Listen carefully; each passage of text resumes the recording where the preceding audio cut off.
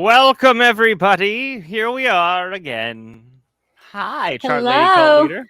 Hello, Brother Brewmeister. How are you? I am good. I'm good. Long I'm time hanging in no there. talk. Right? It's been, 22 seconds. Sure. That's what that feels like. 27 seconds. Hello, 13th jurors. We've missed y'all all day. Yes, all day. We've All been day. working hard. But I think what we should do is I think we should bring our guest in pretty much right off the bat, and we can kind of respond to some people in the beginning and then hop into the topic if that sounds good to you, Brandi. Yes. All right, let's do it. Everybody, welcome Bob MOTTA, the host of Defense Diaries podcast. Hi, guys. I feel like you need like entrance music, like what the boxers and stuff that will come through, and like the fighters, how they'll have the entrance music. I feel like we should have done that. I think everyone should have an entrance song. I mean, I definitely do. Like, I yes. have an entrance song. Like when I was always the Beastie Boys, it was probably like rhyming and stealing because I'm old, So like, still, and then it changed. But yes, I agree. We should all have entrance songs. Really, not just for this, but for life in general. Anytime you went to a room, I agree. You should have it. Exactly. Portaling in. Brooklyn's already on fire. You can tell she's ready. Yes. What's up, Miss Outside? What's up, DSN? There were a lot of folks this morning on Dean? another stream that was like, I started listening to Defense Diaries already, and it's awesome. Yeah. And I was like, I know. That makes my heart go boom, boom, boom, boom. It's like, it does. It does. We put a lot of work into it. Like the Vallow thing is killing us, like literally. Like we've got 6 of them in the can. It's a lot because we have to listen to the testimony. We pull the clips and then we have to analyze. It's a lot. So I hope people are enjoying it. So before we jump in, any LDSers in the crew tonight, throw your hand up. I want to see, because we may ask you guys for guidance sometimes with some of the stuff. Because it's not like a real easy religion to understand, like every nuance of. So, is there anybody out there? Let's see. We'll see. We'll keep an eye on it. Y'all go grab your LDS friends and bring them back. we might have questions. How many LDS listeners started hitting me up in my DMs today? It's like, because was it the third episode? There's a lot. I mean, the church has grown to like 14 million. It's a pretty huge church. It's actually, I think, the fastest growing in the United States. Wow. Yeah. And that's like straight, like coming out of Mormon. Alyssa, Bob John, thanks, Alyssa. I appreciate that.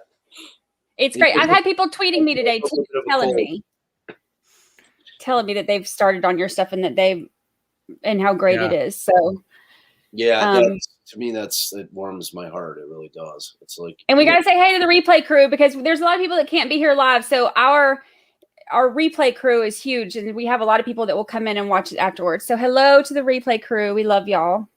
Yes, definitely. Like, cause that was a good tweet you sent out last night. Cause it's true. It's like some people just can't be here. It's like all they're really missing is the chat feature. So, the rest of it's all there for them. Definitely. Yeah, I mean, Brandi and I go back and we actually look at the comments. So I noticed that both Brandi and I do that without actually talking to each other about, are we doing this? Yeah, which is nice. We really appreciate everybody. It's nice. It's nice to read it because like people are super interactive. Yeah. That's kind of the best thing about it. So, like the only thing that I don't like about StreamYard is like we cannot respond tweet wise. You know what I'm saying? Like, or not like on YouTube, unless I open a second window for YouTube. In my StreamYard, I have the comments, but I can't type anything out. Yeah, Can I?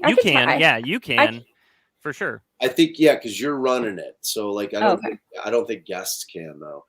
Oh, well, dang. No, I mean, it doesn't matter. Like I just say it out loud to people. If they're like, what's up? I'm like, what's up? They don't even give the option to allow you to respond. No, but I guess that's because we're linked. Chat with y'all. Like I can chat with you guys, but I can't chat with, like, there's no option for me to type a comment. Because it looks like it's coming directly from the YouTube stream. So I don't know. Yeah. Gotcha. Well, we're going into the cult stuff today. So we are going to be talking about kind of who the crazies are and how they kind of got involved with each other and who's related to who and who's, dark and light and all that good stuff. The cult thing all happened. I know we kind of touched on this last night. The cult thing all happened pretty fast. This is not something that was lifelong building up to this. This all happened, pretty fast. Lori and Chad met in 2018 and shit hit the fan pretty soon after that. I mean, it was that whole next year was, where things started going off the rails. So we are going to get into that and talk about who's who and talk about the Melanies and all of that good stuff. The Melanies. Oh, thanks, Dina. Are you talking about Gacy or Garcia? First season or second season? I think she started with 1, if I remember correctly. I can tell you already if she's on season 1, episode 8, because I remember that one. That one is burned into my head because that's the one where I rewound it and I was like, wait, did he really just say that? And right. that was the one, man. That was the big reveal. Like that was when we uncovered that. It was crazy. It was absolutely nuts, and it's true. Part of it. It was a thing for an old case like that to like kind of uncover. That was pretty cool. I don't think there's ever any episode numbers that I remember except for that one. I'm like, ooh, good old number 8. Good old number 8. Oh, number 8, definitely. Yes. Everybody's gonna skip directly to number 8 now and find out what the heck's going on. Don't do though. That. You have to build up, or else it ruins it. Yeah, no spoilers. Yeah, Dina, that's the move. Like Garcia's good. It's different because it was my case. So like that was my dad's case. So it was like a different approach. I tried the Garcia case with my dad, so it was the only case I tried with him. But it's a different. Like it's different writing it. You know what I mean? Because I tried it. So like everything's in my voice, but it's different when I experienced it myself. Because my dad, he was over the other night and he got a little intoxicated and he's like, what? He's like, you like, I feel like you tarnished my career. I'm like, no, man, I'm like, I wasn't blaming you. Like they didn't give you the document. No. There's no way you could have known it existed. He's like, I feel like I blew the case. I'm like, no, like I warned him before it was coming. I'm like, Dad, I discovered this and you're not going to be happy about it. It is, I was like, my dad was a hell of a lawyer. And I'm like, I don't know how he could have missed this, but the way that he misses it, if the state doesn't tender you it in discovery, you don't know it exists. You can't know it. You can't miss what you don't know exists. So, exactly. Crazy. All right, let's get to Vallow. Let's get to it. Vallow. That's all right. We have. I did a little picture thing of. Yes, I got you. Who's who? Oh, wow. The crazies are out. I love it. Like the graphics are next level awesome. Like you got like all the celestial shit. Yeah, Brandi outdid herself on this one. Yeah. I sat here and did this while I had one screen open that was watching the live tweets about Vallow, and then I had one screen open that was listening to Letitia, and then I had one screen open that was doing this. So true story. True story. That's like spot on. My dad and his brother. Wow. Yeah. Yes. Oh, what happened? Where'd it go? There we go. There we go. All right, it's back. I lost it. They went through a portal. Yeah. Mormon. See, I told you Brooklyn was on fire tonight. I could tell like right from the get. She's got like the winning comments already. So Brooklyn is winning the comment battle so far for witty and awesome comments. So early lead. It doesn't mean she can't be overtaken. So all for your best stuff. Because we're watching. Like the three of us are definitely watching every time. We're like the defense. We're watching. Exactly. We know you. Exactly. Yes. We know a lot about you. We've read All your... right, so you guys want to talk about these hot ducks a little bit? Yeah. Yeah. Okay. Go ahead, Bob. All right. So basically the way, like you said, Brandi, so Chad had been writing for years. Okay. He had written like 25 books. he didn't like, there was a woman named Julie Rowe that was in this Avow, which is another kind of like Mormon adjacent group. And she had been writing books about like, so because he had started originally kind of writing like apocalyptic type books and end of days type books, and he wasn't really doing well with selling them. And so he kind of met this Julie Rowe woman at one of these conventions that they go to, and she was doing very, very well with her books about her near-death experiences. And Chad's like, oh, no shit. So like after he Julie Rowe, miraculously, Chad has 2 near-death experiences. He has a couple of near-death experiences. If you guys have watched Sins of Her Mother, you know he had the cliff diving thing where he did. It seemed like he scraped his back. I'm not sure how that was a death, like a near-death experience. You know, I don't know. I wasn't there. Maybe he did nearly die. But so at any rate, he kind of shifts into that and does pretty well with those books. Those, you know, kind of work for him. But he's always got, and then he kind of just shifts out of like LDS based books altogether and kind of goes into like where that's like like an underlay, but you know, they're fiction, you know, I mean, they're all fiction, but these are like stronger fiction. And then ultimately Lori gets her hands on a couple of his books and she's enthralled. Right. And so when Lori and Melanie first meet, which is in October of 2018, and they're, you know, like, I think people initially thought that this was like some long-standing friendship, and it wasn't. Like they met like locally because they're both Arizona people. They met maybe at Temple. Like I honestly don't know where they met. If anybody knows, good, Brooklyn. See, like Brooklyn's winning. Brooklyn is winning the comment game. Like Brooklyn, I'm gonna send you like a shiny blue ribbon tonight.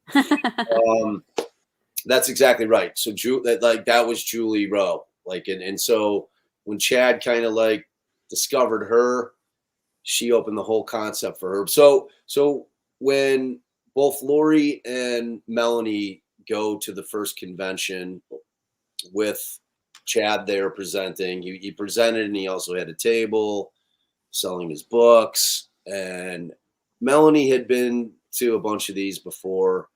That Lori had not been to, and she was just getting like kind of really active again. And she's always been pretty devout. Like she's always been extremely, extremely devout in terms of her practicing. But like her mind shifted at some point. And like Alice and I were trying to figure it out the other night, like when that happened.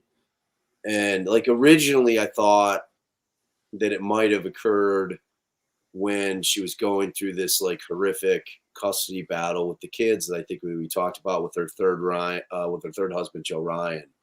And that was like an extended 4-year custody battle. And like the kids had come like an outcry, and like, cause you need this backstory, like this backstory is how it all comes together. So like the outcry from both kids claiming that Joe had molested both of them to Lori. Okay. So like Colby said that, you know, he was rubbing his junk on his leg, and Tylee came with an accusation as well that I think involved like penetration. So, but by the time they get in for an interview with the police, and I was reading through the police reports, Tylee denies any of it. So when she gets alone in the room, probably with a CAC worker, because like they don't necessarily sit with the cops. Like anytime you have kids, they have child advocates that interview the children because it's a delicate situation. And she basically says, he never touched me. He never harmed me. He never touched me inappropriately. Never talked about it. You know, so she then turns around and recants. Colby does not, you know, but he does recant that he was anally penetrated. So those kind of accusations against anybody are like a bell that cannot be unrung. Like people hear it forever. Like when you look at like that person, that's going to be the first thing that pops in your mind. especially if it never gets litigated in court, which it didn't with Joe. So, you know, so it kind of, and then it turns into the custody battle. Now, you know, I never want to say a child victim is potentially being coached, but it happens. And a lot of times, a majority of the times when it happens during a divorce, when parents are fighting over custody of the kids. So because what happens is the judge orders that Joe goes in. What happens is oh, I get an echo. Did you guys hear that? Sorry, that was me. Okay. My apologies. So what happened, and I'm sorry guys, I have a cold, so that's why I sound a little stuffed up. But what happens is that Joe is ordered by the court to go in for what they call a psychosexual evaluation, and the doctor who does it comes to the conclusion that Lori had basically coached the kids, and it really wasn't Lori. Oddly, it was Charles that she had coaching the kids, both kids. Like that, Charles had like coached the kids to come in with this outcry, and at that point it kind of blows up, because like the GAL, who is a guardian ad litem, and that is the person that is like representing the interests of the children. So like each of the parents has a lawyer, and a GAL comes in, and what they do is they try to figure out what's in the best interest of the children. They don't care about the parents like individually as clients, because they don't represent them, they represent the kids. So the GAL, once they get this report back, are like leaning towards giving Joe custody of the kids. And you know, so Lori, like there's this clip of her where, so at that time she goes into Temple, and she says this thing, which was like, if you guys watch The Sins of the Mother, they have the clip in there where she says, oh, like I had two choices. I either had to dive in to my religion and go in all in, or I'm going to murder somebody. Like, and she didn't say it like, I'm just going to murder somebody. Like, I want to kill. So she's like, I will murder somebody. If I don't do this, that's Joe. Yeah. This is 2006 for frame of reference. Okay. So this is right when that divorce is going on. In the meantime, while she's still married, going through the divorce, she's already in the relationship with Charles. And that ends up being her longest marriage. That was a long, 13, 14-year marriage. And like Charles like intercedes like immediately upon like entering that relationship with her. And like he's sending emails to Joe Ryan, like telling him, yo, man, I tried to come at you like a gentleman, and you came back, you know. So these guys start butting heads hard, like two rams, you know. And like Joe, who is the biological father of Tylee, you know, like that's the kid he wants custody of, not Colby. Colby was not his son. That was a stepson. So that thing kind of like fades away. You know, they kind of work out a custody agreement, like kind of all the accusations like just faded away. And, you know, but it's stuck with Lori, you know, and like, we'll never know how much of it was true and how much of it wasn't true, you know. Yeah.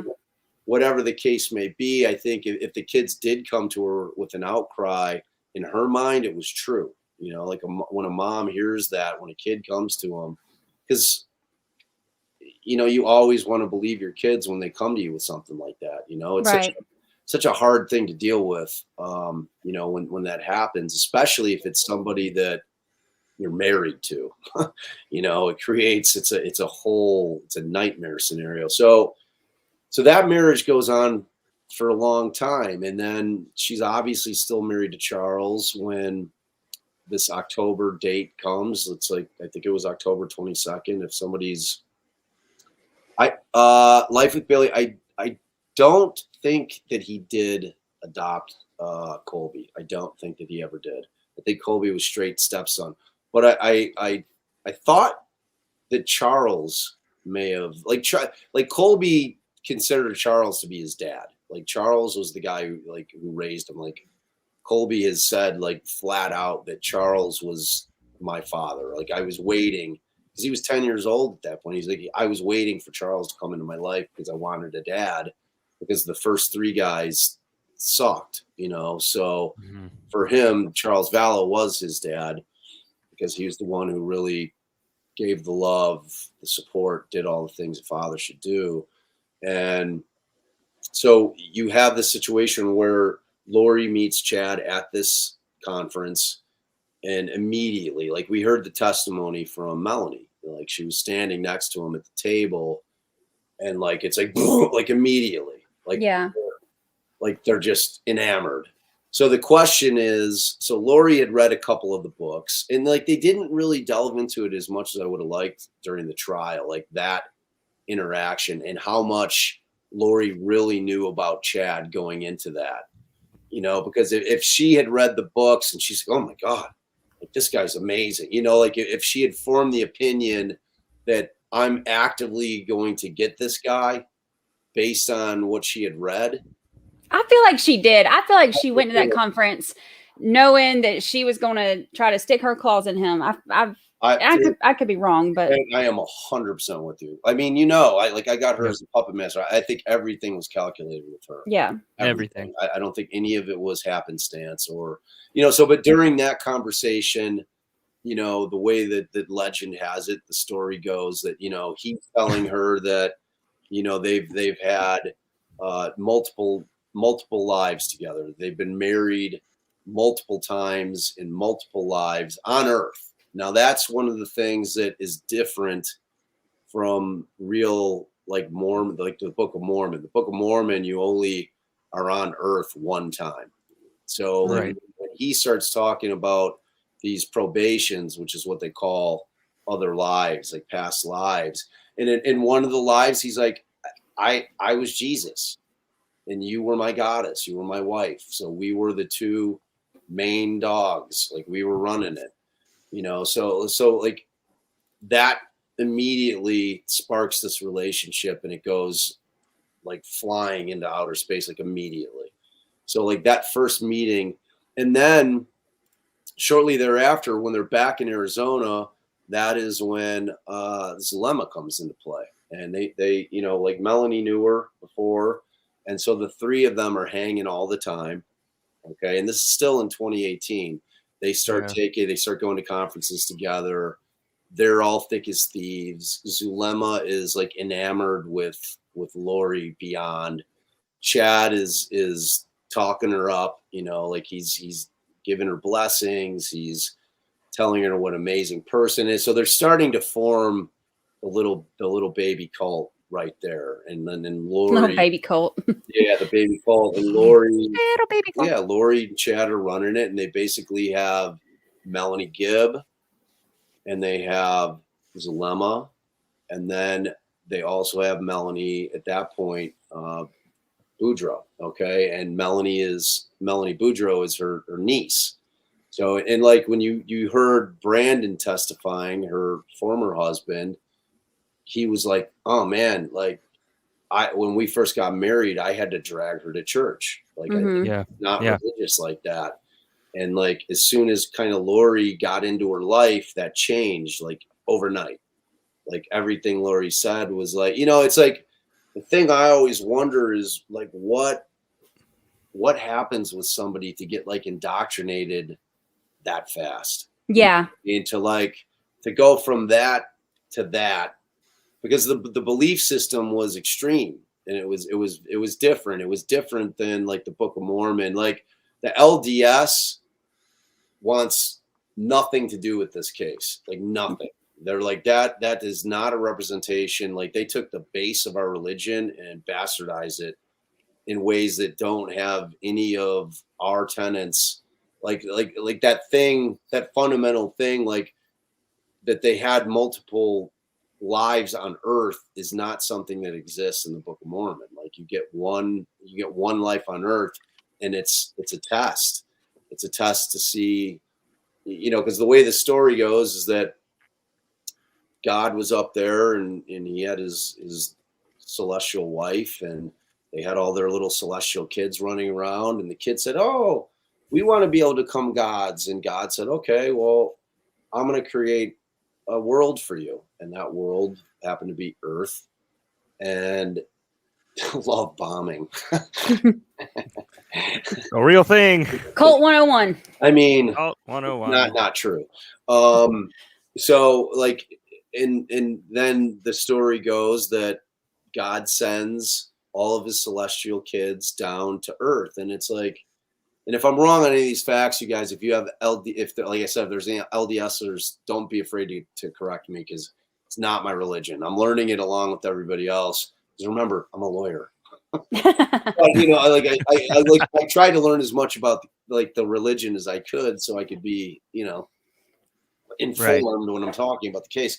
So, but you know, like in that period of time was only supposed to last 7,000 years. So the time that he creates in Earth, the entire purpose of it is for you to go down and prove, you know, your faith and your reverence, and that you can be obedient. And those are the things that you are supposed to do. And God doesn't interfere. Like plagues happen, disease happens, like all these different trials happen. And the test is, can you maintain your obedience to God and your faith? And if you can, then you're in good shape. You know, then you're gonna be considered a god at some point, if you can reach that level, if you can make it all the way through. But it's very difficult. It's very hard. We're all tested under their scripture. So trust me, I'm a lawyer. You never say that. Never, like that. Never trust a lawyer who says that. There's two. That's the lawyer you don't trust. Right. There's two great lawyer sayings. One, you never trust a lawyer with dirty shoes. Remember that. Like always keep, like, so you guys are going to start looking at lawyers' shoes when you're watching court TV. I bet. Yeah. True. Never trust a lawyer with dirty shoes. And it's true. Like when I had like an old lawyer tell me that, and like when I start going into court, I'd start checking out people's shoes. I'm like, yeah, that guy's a shitbag lawyer. It's true. Like, and the other one is that there's no small cases, only small lawyers. So those are two good little lawyer rules. All right, so that's kind of like the history, a little like a very generic history of kind of like the Book of Mormon, and so like Brad or like Brandon is like hearing Melanie like talk to Lori all the time. He's hearing these crazy things that they're saying that just don't jive with his religion, like with his tenets. And so, and it's all being fed to them. That at that point, now we've got Zulema, the Two Melodies, and like Ian's not in play at this point. Like that Ian is her husband after Brandon, after she divorces Brandon. Right. So you've got the two leaders, and so you got this little mini cult. And it's in 2018, that's when Alex comes back in. So he's like been in and out of her life. Like he's always adored her. You know, like I think when she was living down in Texas, like when she was in the Miss Texas pageant and was on the Wheel of Fortune back when she was married, you know, to Joe Ryan, like after the pedophilia, like rumor came out and the allegations, like he actually, like Alex got arrested for tasing Joe in his nutsack with a taser. And he got charged with a felony. And, you know, so what that shows you is that Alex has always been her protector. Like he's always been a guy that will come to her aid and do whatever he needs to do to make sure she's protected.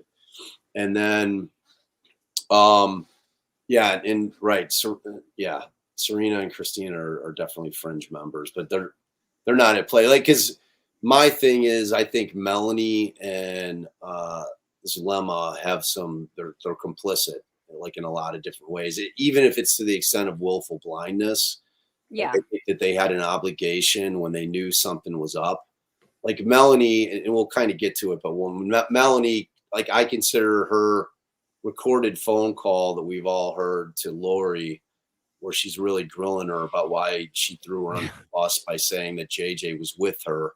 Right. See Frozen 2. She's like, you know, why the hell did you do that? And Lori doesn't have an answer. Like that call is like insanely fascinating because it's like they just start battling in scriptures. Like, you know, it's like 15 minutes of them throwing scriptures at each other and, you know, like one-upping each other with scriptures and challenging. It's like a rap battle, but with scripture. It's the weirdest thing ever. Exactly. It's like Rabbit in the club, and you know, Genesis 2. Exactly. So, you know, so this relationship between Lori and Chad like explodes. Like they're in love immediately. Lori immediately knows that she has to get rid of Charles, right? You know, so, and part and parcel of it. So like one of the interesting things, and somebody just sent me this document today, as a matter of fact, that when, so like Brandon and Melanie, their divorce happens because of this huge fight that they have, and Melanie's accusing him of being gay. That's where we all know the pink pony thing comes up. Right. And, you know, and he's just trying to understand like her mind, like what, like how did this happen? How did you turn into this? Like what is going on with you? And she's like unreachable. Like it's like one of those people that you've like lost, that you just can't make the connection with again. And it's at some point they go through mediation, because part of the Mormon religion is they try to avoid divorce court. So they'll go to mediators from the church. And I think that's what that, so they ultimately, she gets $700,000 out of the thing, and that ends. And it's at some point she marries Ian. And so this document that somebody sent me is that when they're having their custody battle. So again, this is all right around the same time, like now we're shifting into 19. So Lori and Chad are hot and heavy. Like Lori's sending fake emails, you know, like pretending like she's Charles to Chad, you know, so that it appears that Chad has to go to meet with Charles to talk about this book he's going to write, you know, but that obviously is Lori. So that's when Charles becomes aware that Chad and Lori are having a thing, and, you know, all at the same time. And like, we know that Lori vanishes. She leaves Charles and JJ and like just vanishes. And that's when Kay steps in and says, you know, you can't do it by yourself. I'm going to find you a place in Houston. And she lived in Lake Charles, Louisiana, a couple 2.5 hours away from Houston. So it was a doable drive for her. She's like, I'll help run your business, and I'll help with JJ. So she does. She moves him down. All of a sudden, one day, Lori reappears, and it's like what comes out is she's broke, you know, like she needs money. Like, because when like Zulema testifies, like they asked her, do you know why Lori went to Texas to go back with Charles? And she said, well, I asked her that question, and, you know, she told me that she had to get her money situation fixed, you know, which tells me like anybody who has to fix their money situation means they're broke, right? Right. They need cash. So she goes down there, and which doesn't surprise me though, because she was paying for all of Chad's everything, like all of his flights and all. Yeah. Right. So it's, right. I'm not surprised that she ran out. Right. With Charles Vallow's money too. Yeah. Oh yeah. So at that point, you know, they're indoctrinating all these people. And this document that I have that they found on Ian Pawlowski's computer, like Brandon somehow got a hold of it, and he filed it in a pleading in a custody battle over their kids. So Melanie and Brandon's kids. And it's crazy. Like he was trying to show, okay, this is what my wife believes. And remember, in that, like down in that area, like LDS isn't as prevalent in Arizona as it is in, say, Utah and Idaho, but it's prevalent, you know? So like Allison was kind of put off by the fact that the judge that's handling the case is LDS. And it's actually kind of an interesting dilemma, you know, because does that affect his ability? You know, because the judge isn't supposed to use his personal preferences or biases in terms of leaning one way or another on a ruling in terms of, is evidence going to be admitted? Am I going to, what am I going to do with a certain objection? And you just have to wonder if that does affect his ability to be able to be, you know, completely unbiased. Right. Probably. I mean, we're all human, you know, it's like, I say it all the time, you know, like when I'm voir diring potential witnesses for a case, like the first thing I ask them is like, do you believe just by way of my client being arrested that they've done something wrong? Like, is it like, because like we all think that, like when you see somebody's arrested, you immediately assume that they did it. That's just our normal instinct. Our instinct isn't to say, oh, well, that person was, you know, wrongfully arrested. Your instinct is to say, wow, man, that's like they caught the guy, or that guy did that. So like I'll always ask jurors, you know, and I ask them to be honest, because I need to know that, you know, and if they're telling me no, I know they're not being honest. I know they're lying, because all of us think that. So, because that's not the thing about being a juror, is we're all going to have our biases and preconceived notions, especially in a high profile case. You know, the question is, have you reached your final decision on like innocence or guilt based on pretrial publicity? Yes, their loin fires. Ugh. They were flaming hot. They were raging for sure. All up in the loin fires. That's, I mean, that's what we do. Look at that picture of Chad. I mean, what a doll that guy is. I like our chat because they really call him a walking thumb, and that makes me it's again, it's not right. You know, it's completely correct. He doesn't. Loin fire just sounds like you need antibiotics or something. Like that's just gross. Is that like the fun name for, you know, like that's what they called their desire for each other, is their they're burnt. Yeah, loin fire. Somebody needs to grab a website. I mean, like, I guess from Chad's perspective, like he way outkicked his coverage with Lori. She's pretty good looking. Chad's like a total tool, you know. It's like he definitely outkicked his coverage in that one. So as far as so Brandon posts this thing, or files it actually with the clerk of court, and it lays out basically all the tenets that Chad is teaching. So the person who sent it to me, I was asking her, I'm like, did like Ian draft this like pre Chad, and like Chad got his hands on it? Because I'm going to read through some of it. So it's like, and then again, the purpose of him filing it was to give the judge an idea of what he's dealing with his wife, right? Like, and so this is after their divorce, when they're fighting over custody. So like it's got multiple probations, which is a minimum. You have to have a minimum of 9 mortal lives to become exalted. Now, exalted means that you're becoming one of the 144,000. Okay, and those are the gatekeepers who decide who's met their burden, for lack of a better term, on Earth, and who's going to be able to, you know, to get into what they consider the celestial plane, which is the high one. Like people they have like 3 tiers, which I actually forget the names. If somebody knows the names of them, like one of them is terrestrial, one of them is celestial, which is the top, and then there's the low one, which is for like the turds, like the people. Me. Right. The bad people go to the lower one. You know, the people that are, you know, for the most part decent, they go to the middle one, and the people that are right on time, that follow all the tenets, that are just golden like all the time, they go to the top one. Oh, let's see. Tripp says, I disagree, MOTTA. Lori looks like she has been ridden hard and put away wet.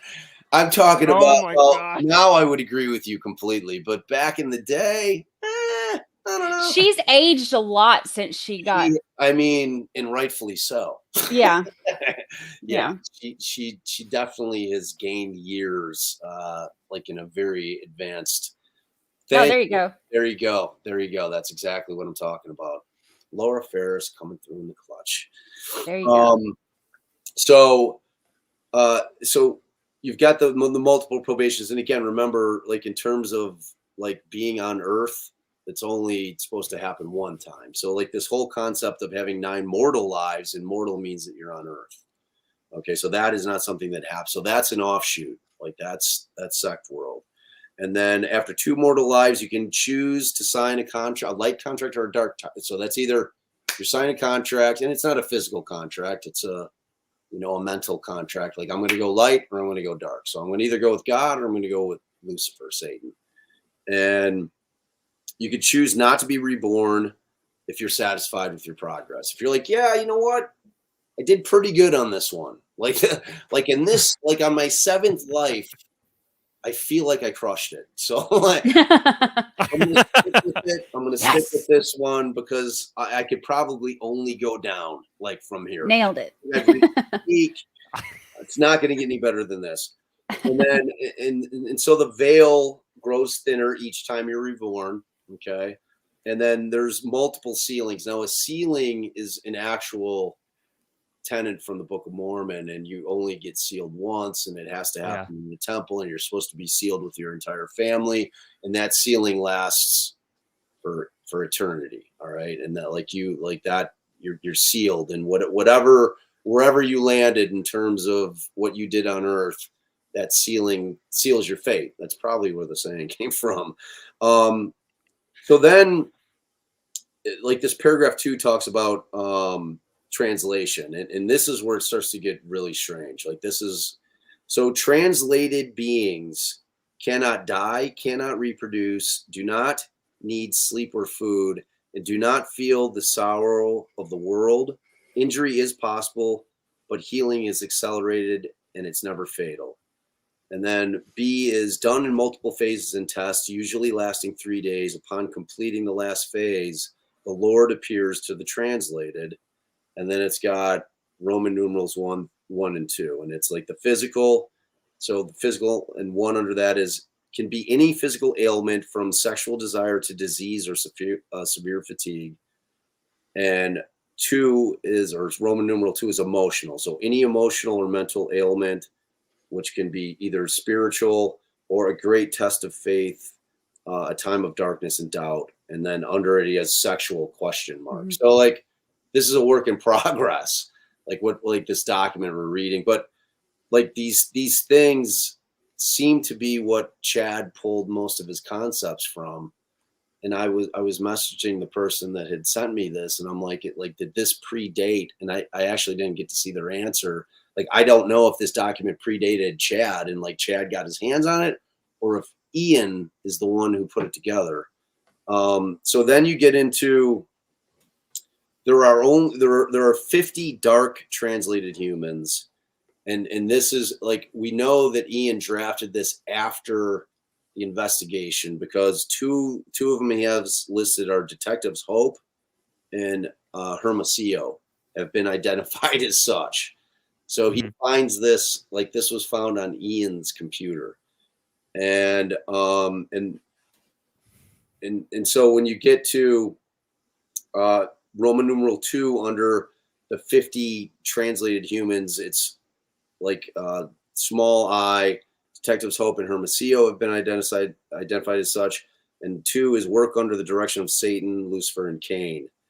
And then this 3 just says stats, and it's talking about this vibration thing, where if you were listening to Zulema's testimony, she talked about vibration. So they were like, vibrations are not part of the Book of Mormon. That is not something that's part of like LDS. Like, that is something new. It's like an energy thing.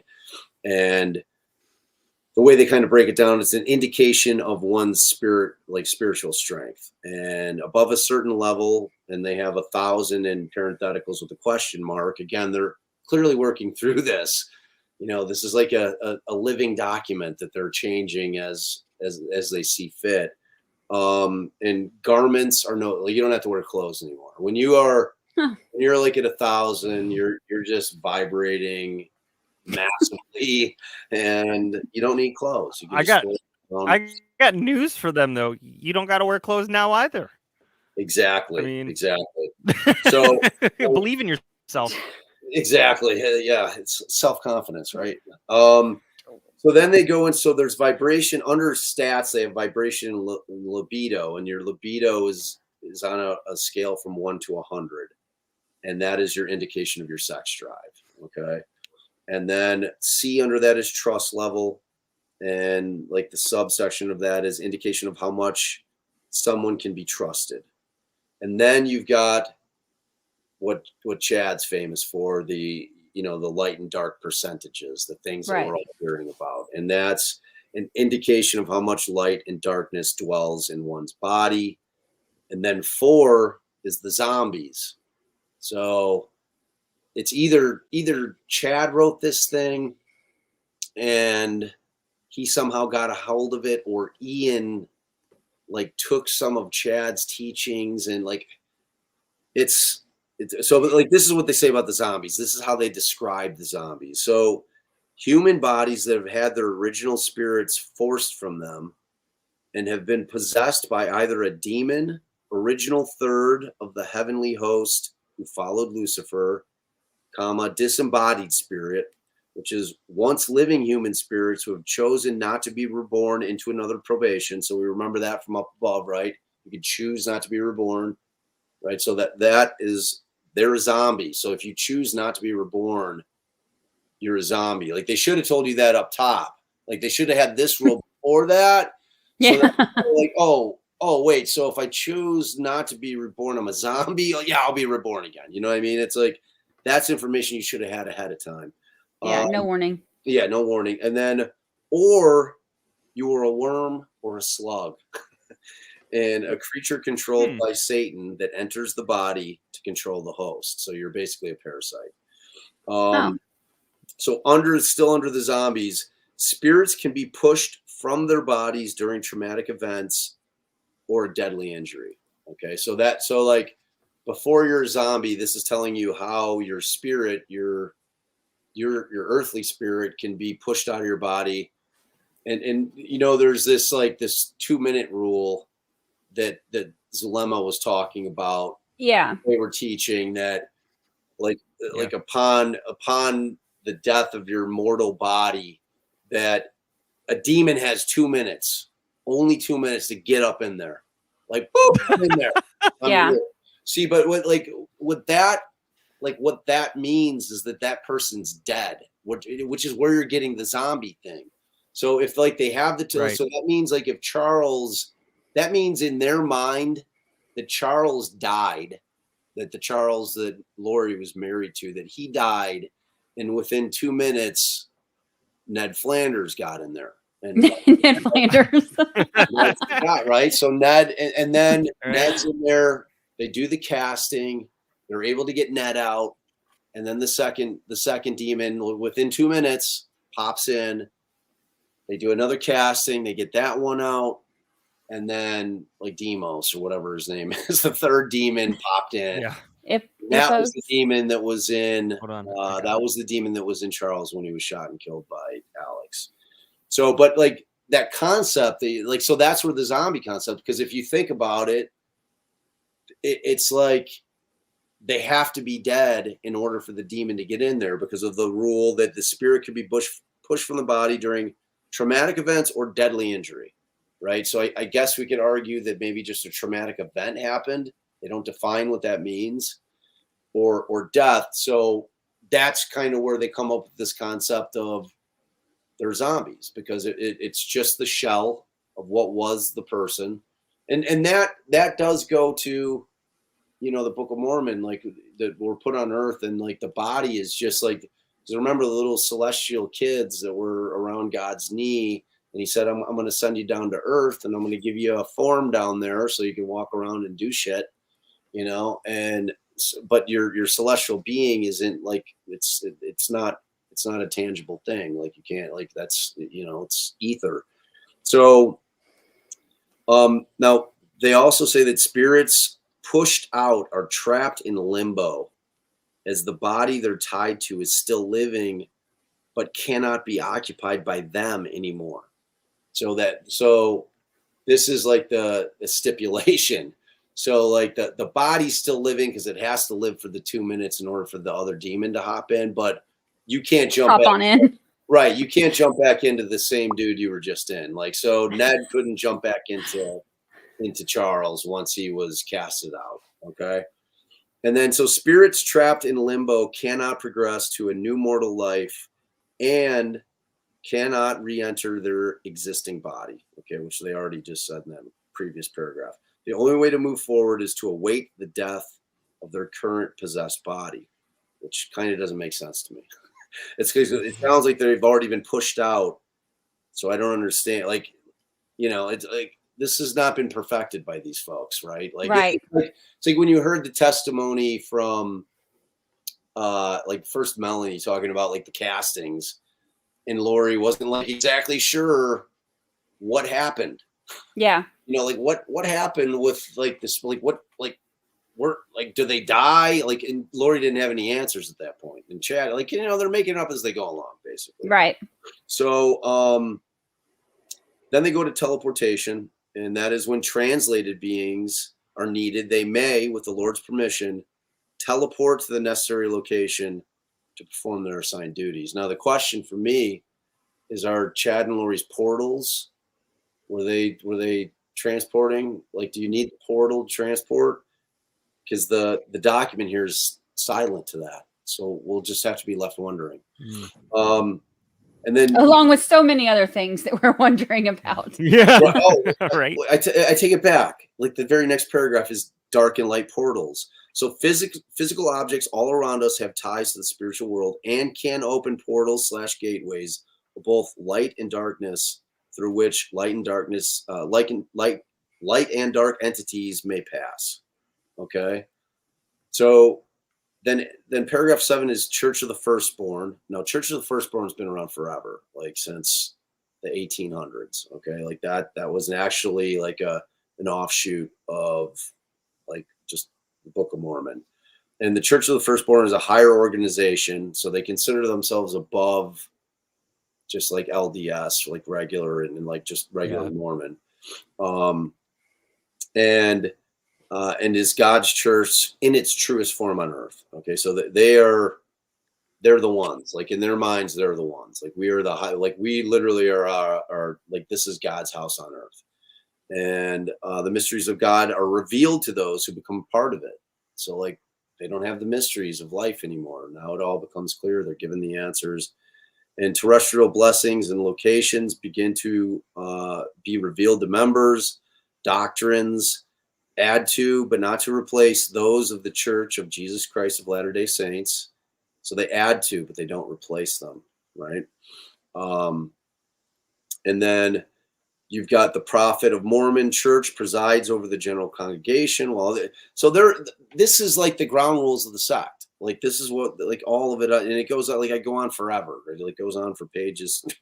I'm really curious though, where this originated. Is it, because I guess we'll probably maybe find more of that out later, but maybe not. Like I don't know. Let me see if I got an answer to that question. Okay, so let me see. So I got an answer. So Ian drafted this while working the FBI. He was given a recording device and recorded convos with Melanie P, like his wife. So it's all after the kid's death. So it's likely a combination. So what that tells us, it's likely a combination of Lori and Chad. So gotcha. Like that's who indoctrinated her. So like this is like them coming up with it. So that was great clarification for me. So now I know that Ian wasn't writing this. It was in fact Lori and Chad, and this Ian was like literally writing this up for the feds. Yeah. So that's fascinating. So, I mean, at that point, we know what happens, and it's like the whole concept, like what's most fascinating to me about this trial, and they're not going to be bringing in, like I said, I think we talked about it a little bit last night, but there is no insanity defense in Idaho. Right. Okay. But they can attack what they call the mens rea. So like when we drift into the law, I know what I'm talking about. Yeah. So, like they so they can't do, because what they could say in Idaho, you can go ahead and you can say, look, I thought that the person that I killed was a demon. I didn't think they were a person. I truly believed with every fiber of my being that what I killed was a demon or a zombie. I didn't think that it was a human. And the reason that matters is under the law, you have to prove each and every element of a crime. Like in homicide, Like when you had Kay and Brandon testifying on they were the first two witnesses, and they were the proof of life witnesses for both, Tylee and JJ. So Right. you have to have that, because one of the elements of the crime of homicide is that, you caused the death of a human being, of another human being. So like that is an element that has to be proven. And the way they do that is they put somebody who knew that person when they were alive, and they testify about them in open court, which is the proof that they once lived, that they were a living human being. Because you don't want to have a situation where somebody's charged with murder for somebody that didn't exist, right? So like that's why they have the proof of life thing. So like they could attack that mens rea, but what Allison, she was digging around the docket, they're not doing it. Like they're not. I don't think the defense is going to put anybody on. I think they're going to rely strictly on reasonable doubt. I think because like, look, they have seen all the evidence. They know everything the state has. There are no surprises in court. It's like with Murdoch, like Griffith and Poot had everything. They knew all that shit was coming. They weren't surprised by any of it. So like that's what you're trying to do. Like people are always like, why does it take so long to get to trial? Well, you got to figure out how to handle shit. like imagine being those two clowns, like dealing with the load of shit that was coming in on Murdoch. You're like, oh my God, like, oh my, like all the financial. So they're fighting to go down. Instead of bargaining, just go down, dude.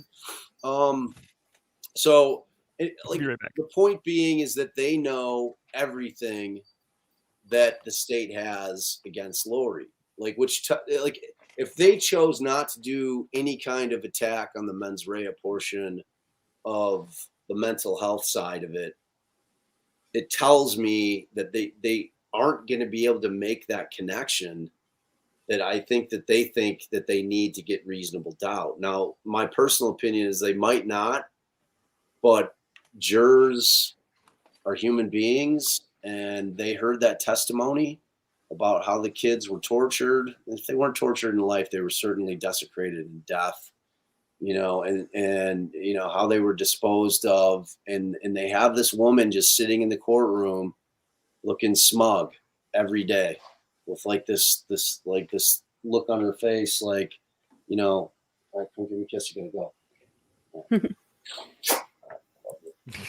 How was practice? We brought you food. Oh, you did? I'll come down and eat in a while. Sorry. We'll be done in 10 minutes. So let's see. I was wondering if Bob could ask. Yeah. What is it, Miranda? She was just wondering if there was any audio and subtitles for the tape. You know what you can do? And that's a great question. If you go to our website, which JT, if you throw that tree thing up there again, like our website, we've got all the transcripts of the tapes on there, because I know some of them are really tough to hear. They're 40 years old. So, Darren did an amazing job. They sounded 1,000 times worse than that. But yeah, if you go to the problem is if you go to the website, we pulled out the clips we use, so you can read it there. So hopefully that helps if you want to hear like word for word what was said. So yeah, like what I think ultimately is going to happen is that they just aren't going to be able to get the jury over that hump. You're going to have the fact that Lori sits there looking like that. They've heard the detective come in and talk about how the condition of the kids and their bodies when they were found. And then you compound it with the fact that even though it's after the fact, that Lori pulled this shit for months, not telling anybody where the kids were, when everyone's looking for them. It like by January, by like November, people are like, what's going on? By December and January, people are out of their minds. Like, what, where are they?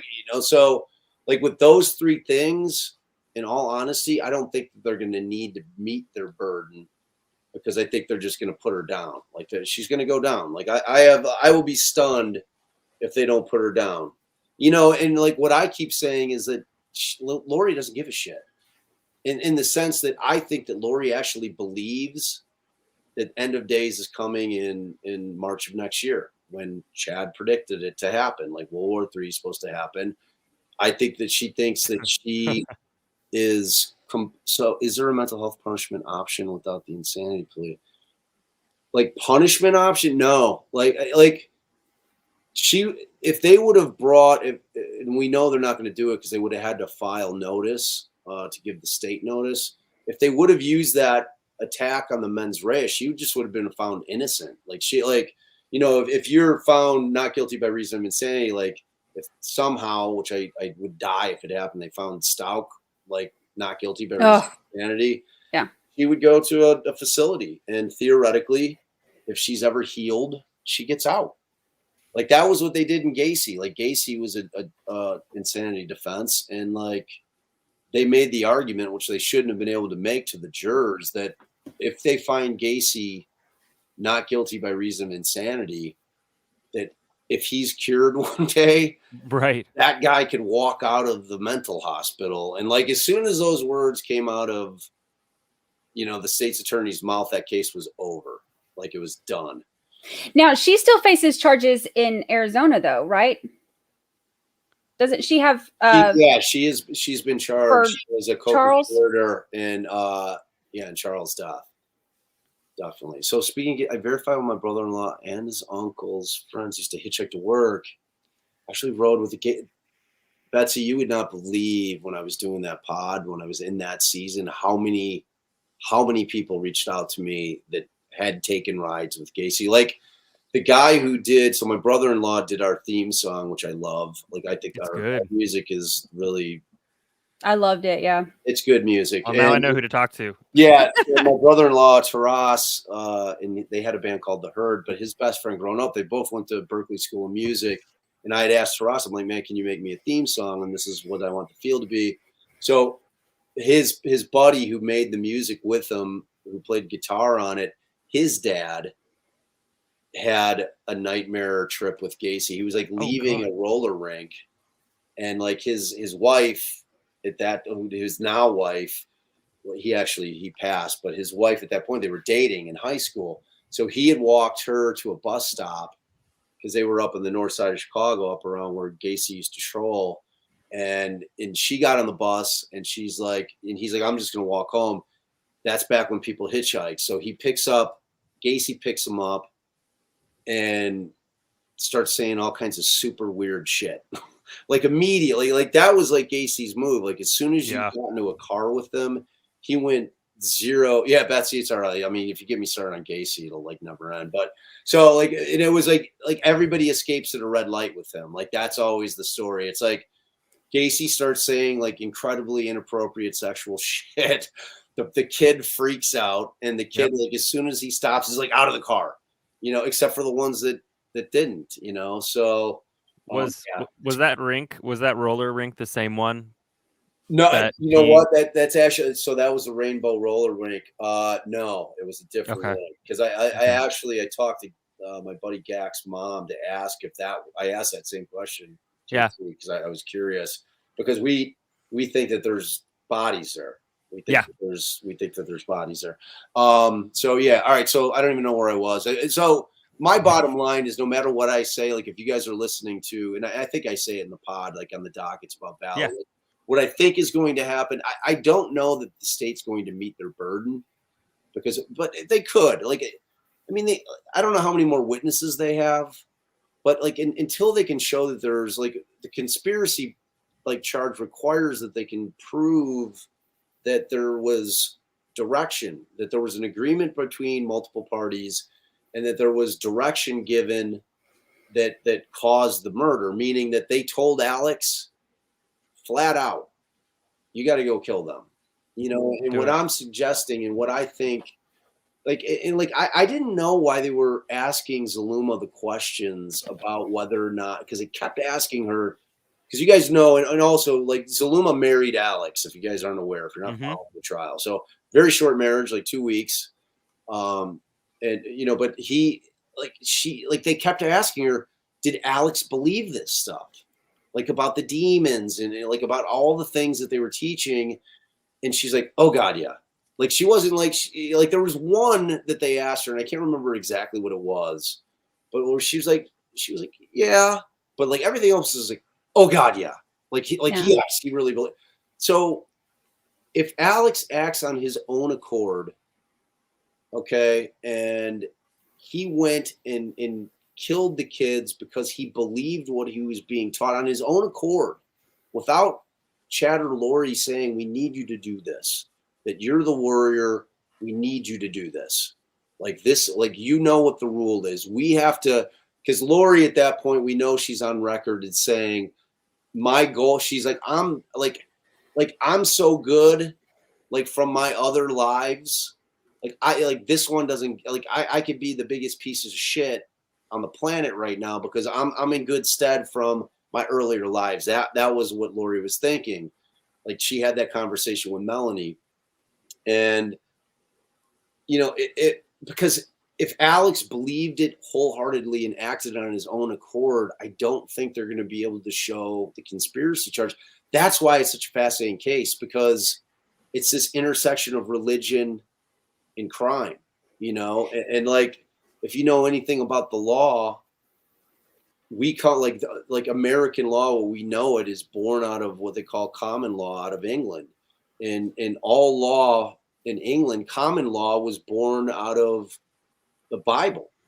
I mean, like, everything like that was like turned into statutes is basically mirroring the rules that were in the 10 Commandments. Thou shalt not kill, like, thou shalt not covet, because like adultery used to be like a crime where you could actually be charged.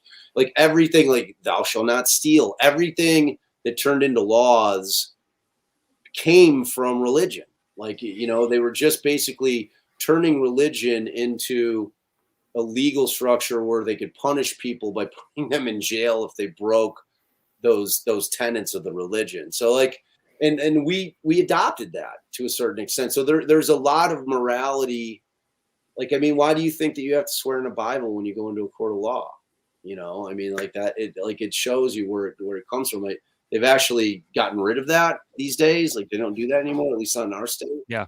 But I mean, it's like that intersection is two completely separate but like interconnected things that, to me, are just make this I think it's the best trial of all time. Like, I think it's dealing with so many things. It's dealing with the First Amendment, the right, the freedom of religion. I mean, that was the reason we left England. One of them, taxation without representation. Right. They would persecute you if you weren't, because at that point,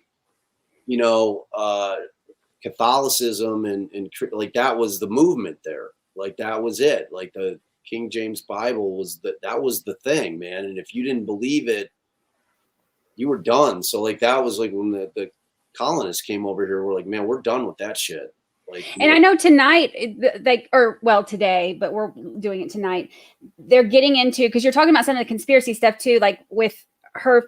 I know that they go over some of that today, with their phone records and with Alex, and his location, and especially the, him being on Daybell's property the day after, they expect, or they think that Tylee was killed. And so I think today is, because I was following the live tweets, getting everything ready for tonight. And I think today they're going to be going over a lot of that. And they are. And like, like, putting Alex in places doesn't mean shit. They have to prove that they gave him direction. Right. You know what I'm saying? Like, because he's named, even, posthumously, he's dead, obviously, but he's still named as a defendant. Right. He was the arm. He was the muscle of the crew. You know what I mean? So, like, they have to show that he was getting told what to do by these two people, and they were following his directions, that they all agreed this is what has to happen. Because we know that, like, Lori had basically said that her primary goal at this point was she had to cleanse the earth of darkness. Like, that was her thing. I mean, like, had she not been arrested, like, I think these two were going on a massive, like, killing spree. Yeah. Beyond, they were well on the way. Yeah, like everyone was going down that was on the darkness scale. So, and now I know you and Allison listen to this and y'all take your clips. Are you going to listen with us tonight, or are you going to take off and listen with your wife, or are you going to hang out for a little bit? Who, me? Uh-huh. I'll probably jump off to eat. I love y'all, and we got to record again. Like, it never ends. Like, we're actually we're gonna record Zulema's testimony tonight, so we're gonna do that. Okay, gotcha. Well, I good. have two questions. One from somebody in chat, but also my own. Miranda asked, "Are there any?" And I think I know the answer to it, but I'll ask you anyways. In terms of Gacy and the bodies buried, are there any plans to look for them? Yes. There are. Yes. Oh. Yeah, that's Gacy part 2. So Oh, we are. I mean, there's a property that everyone kind of knows of in Miami, where Gacy's mother lived, and he was a maintenance man from 72 to 75 during the period of time. So his first victim, at least known victim, was Tim McCoy, and he was killed in 1972. They then think Gacy went dormant for 3 years, which my partner on it is an old Chicago cop named Bill Dorsch, who's salt of the earth. The guy's the best. It's like he found me through the podcast, and he's been obsessively wanting to like out the Chicago police for not doing their job back then at all. Wow. They didn't. I mean, if you listen to the pod, I flamethrow them because they like there's 20-25 kids were killed because they didn't do their job. Yeah. And you know, and it's like, so Bill, like when he found the pod, he's like, "Oh my God, I've been like waiting for 35 years for you." You know, like literally he said that. And I was like, man, like we're going to do this. So that's awesome. Yeah, it's so the issue is that the city nor the county wants this dig to happen. They don't want Gacy bodies. Like Gacy did not happen in the city of Chicago. It's generically thought of as a Chicago case, but it was really it happened in Norwood Park, which was a suburb of Chicago, like a northwest suburb of Chicago. And like the Des Plaines Police Department is the one that handled the investigation. So like Chicago was thrilled that they didn't have that body count. Like everyone knows what Chicago's reputation is. It was like that back then too. They didn't need 33 bodies attached to Chicago. So they were thrilled. So they have no interest in finding any bodies. And they did a sham dig at that property on Miami and Elson, where my partner on this thing, Bill, saw Gacy walking around with a shovel at 3 a.m. after he had had dinner at Gacy's house, because Gacy used to go get jobs, like small insurance claim jobs, from Bill Dorsch's wife, who worked for a company that would like take claims for insurance from homeowners insurance things. So she used to give him little, and John's like, "Hey, why don't you guys bring you and your kid and your husband to my house and have dinner?" That's right. And then, so Bill met him, he sees him, and this is in like 74 or 75 that he sees Gacy outside the apartment with the shovel at 3 a.m. And Bill doesn't think anything of it at the time, because like no one knew anything about Gacy being what he was. And then the day that the Gacy story breaks in December of 78, Bill goes to his boss, because he's a homicide detective. He's like, "Hey, not for nothing, but I just want to let you know, like 4 years ago, I saw Gacy out in front of this building that he's a maintenance man with a shovel." And I asked him what he was doing. He's like, "Yeah, not enough days or not enough hours in the day, whatever. And his boss is like, "No, we're good." So like once they started uncovering the bodies in the crawl space of Gacy's house, they did no other investigation of whether or not this guy killed and disposed of bodies anywhere else. And this property, so then Bill becomes obsessed with it. And he goes back and starts interviewing we've got these interviews. He interviewed everybody that lived in that building, and everybody starts talking about these trenches that Gacy would dig, like 6 foot long trenches in the yard of this apartment building, which was like a 5-unit building. And that every time they would be filled in overnight, like they would come out a 6-foot ditch with like a real small bush, like a bush that didn't fit the size of the trench, Wow. So it's crazy. So Bill ended up sneaking onto that property in 94 with a GPR, penetrating radar, and they found all these anomalies. He had to like bully the Cook County Sheriff to do that dig. They put a little tent up. They brought in the experts of the GPR stuff. I'm sorry I hijacked the whole thing, but somebody asked. If you guys ask me a Gacy question, this is what you're gonna get. Well, we'll have to have you back. I think my final question is: would you ever take this case, Lori's? Probably. Yeah. Probably. I would handle it differently. I think I'm probably a better lawyer than that guy. Hey. But I would take it just to ensure. Look, and like people are like, not because I want Lori to get off, because that's not what defense attorneys do. Everybody thinks that defense attorneys trying to get scumbags and murderers. That's not what we do. Right. We police the police. We make sure that the defendant gets a fair trial, and we defend the principles of the Constitution for us. What y'all can never forget, I know everyone loves prosecutors when somebody that we hate gets, convicted and deserves to go into jail, and we should. Like, people, justice, we all want justice. I always want victims to get justice. What that means to me is that the right person's going down, and that's what my job is, to make sure that they got the right guy, because police and prosecutors are just like us. They're just human beings. They weren't there. I wasn't there when the crime was committed. They have a theory of the case just like the defense does. So that is the point of a trial. You go in and you vet the evidence and you question it, and the jury gets to hear it, and then they make a decision on what, because like every case that is circumstantial, you always have that, like, what if he didn't do it? It's like, it might be like a teeny little flickering flame, but what if he didn't? Because we can't know for a fact. Like me, honestly, Murdoch is exactly where he's supposed to be, but I am convinced, and we will have, I want to do one of these on that, because I'm not going to get into that diatribe because people will start fucking giving me all kinds of shit on here. But I think he hired like 2 knuckleheads.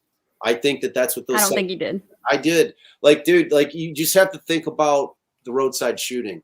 That is where that was how he was handling things. Like, he wouldn't make a situation where he would create a perfect alibi in terms of timeline, because if he hired 2 knuckleheads to come do it, like a cousin Eddie, say, like, is the guy, and of course he would take the weapons. You would never leave weapons. If you're gonna say, look, we're gonna use, my kid left weapons all over the place, we're gonna use guns from my house, forget it. It'll be a good conversation. I'll convince you both. You won't convince me. I am here because I made a chart trying to convince everybody else of what I think. I feel you. I'm going to try though. You can try. It'll be a very fun exercise. You guys, I love you guys. Thanks for letting me hang. Hopefully everybody have fun. Listen to Defense Diaries. You guys will dig it. I promise. Say hi to Scarlett. You got a really cool dad. Oh, thanks, man. All right, so you guys take care, and whenever you guys want me to hang, I'll always hang with you. Thank you, Bob. I appreciate it. That sounds good. Thanks, Bob. All right, take care. Bye, Bob. Everybody. Oh my goodness. So now we know all the crazy cult stuff. We do, and then and some. I am ready to go ahead and jump into the audio. Yeah, are you ready? Too. Yeah. Let me see if. I'm going to grab another water bottle because I've done drink mine. Good. So everybody, just so you know, while we were doing the talk with Bob, I was also trying to edit and clean up the audio from today at the same time, and of course I don't get to hear it as well. So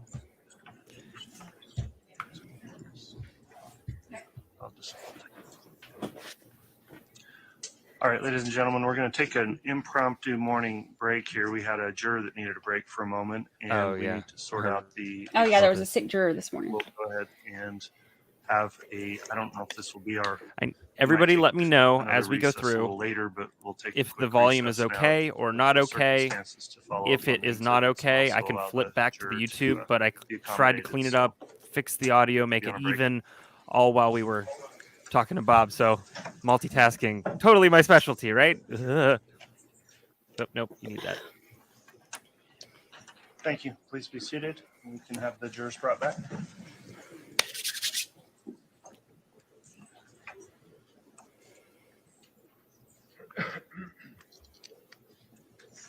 Also, Brandi did an awesome job on the slides for tonight. She made the move. Only the first one, because he's the only one that I had a previous testimony from, but whatever. Yeah. Hello, Ivan. Yes, we're going to start calling everybody Counsel, out there's now. not a 107B, is there? Okay. Betsy, my shirt says a lot of different things. I'll take a picture and post it.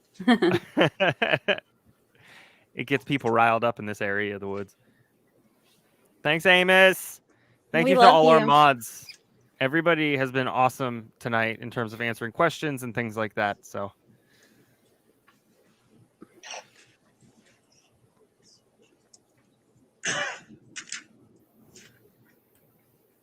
Yeah, we love Bob.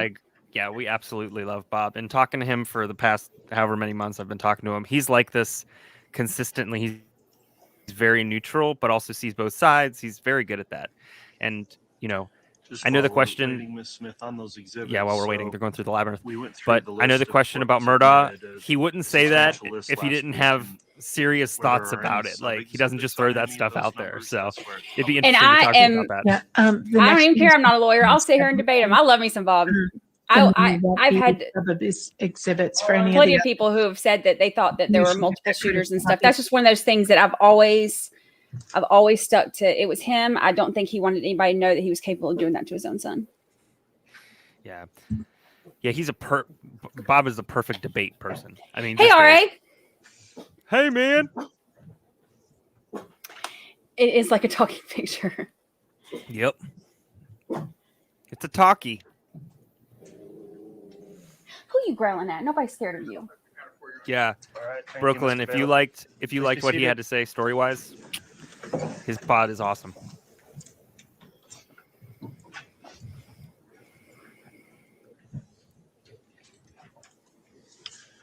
All right.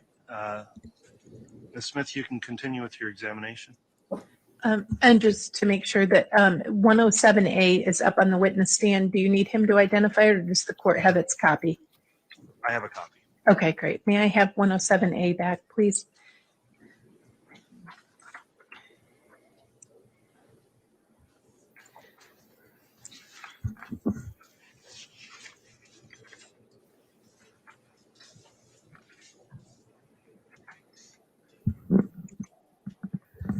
Sergeant, I know you said earlier before the break, I'll get it focused and quit moving it on you. Okay. Lucy ain't scary. She just thinks she What is. is this again? Just so the record's clear for the jurors. So when I wrote the warrant,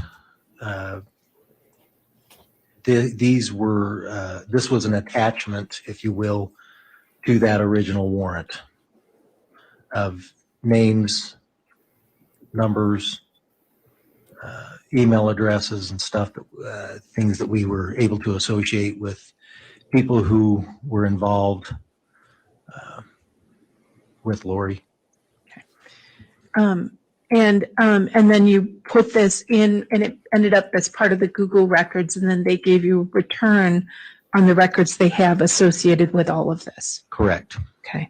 There's some highlights on this sheet. Why are those highlighted? They were important. Well, partly because if you look on the right, Melanie Boudreau, Alex Cox, Lori Vallow with 2, Tylee Ryan with 2 different numbers, and then at the lower, these as our investigation continued, there were some phones that we continued to come up that somehow, well, not somehow, but came in association with other numbers and other email accounts. So some of these, for lack of a better word, we attributed to calling burner phones. What's a burner phone? Well, it's a phone that you can go to, say, Walmart, Target, whatever, and it's like a pay phone. You just pay as you go type phone, and sometimes it's really limited in use. It's if you will, in drug work, it's a common phone that is used by people distributing illegal drugs, so they can't have their number changed or number tracked and so forth. So we call them burner or drop phones. Okay. And so some of the numbers on this list that Google returned documents on were things that law enforcement calls a burner phone, but you had attributed to either Chad or Lori or Melanie Boudreau or Alex Cox. Yeah, a lot of times when people get when people get these types of phones, they still will access, say, Google accounts or other things that.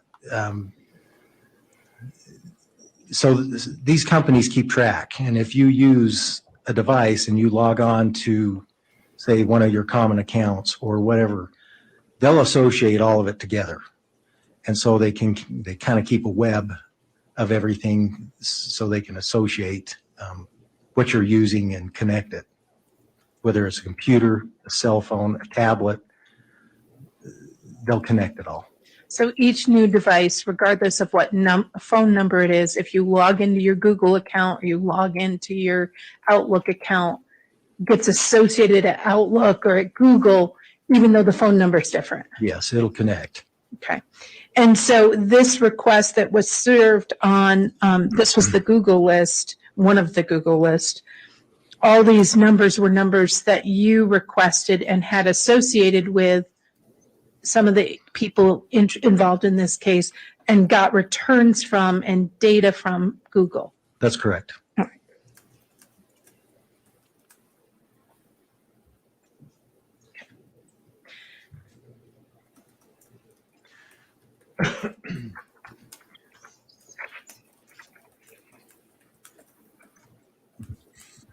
Now, on that list, there was, let me put that back up there. I changed my mind.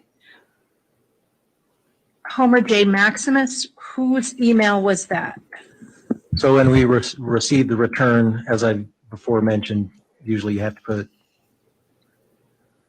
a subscriber, your name or phone number, things that, anyway. Homer J. Maximus, when we got the return, came back to Alex Cox. And did the return on the Homer J. Maximus account also include various types of data associated with Homer J. Maximus? Yes. Including location data? Yes. Including messaging data? Yes. Okay. Emails? Yes. Search history? Yes. Okay. And a lot of that data you shared with other agencies, including FBI analysts? Correct. And the CAST unit? The CAST unit, yes. What's CAST? What is that group? It's the acronym, I hope I get this right, Cellular Analysis Systems Team. Okay. Their job is to drill down and look at this data as well. So they have usually specific data that they're looking for locations. Okay.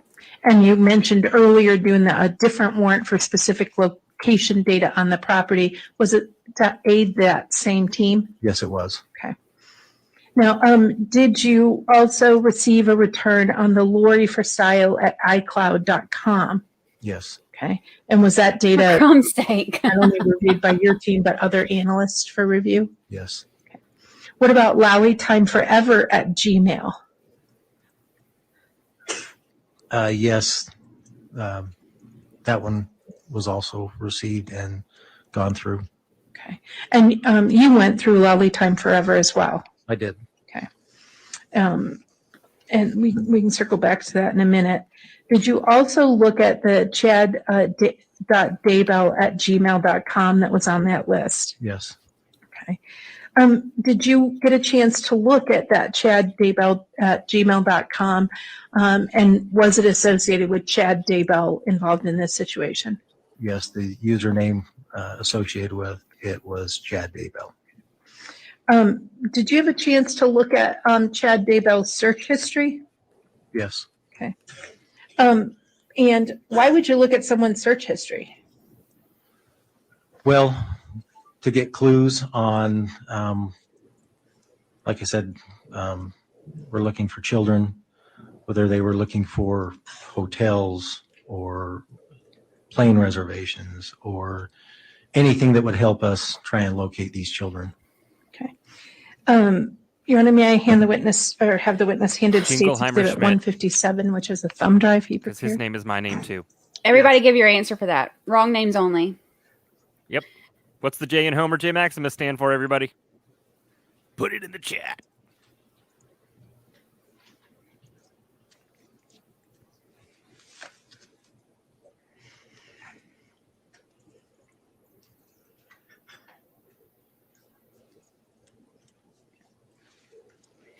Thanks, Miranda Lee. Thank you.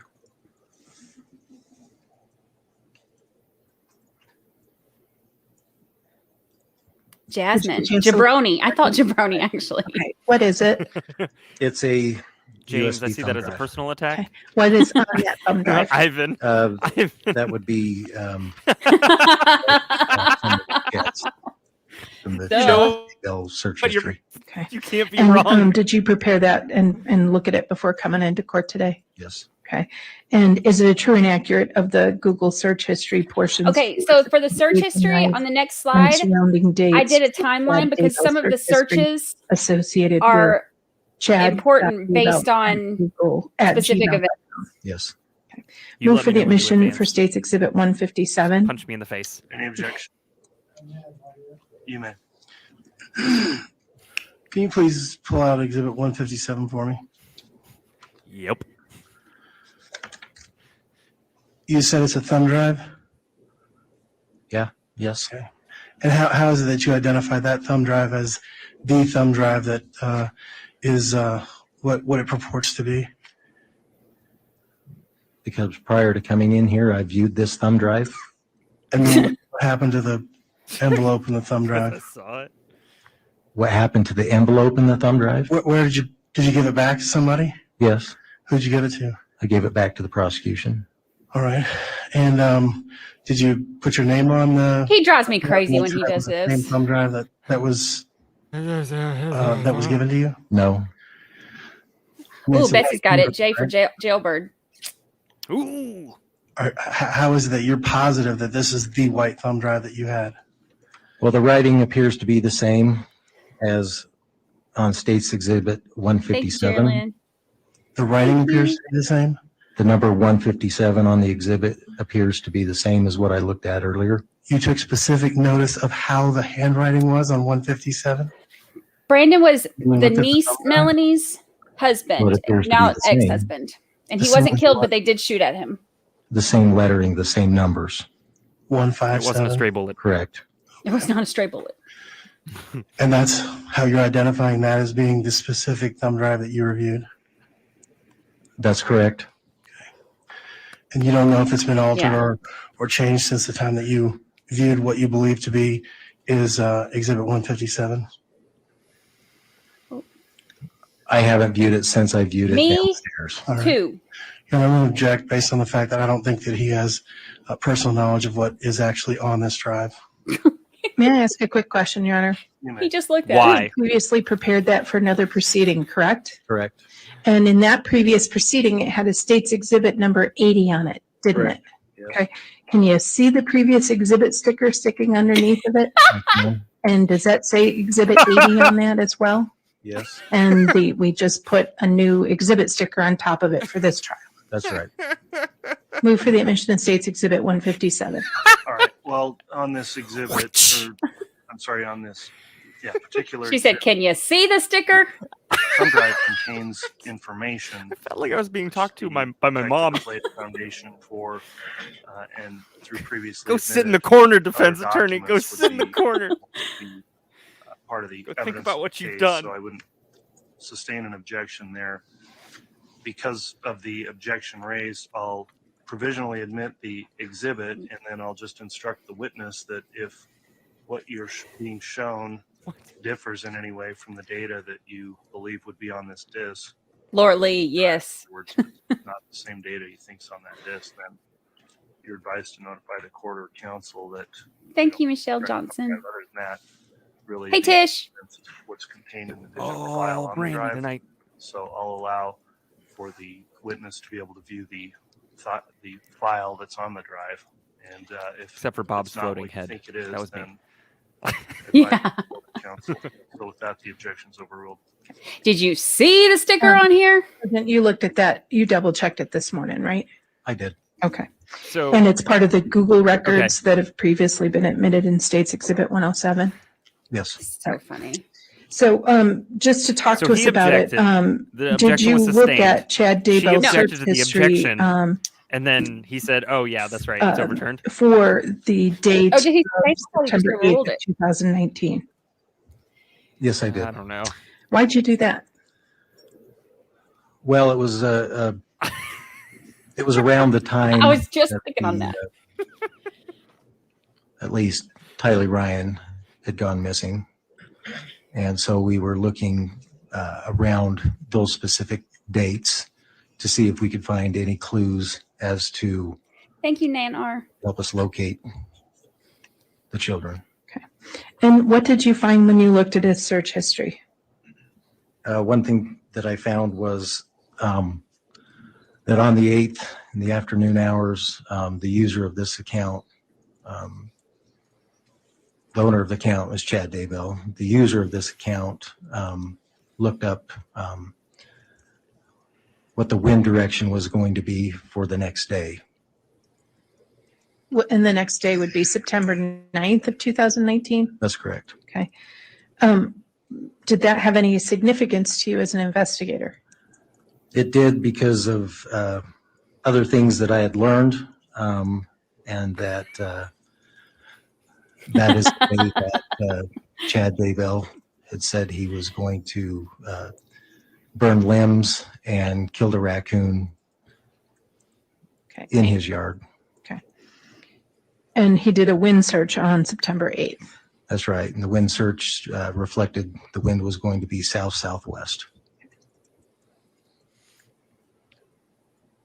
Now, let's talk about the search warrant you did on January 15th for the Verizon numbers accounts for that you received for Lori and Charles Vallow. Let me, up on your witness stand, I think we did that at the break, is States Exhibit 127A. Do you recognize that? I do. What is it? This would be the bill that was taken from the P.O. box in Sugar City, containing various numbers, mostly all family members of the Vallow and Cox family. Okay. And that exhibit was attached to your the subpoena you served on Verizon? Yes. Or the grand jury search warrant you returned on, the search warrant you returned on Verizon? Yes, it was an attachment. Okay. And then it came back with their records? Yes. All right. I'd like to display States Exhibit 127A, which has been admitted as part of 127, Your Honor. All right. Before we do that, Ms. Smith, have you moved on from Exhibit 157? Yes, at this Okay. point. Yes. As I understand, the objection that was made in my ruling was dependent on him confirming, on your witness confirming the file was the same. So I still haven't admitted 157 pending an observation by the witness that in fact the file is correct based on the objection raised. So if you want to- And I took that from the court that we would have him look at that at the break. I didn't think you wanted him to do it in the courtroom. We certainly can, because he's got to plug it into a laptop, and so I assumed that would happen at a break. I can certainly have him stop and do it now if you'd like. with your laptop there, is he able to just view and confirm that in fact the file is correct? Sure. Why Sure. don't we just take a moment if you can do that, and I'll allow you to approach with your Thank you. laptop. All this Yeah, because approach as well, that Judge. dang defense attorney's like, how do you know that one was yours? And he said he just looked at it. But now he wants to look at it again. This defense attorney makes my head hurt. We make it a little easy on him nowadays. I am definitely on a series of lists. There is But no look, doubt. I'm telling you right now, especially with like following true crime stuff, the stuff that I Google, it looks incriminating, and it'll be like, you know, best recipe for brownies, and then like, you know, how to keep a body from smelling in the back of a car. Like, I mean, it's just my search history is enough to. You're like, it's like if Charles Manson took home ec. Yeah. Yes. Oh my god. I'm like part Martha Stewart and part, you know, serial killer. That's okay. According to my search history, not Right. like. I don't know. Those gnomes are looking pretty real in the back. I'll put it on the record. I love my nomies. My mom, my dad likes your gnomes, by the way. Speaking of which, everybody, parents' support is great. Everybody say hi to my dad. Okay. It was Hi, Dad. quiet for a second. Fill it up. Fill up the chat.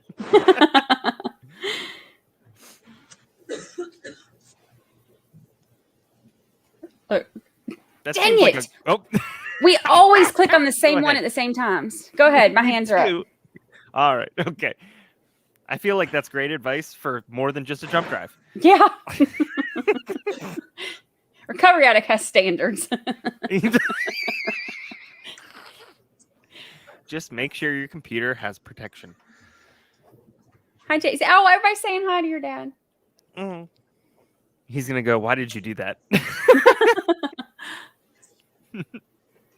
Daddy Bruce crime. Oh, I love it. that's adorable. Alyssa, from here on, I think you've just nicknamed my dad. Thank you.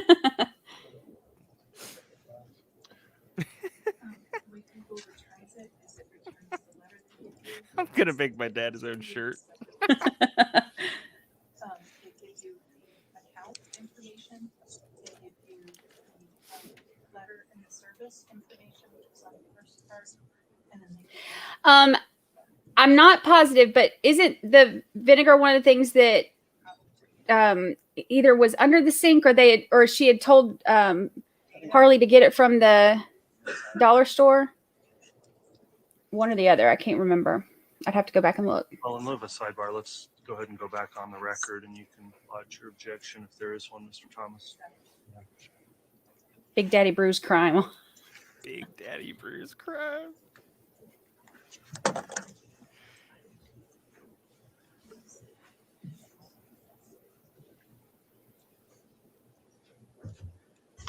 Okay, we're going to go back on the record. We had That's what I thought too. not a sidebar there, but I allowed the prosecution to show the file to the witness who's on the stand, Detective Stubbs, on Exhibit 157, and allowed counsel, Mr. Thomas, to view that as well to confirm what is on the jump drive before the jump drive is admitted into evidence. So, Mr. Thomas, were you able to view the contents of that jump drive briefly? I was, Your Honor. Do you have any furthering objection? I do, Your Honor. What's the objection?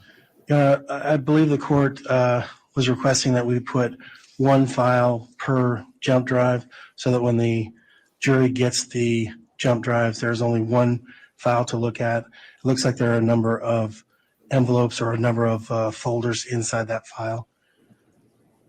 All right. Madam Prosecutor, what's your response there? it is the court's request was that we not have multiple records from multiple agencies on one jump drive. This is the Google search history associated with, and the records associated with the chad.daybell@gmail.com. And that was the return for that information, including the search history. If the state or the witness were to start sort of taking apart that particular email account, we would have a real completeness issue. It is not the entirety of the Google return for the 18 or 20 emails they did and the multiple phone numbers. It's all of the chad.daybell@gmail.com information and the certificate of service from Google and the account record to show user information. So this is slightly different than what the court had ruled. And to kind of tear apart that, I would worry about an appellate record down the road. It's specific to that email, and it's the state's information is specific to and request is specific to the search history.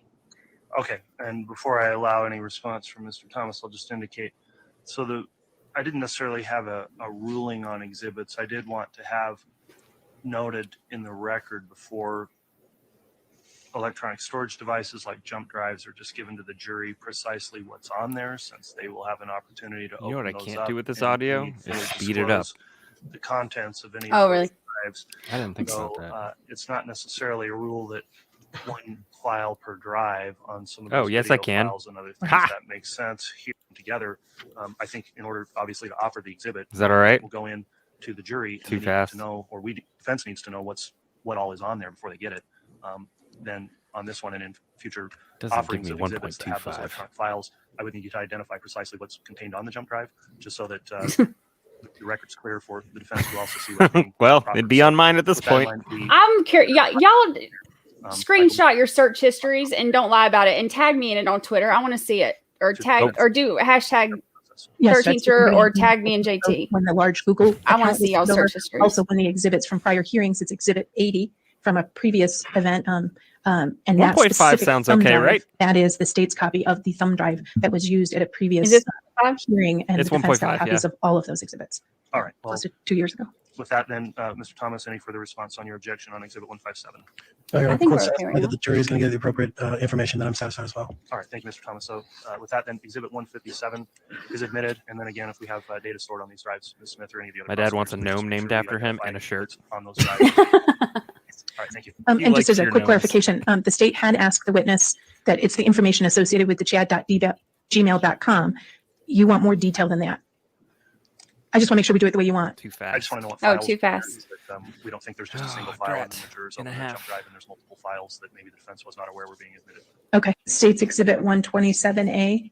I It's have, all right. It's short today anyway. And is that Short. a true and accurate listing of the Let me fix. items let me that bring you back had up sent to the- Verizon, including phone numbers that you requested records for? yes, Permission to display State's Exhibit 127A, Your Honor. Any objection? No, thank you. All right. Exhibit 127A can be published. That's true.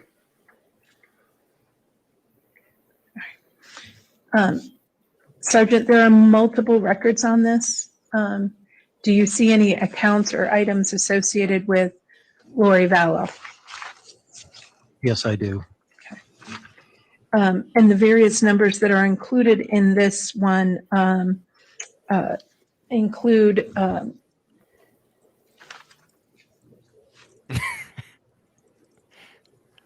We'll get Bob on. We'll get Bob. multiple phone numbers for Lori Vallow, correct? Correct. And multiple phone numbers for who else? There were multiple phone numbers for Charles Vallow as well. And when we received the return on those search warrants, did we receive the information and data associated with those phone numbers? Yes, And was that information and data associated with all those phone numbers in State's Exhibit 127A also supplied to other investigators for analysis? yes, that is correct. Now, earlier you mentioned that on your review of the Google search warrant that you had looked at the lollytimeforever@gmail account. Do you recall saying that? Yes, I do. Okay. Now, is this one of the accounts that you specifically personally looked at? Yes. Okay. Did you find anything of note in this investigation? Yes.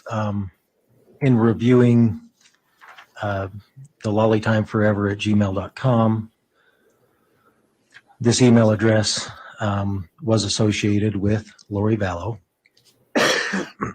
Did you look at her search history? Yes. Did you see anything of note around August 25th of 2019? August 5th, 25th. 25th, yes. I thought you said 5th, sorry.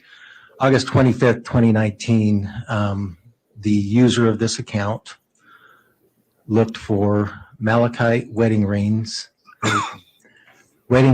made of malachite. Also went to a website where the user of this account ordered an 11.5 size ring and a 4.25 malachite ring for I think the total was $808 and some change. Now, why did this catch your attention? Well, it caught my attention. Number one, Charles had died in July. We had information that Chad and Lori were seeing each other, but yet Chad was still married to his wife Tammy at that time. So we were thinking it was kind of odd for them to be looking, or for her to be looking at wedding rings at that time. And I may have missed it, so forgive me. Did the warrant return any names as the account owner or the account holder? Yes, the account holder was Lori Vallow. Okay. And so you saw that search. Did you see any searches in that search history associated with Lori Vallow at the beginning of September that were of interest to you? So there were two searches that got my attention in September. The first would have been on the 20th, where the user of the account looked up the definition of possessed. And you said there were two. What was the other search?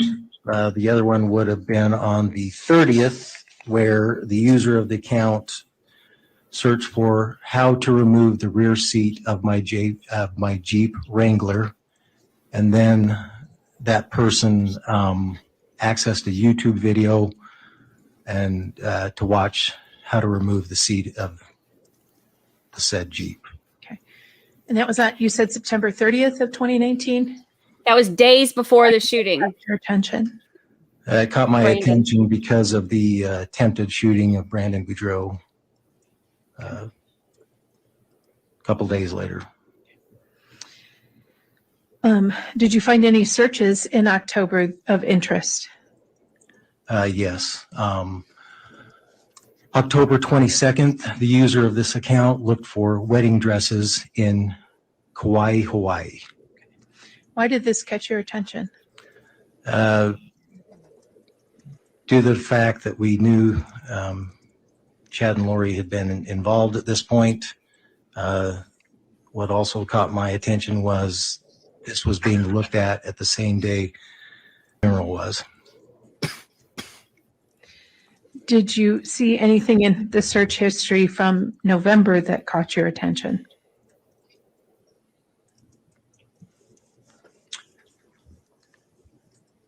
From when?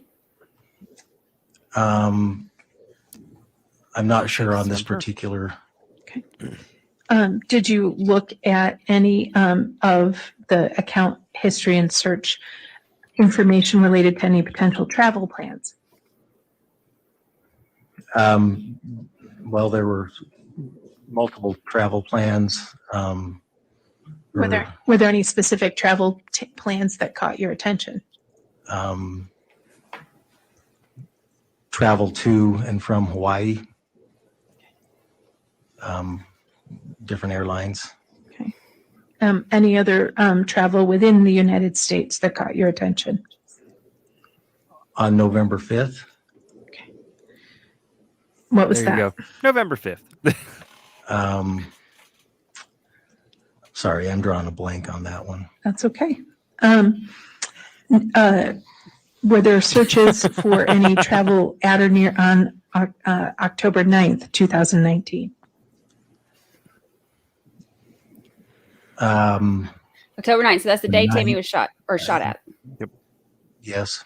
What was that?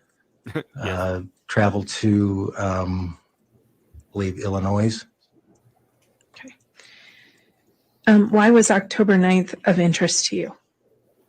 It was the day that Tammy was reported shot at her residence. Okay. And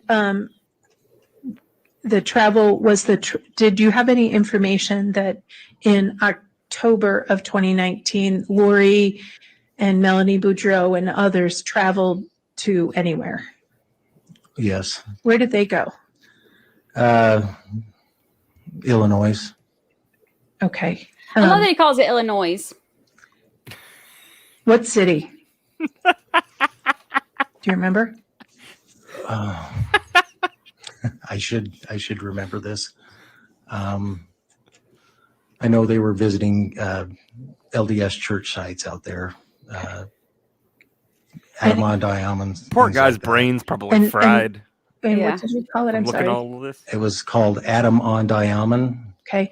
And is that in Missouri or is that in Illinois? Sorry, that's in Missouri.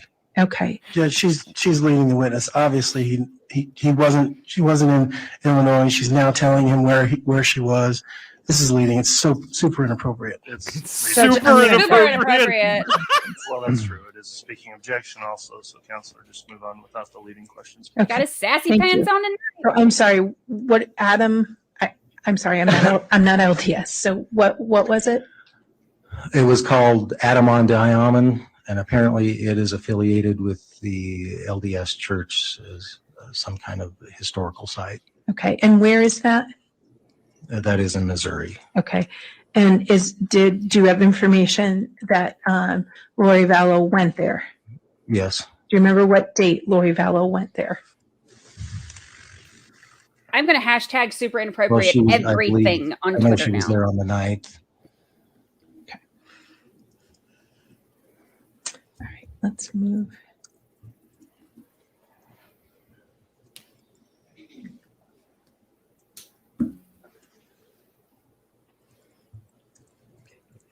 Now, did you also turn over the location data records for both Chad Daybell, Lori Vallow, and Alex Cox to the cast unit?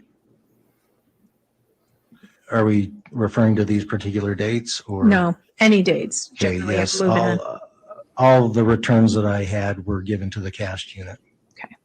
So other than the electronic and data search warrants you did you participate in any other interviews or evidence gathering in this case? Could you maybe reformulate that question? Sure. Other than the electronic and data searches and search warrants you did you participate or did you do any other interviews or evidence gathering in this case? Yes. Okay. All of y'all who sent me your Google In histories, December of 2019. Hashtag did super you go inappropriate to on all of them. Somerville, Utah. I'm about to go Yes. do it now. Who did you speak with there? I spoke with Tammy's parents and sister You're and inappropriate. brother-in-law. You're inappropriate. Why did you guys go there and speak to them? Well, again, this was fairly early on in the investigation, and we were just still looking for clues of where these kids were.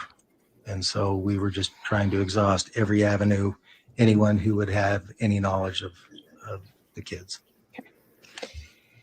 And in January of 2020, did you participate in gathering any evidence related to hotels or motels? Yes. Okay.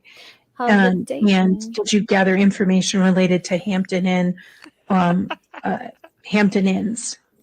Yes. And those have previously been admitted as business records.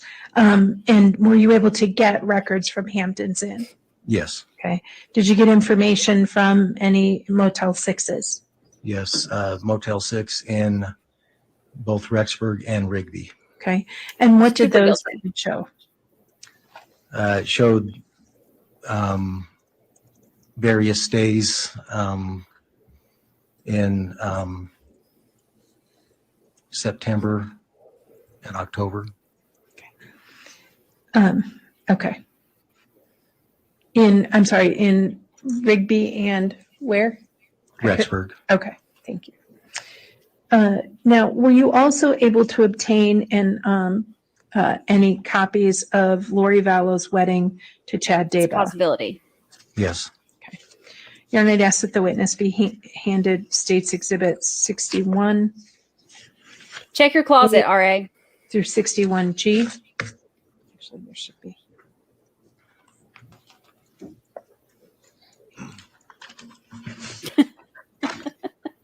I'm sorry, through 61H.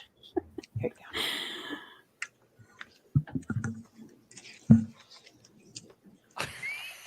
go. Every single one of them. Every single one of them. It's quite the solid brand they have.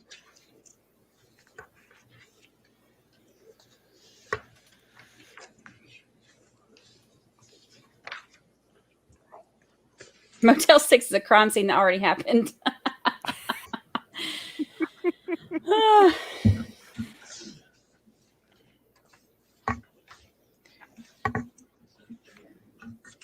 Anna, do you need the state to approach?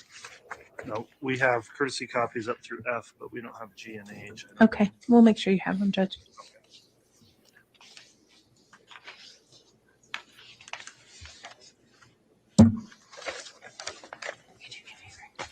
It was from the pretrial. I don't know when the Okay, pretrial was, courtesy but I'm copies. guessing yes. Yeah, it was Daybell's pretrial thing. And I tried to crop it out some. Ivan. Oh God. Why am I not surprised? You're the best, man. Ugh. We only chuckle because of how awesome you have become, sir.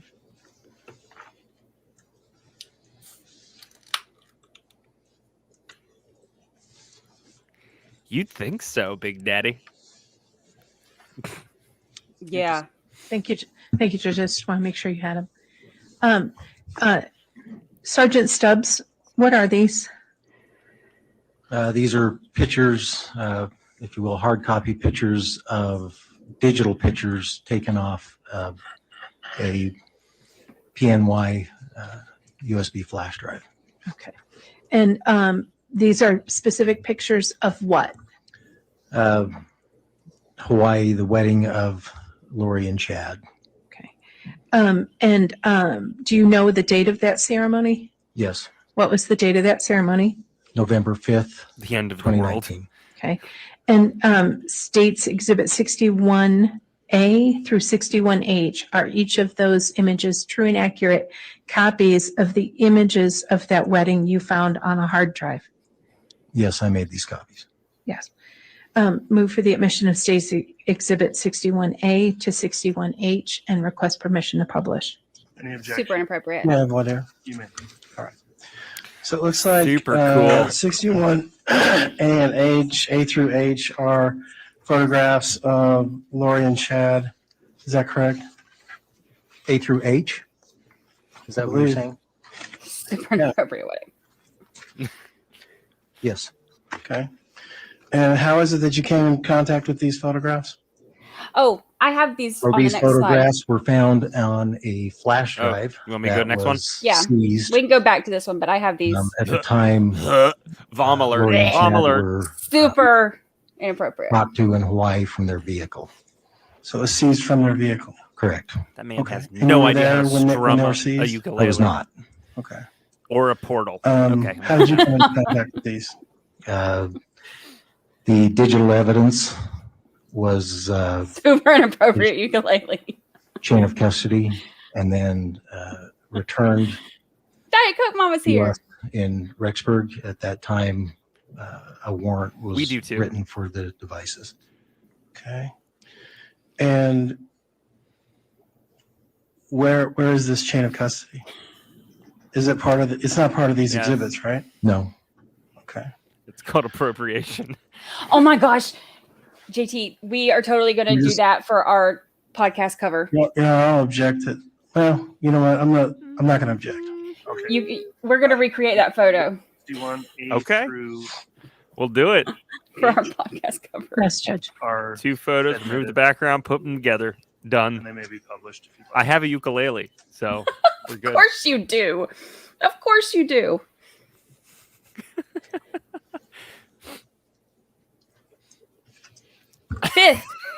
Fifth. Yeah. Go to the next one. Okay, let's make a record. What do we see in 61A? I got to see it. This would be Chad and Lori, Zoom in on that. November 5th, Okay. 2019, Okay, hold on.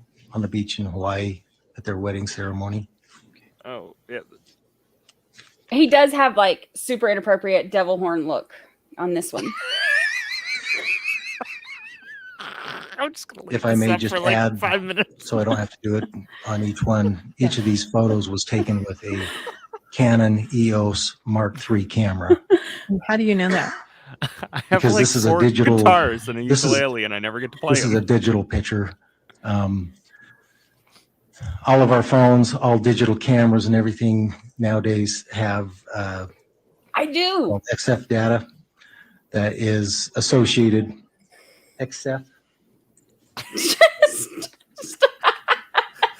Sorry, Betsy. Data, and what it is, it leaves a digital footprint on each of these photos. If you look at the details of the photo when you're looking at it with, say, a computer or forensic software, you'll be able to see date, time, what kind of camera took it, so forth and so on. A lot of times it'll even give you GPS coordinates and so forth and so on. So on the images and that you saw the camera data associated with each of these on the device that you had a search warrant for. That's correct. He does, Ivan. He really does. Who's Kane the wrestler? Hold on, I'm going to Google it. Oh, What is hold on. 61D? No, I got you. This would appear to be Chad and Lori in Hawaii again. What I believe is standing in front of the Mormon LDS temple. Yeah, I see it.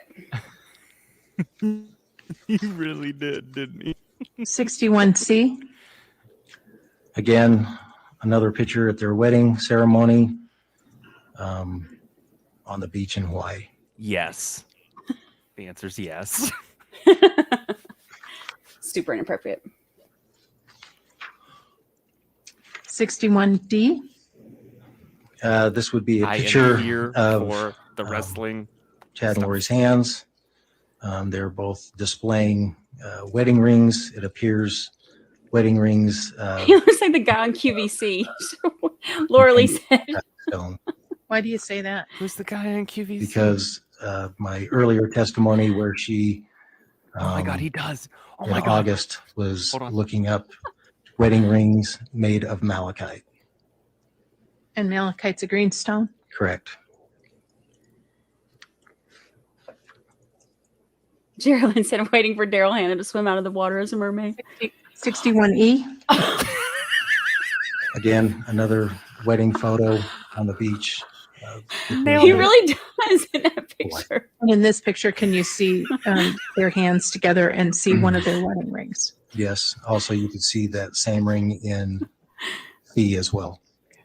They had jet lag from the portal when they got This there. is just a different view of. It's a different view. Yes. Oh my gosh. Oh my God. Oh, I love our chat. This is here too.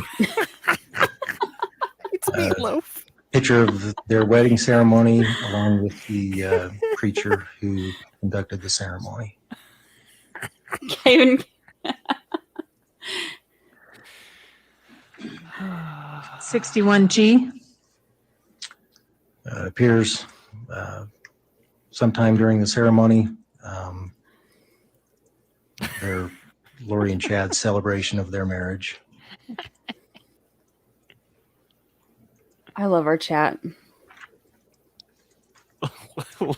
He literally did anything for love, even And that. 61H. Again, Don't take it down. sometime during their wedding ceremony of the two of them kissing on the beach. I'm saving that one.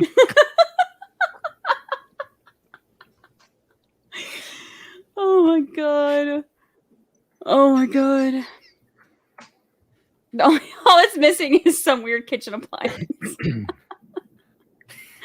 I know that RA gives away the internet, but I just want to say that you might have won it A tonight. moment, Your Honor. I think I'm done. Let me check with counsel, if I may. Very well. Oh my god. Oh, you people. What you mean, you people? Thank you, Your Honor. I have no further questions. Very well.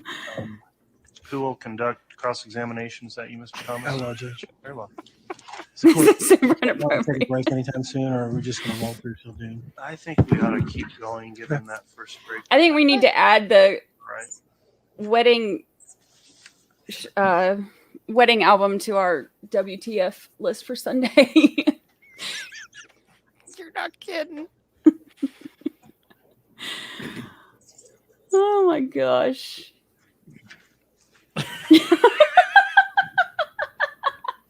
I meant you jurors.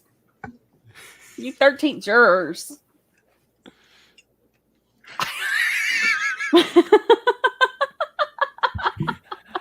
Oh, I'm so sorry. Morning. Oh gosh.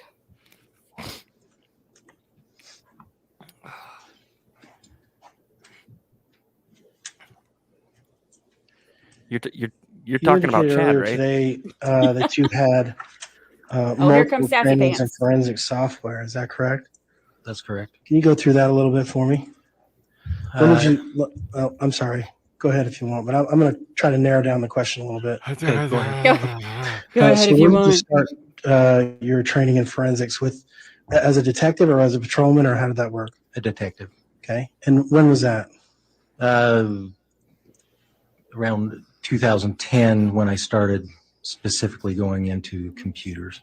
Thank you for Okay, being and that's here. when you started doing work as a detective in the. I mean, Rexburg isn't a huge city, so how much of this particular type of work is your detective work as far as what you do in Rexburg? Please read this series right So, here. correct me if I'm wrong, you're asking what percentage is devoted to this kind of work? Is that what you're saying? Probably a bad question. Yeah, that's exactly what I'm getting at. So I Hey, would Brandi. say Read this probably series. about Hold on. 50% of my Wait work for is dedicated to this, if not. Oh, okay. Oh, wait for it.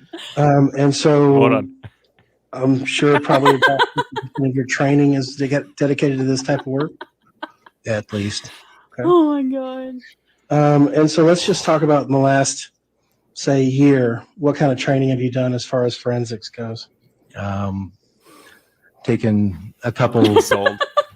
smaller online courses, some brief updates on software additions. Which Does ones? he? Would be Celebrite. Does he? Freudian slip. Freudian typo. Do Is you that hear the that? only one? Do you hear the breathing? That's the only one Yeah. within the Did you hear last breathing? year that Oh my I've god. done updates. Have you had prior training on Celebrite? Yes. When was that? It's not Celebrite. Celebrite. Celebrite. I don't remember exact date when I started using Celebrite, but I have used it and done updates and certifications. Anybody who was a For several millennial years. who watched Hey Arnold. What types this of is who this guy certifications do reminds you me have in the of right here. forensic, The guy from Hey Arnold, the cellular, creepy guy forensic, who was behind electronic Helga type all of the time. realm here? I've had, well, Celebrite, certified Celebrite operator, CCO, Celebrite certified physical analyst. I've had trainings and certifications in access Talking data, about getting magnet forensics. info off of cell phones. What's Oh, magnet forensics? they want to see a Say picture of computer, the cell attorney. phone, I've got one okay. in the folder. software, if you will. Which folder? Oh, hold on. Let me look.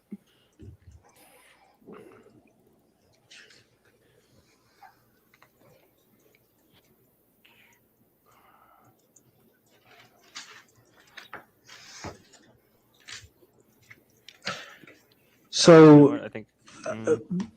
correct me if I'm wrong, but my understanding of what you do is you take devices and you pull off information from a particular person's life from that device. Is that I right? got it. Restate that, Okay. please. When you take a device that you've gotten from a search warrant or whatever, you're looking for life information, Oh, information maybe I about that Hold person's on. life. Yeah, right? that's him. All information that It's the just a very small device would picture. store. Okay. Find a bigger When you're one. looking at specific Okay, I'll move on. And so these electronic devices that you looked at in this Still tiny. specific case, That's okay. there were a number of It's them, this right? guy. About 100, almost 100.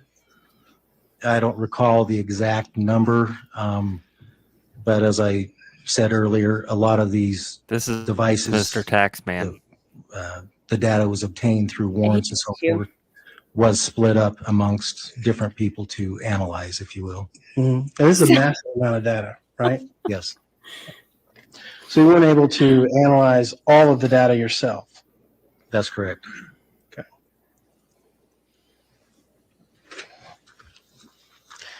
You specifically indicated that on Oh, he the does. return of search warrant 2020-76 and 2020-77, those were geofences of Chad Daybell's home and Hi, Lori Bobby Vallow's Hanson. home. Is that right? Correct. Yes. And in all of that data, the only person, I believe what you said was the only person that you found that had been to both Chad Daybell's home and Lori Vallow's home on September 22nd or 23rd or September 8th or September 9th was Alex Cox. Yeah. The only one that we could see that shared all those locations, those dates, times. Okay. So you couldn't tie Lori Vallow to those locations at those times. See, he's still trying to go with the alibi thing, which doesn't help with the conspiracy thing. No, they're grasping at straws. Yeah. You mentioned some burner phones, and you said that those were phones that drug dealers use. You didn't think that Chad or Lori were using drugs, did you? Not to my knowledge. They weren't drug dealers, to your knowledge. Not to my knowledge. So They burner just phones peddled aren't just for a drug load of dealers; they're shit.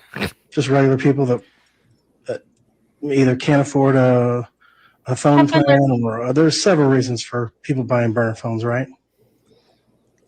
There could be, yes. All right. Good night. Exhibit 157. We talked a little bit about that being a USB thumb drive that had the Google searches on it. Is that right? Search history? The search history for, who are we talking about? Well, you tell me. You adamantly that you knew what 157 was. What? Okay. Tell me about 157. He did not Do you ask want to if he show me could treat the witnesses 157 again, hostile. please? Oh, my audio's not synced.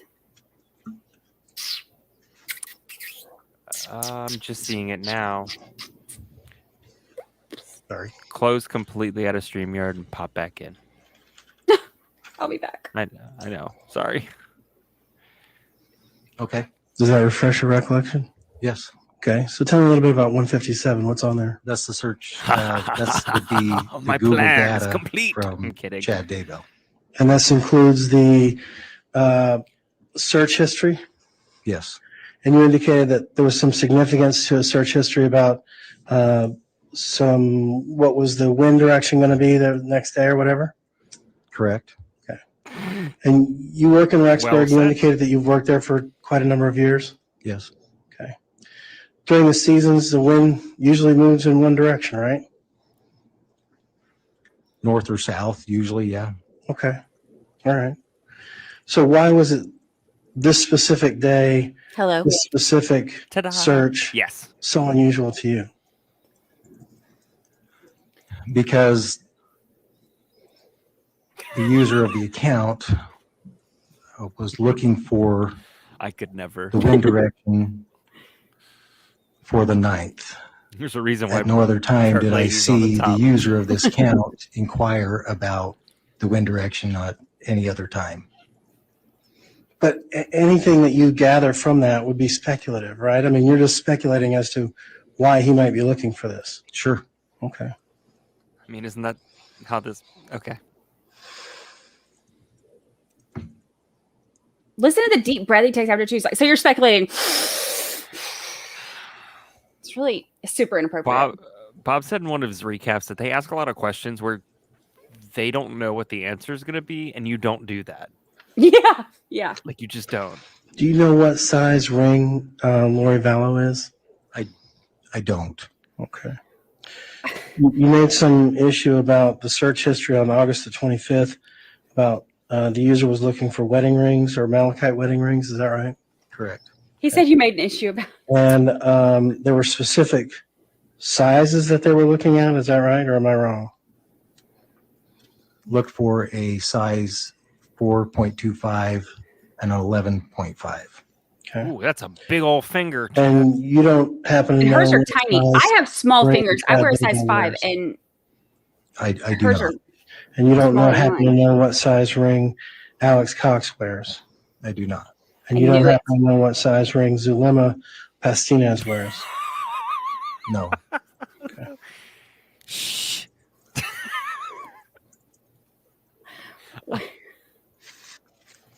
Maybe he just has big knuckles. Super inappropriate.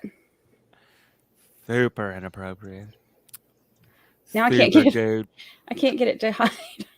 Stuck on it. It was super permanently there. I have no further questions, John. All right, thank you, Mr. Thomas. Julie said Betsy's a snitch. Any redirect examination? That's okay. Very briefly, Your Honor. Very well. I mean, I do laugh evilly, but not evilly. Evilly? Evilly. Like the analysis today. Yeah. Analysis Now, is. Defense counsel is that how asked you you about say your it? training, your experience in Rexburg. Are you also part of regional efforts on addressing crimes associated with the internet? Yes. I am part of the Internet Crimes Against Children Task Force for the state of Idaho. I work closely with the Attorney General's office here in those matters, and also I work closely with the Department of Homeland Security in these type of investigations.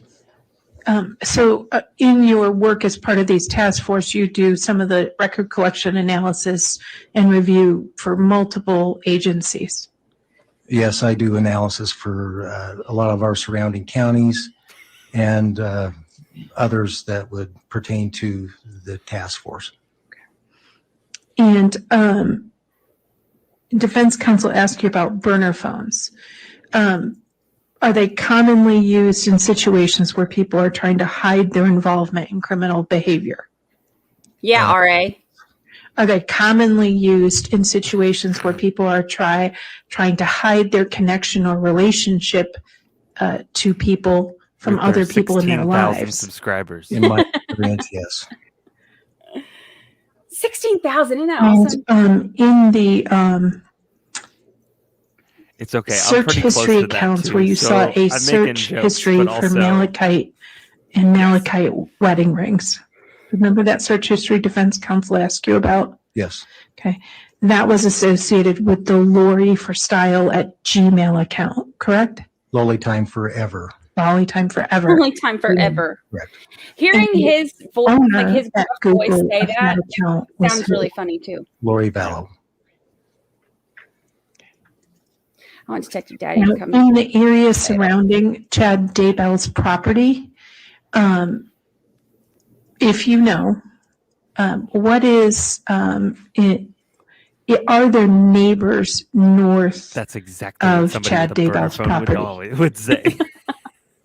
Uh, Kidding. I'm the kidding. neighbors that would be to the north of the property would be, in an estimate, would be at least a quarter mile away. Okay. And so would people to the north be the recipient if the wind is blowing from the south or southwest? Yes. Thank you. I have nothing further. All right, thank you, Ms. Smith. May I recross just one Can I question? recross? Sure. What? So Is that a thing? you indicated that you had reviewed some data from Lollytime Forever at gmail.com and a whole bunch of others. In any of that review of any of that data, Did you ever see anything from Lori saying, let's kill the kids? Really? No, Did you ever see anything that said, will you kill my kids? Woke her up. no, Anything that said, let's kill the kids? no. Anything remotely akin to any of that? He's grasping. Yeah, it's been asked and answered. If you Overruled. search, like, Anything how akin to hot any does a of that? fire burn, or does it For this burn account, enough to no. get rid of evidence? Any Like, of the no, you didn't accounts? search for that. I but wouldn't know still. on some of the other accounts. 'cause I Well, didn't- but then you think about Okay, you were part Letitia's of the team that history. reviewed them. What do I do when I Well- don't like my stepson? Judge, I'm going to object, ask and answered, and other officers are going to be testifying as to the findings on those other accounts. I'll overrule the objection. Thank you. So based on anything that you've Ray. seen, is there anything in there where Lori had texted or emailed or any type of data that says anything about wanting to kill her children? No, Thank you. Nothing further. All right. Oh, well, in that case, innocent. Examination of Detective Let her go. Stubbs. Yes, Your Honor.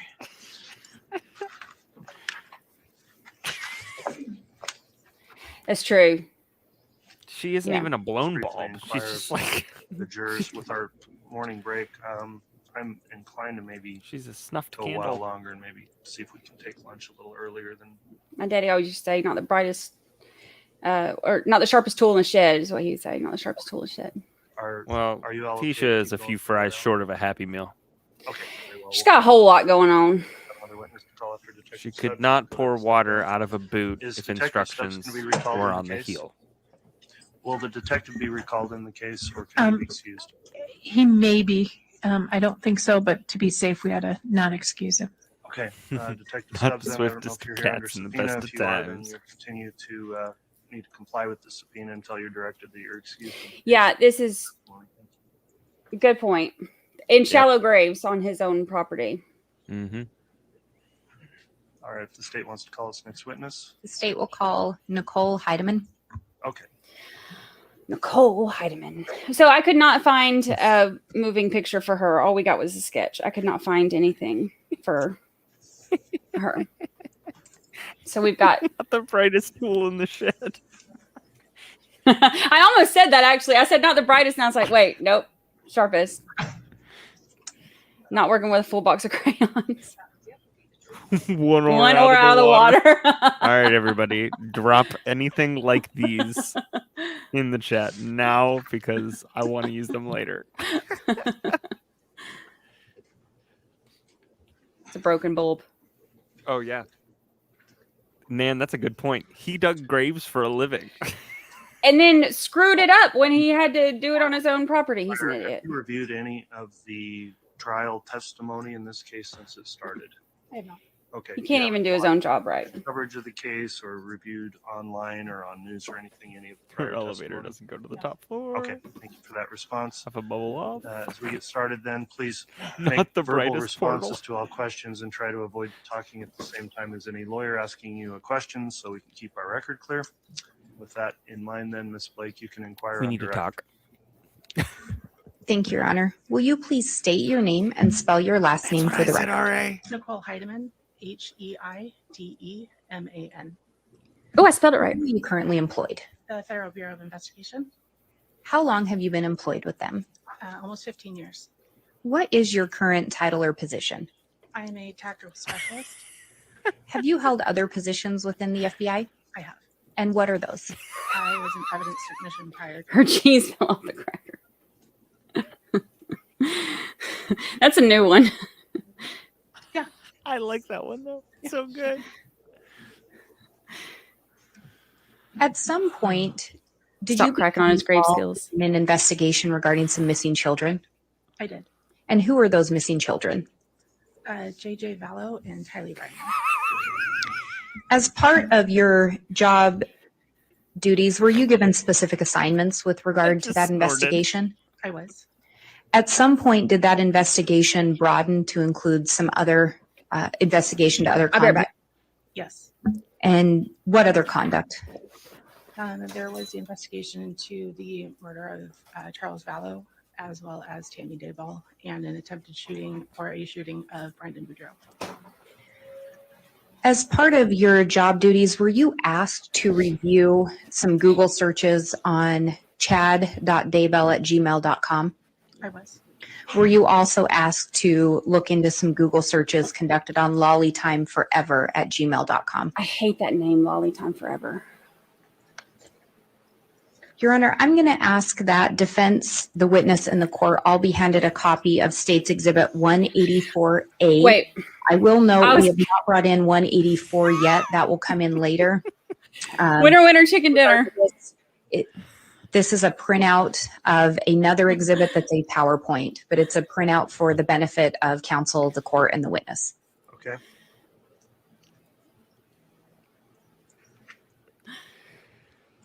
Oh my gosh.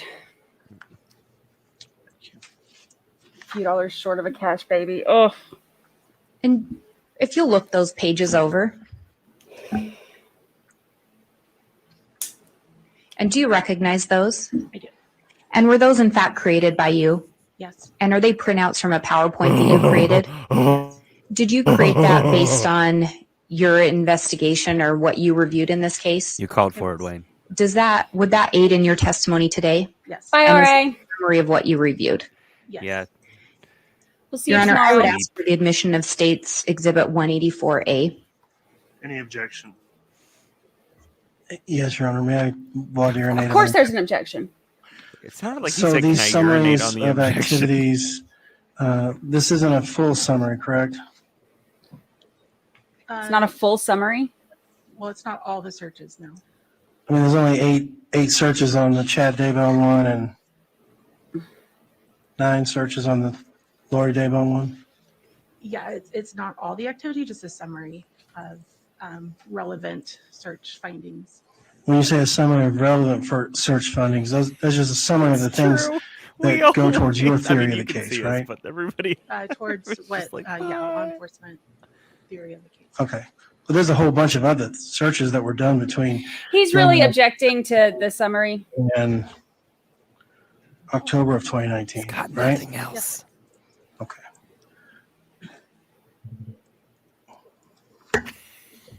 All right, wait. It's like when I watch RA in the We won't day, object for the and purposes he pops a comment of, up, and I sit there looking at the screen going, of what she's testifying to today, as Judge. if everybody can Okay, see me so- reacting. Exhibit 184A is admitted. It only happened after we started doing this. And Your Honor, I would ask to be able to publish Exhibit 184A to the jury. You may publish it. So he overruled his ridiculous objection. And it is going to be from the laptop. Okay. As indicated, this is actually a PowerPoint. I have a jump drive that has been marked with State's Exhibit 184A for admission to the court after being published. Okay. And it, well, to be clear, then 184A, there's a paper version You'd of it. think You've so. also got the jump drive. You'd think it Correct. would be. Both going to be labeled 184A. Yes, that's what we've been doing before. I think what the court's indicated before is the jump drive will be the actual exhibit because it contains the PowerPoint. But for courtesy of the court and counsel, we did the printouts. Understood. So 184A is admitted, and you can publish the PowerPoint if you want. And Ms. Heidemann, looking at this first slide, it indicates October 1st, 2018 through the end of production. Were there additional searches contained prior to October 1st, 2018? Yes. Why did you focus in on October 1st of 2018 forward? Our investigation revealed that Chad Daybell and Lori Vallow met in October of 2018. I didn't notice specifically October in the 26, portrait 2018, behind so, her. We chose just to go a It little bit. just says prior internet to that for searches. investigation. Yeah. It's from her PowerPoint. Witness, sorry, Oh, if you okay. can just really talk right into the microphone. They're not all that sensitive, and that'll make All right. sure it's Only Chad uses a thumb drive. So looking at the first search indicated there, will you read the date and the search into the record? January 28th, 2019. Ned Snyder, 1996, Duff, Louisiana. I'm not Ned one to knock Snyder, on artists, Louisiana. but this is. Ned Snyder, Louisiana. These born are not good. 1951, died 1996. I don't think it's that hot of a take to And say these bodies aren't possessed after original occupant dies. Okay, so You were do you hear that? asked by In defense January, counsel. There were additional searches on here. he's correct? searching Ned Snyder. Why so did this particular in search. Louisiana. So this is after he meets her. He's coming up with the demon's name. The investigation, Charles Vallow had Hate this guy. referenced that he was being referred to as Ned Snyder or Schneider. Do you know where Charles was originally from? Louisiana, I believe. And then the next search on there, if you could read the date and that search into the record. Night, Marilyn. February 31st, 2019. Ned Schneider, Louisiana obituary, 1997. And did that one stick out for the same reasons? It did. And then the next one, if you could read the date and the search into the record. March 6th, 2019. June 26th, star sign, are Cancer and Leo compatible? And May 4th, star sign, We couldn't find Taurus and anything, Leo compatible. but also that's typical was for it FBI. Jack, that is not what's said on there. She's reading into what the Having exhibit applied actually and made says. it through. And Your almost Honor, the I think I'm training aware for of what Secret counsel is Service. indicating. If I may Like, just ask he did a raise that. clarifying question. Go ahead. I think what counsel's referencing is on the May 4 sign. May 4th sign? I'm sorry. Could you just read that part, starting with the May? Yeah, my apologies. May 4 sign, Taurus and Leo compatible. Counsel, does that take care of the objection? Yeah, that's fine. Thank you. Yeah, that's fine. Why All did right. that Yes, specific fine. search All right, stick out? June 26th Bye, Ricky. is Lori Vallow's birthday. May 4th is Tammy Daybell's birthday. And Chad Daybell's birthday is August 11th. He is literally Googling like a 13-year-old girl. Like, am I compatible with a The search into the record. He should have just May 5th, subscribed to 2019. Teen Magazine. Malachite, Jeez. eBay Malachite jewelry. And what was it about that search that stuck out? Malachite is a green stone that Chad and Lori ultimately purchased for their wedding bands. And the next one, if you could read the date and the search. June 1st, 2019, Hiplos.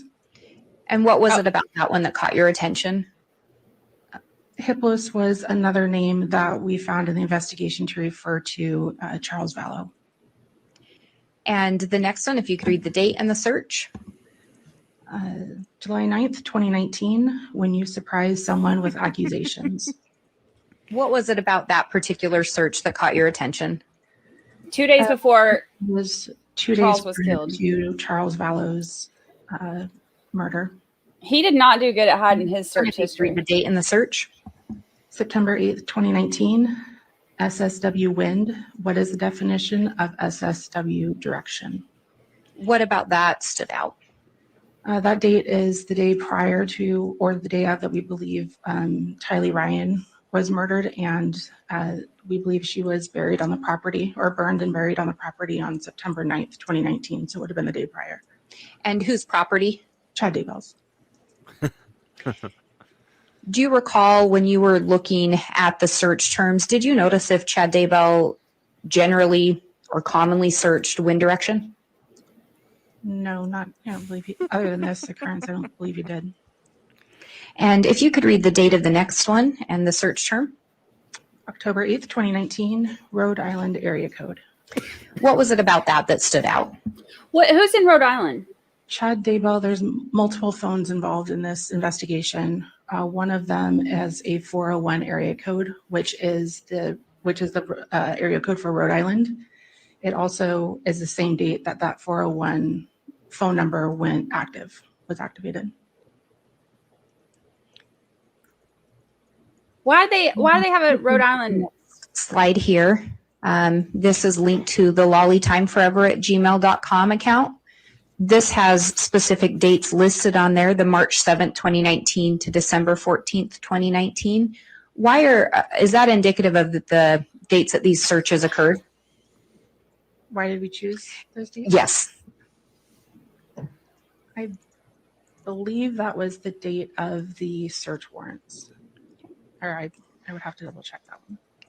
But those were the parameters of the dates that you were looking and retrieving this information. Is that correct? Correct. Looking at the first one, if you could read the date into the record and the search term. May 7th, 2019, Malachite. What caught your attention about that search?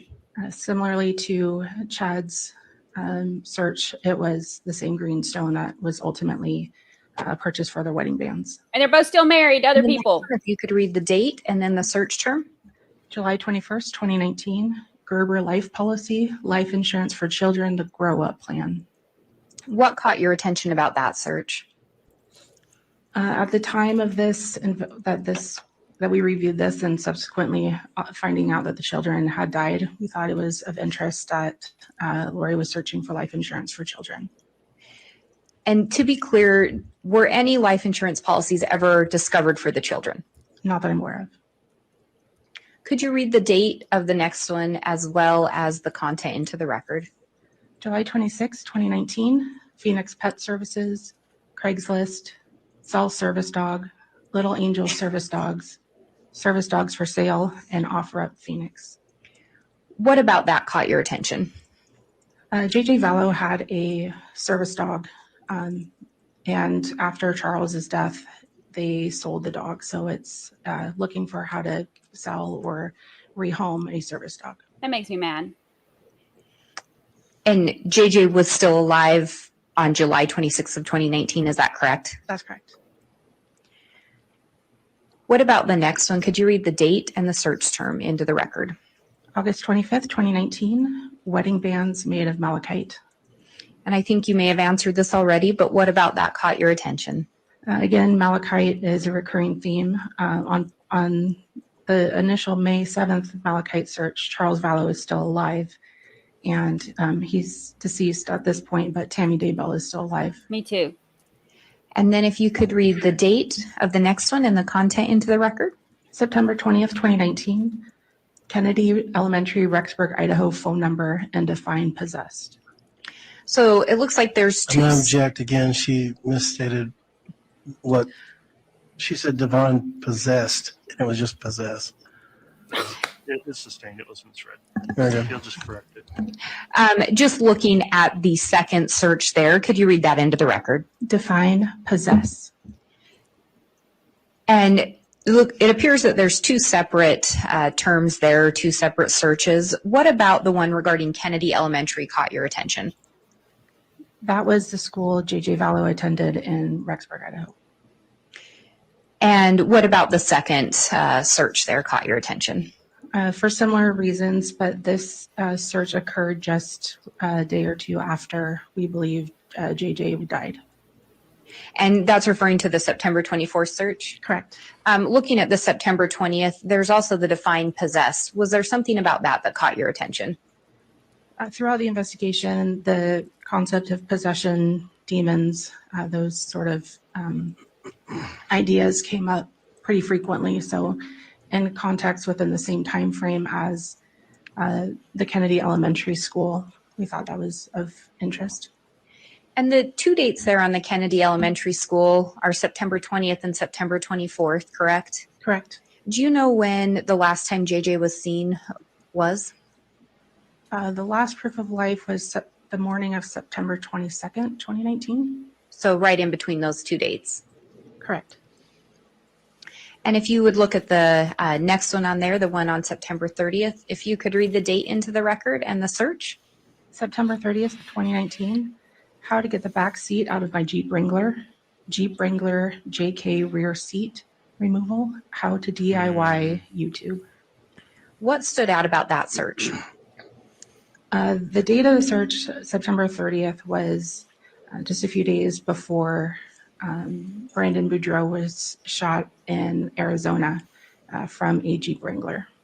You hear that? It wasn't a stray bullet. Not at, I'm sorry, yes.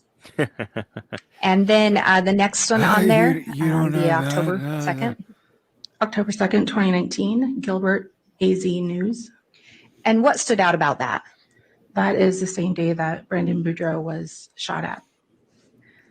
And the shooting would have occurred. Do you know where the attempted shooting of Brandon occurred? In Arizona. And the last one on there? On October 22nd, 2019, wedding dresses in Kauai. And what stood out about that? That date and the search for wedding dresses was approximately 3 days after Tammy Daybell's death and the same day as her funeral. Classy. Super inappropriate. Super inappropriate.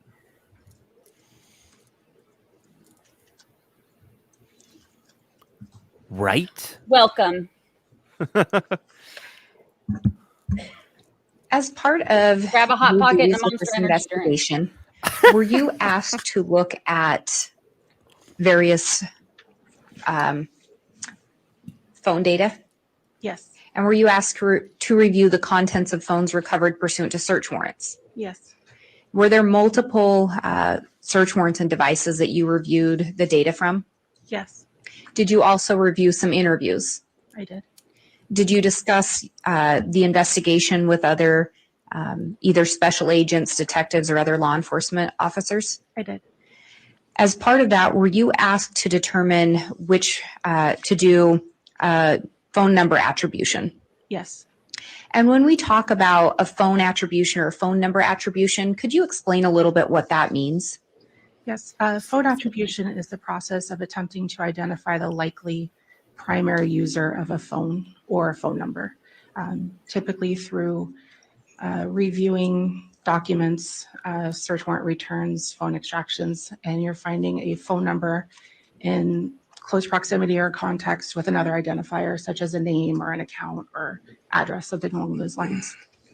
And ultimately, that allows you to identify who you would determine to be the primary user linked to that phone number. That's correct. I almost wonder if it's bravado. As in preparation for your testimony today, Or just that they thought did they you were prepare an exhibit, I did. a PowerPoint exhibit specifically? Yes. He's going to Your Honor, object. I'm going to ask that defense Watch. counsel, the witness in the court, be handed what's been marked as State's Exhibit 186. I would indicate again, there is a matching jump drive for this, which these are the printout slides from that jump drive. Okay. He's not going to object. I don't hear heavy breathing, so he didn't get worked up. He might have fallen asleep. This is the most active he's been since the whole trial started. Yep. I heard, though, that he gets real sassy. He gets a sassy britches on again and gets sassy with this one.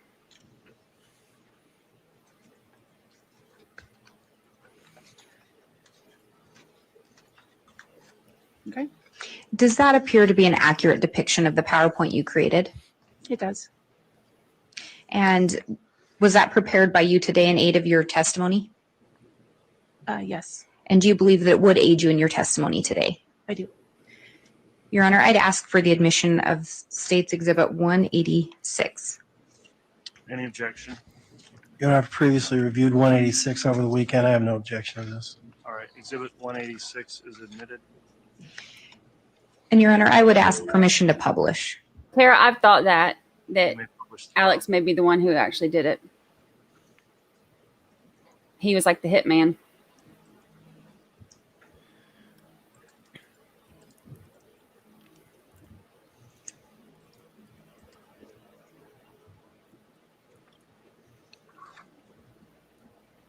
And again, just for the record, does this appear to be the first slide in the PowerPoint you created? Yes.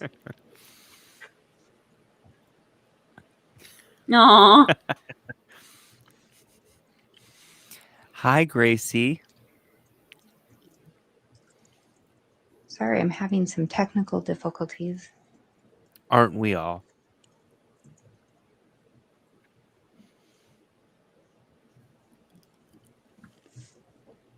No, Betsy, he's not wearing a mask. That's just how he is.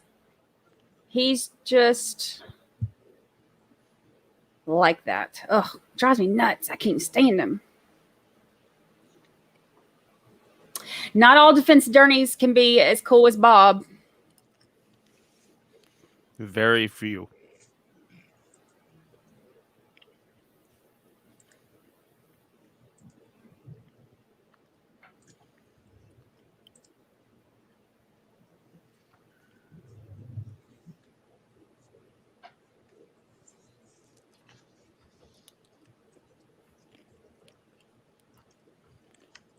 She deserved a waterboarding.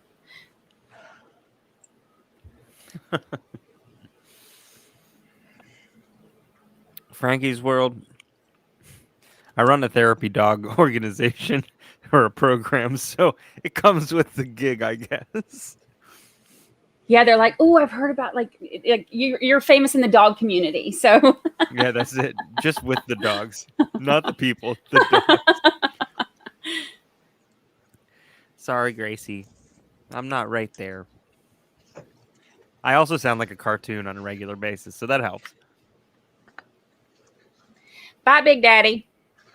We'll see you tomorrow. Honor, I See you, apologize. For Big some Daddy. reason, it will not go into the slideshow format on mine. We're going to hook into a different laptop and see if that'll correct it. All right. Did you hear what he said? The judge What? said, "All right, we're fine." And Your Honor, in the meantime, if I can have the court-handed States Never Exhibit fine. 184A, it's the jump drive that was previously admitted.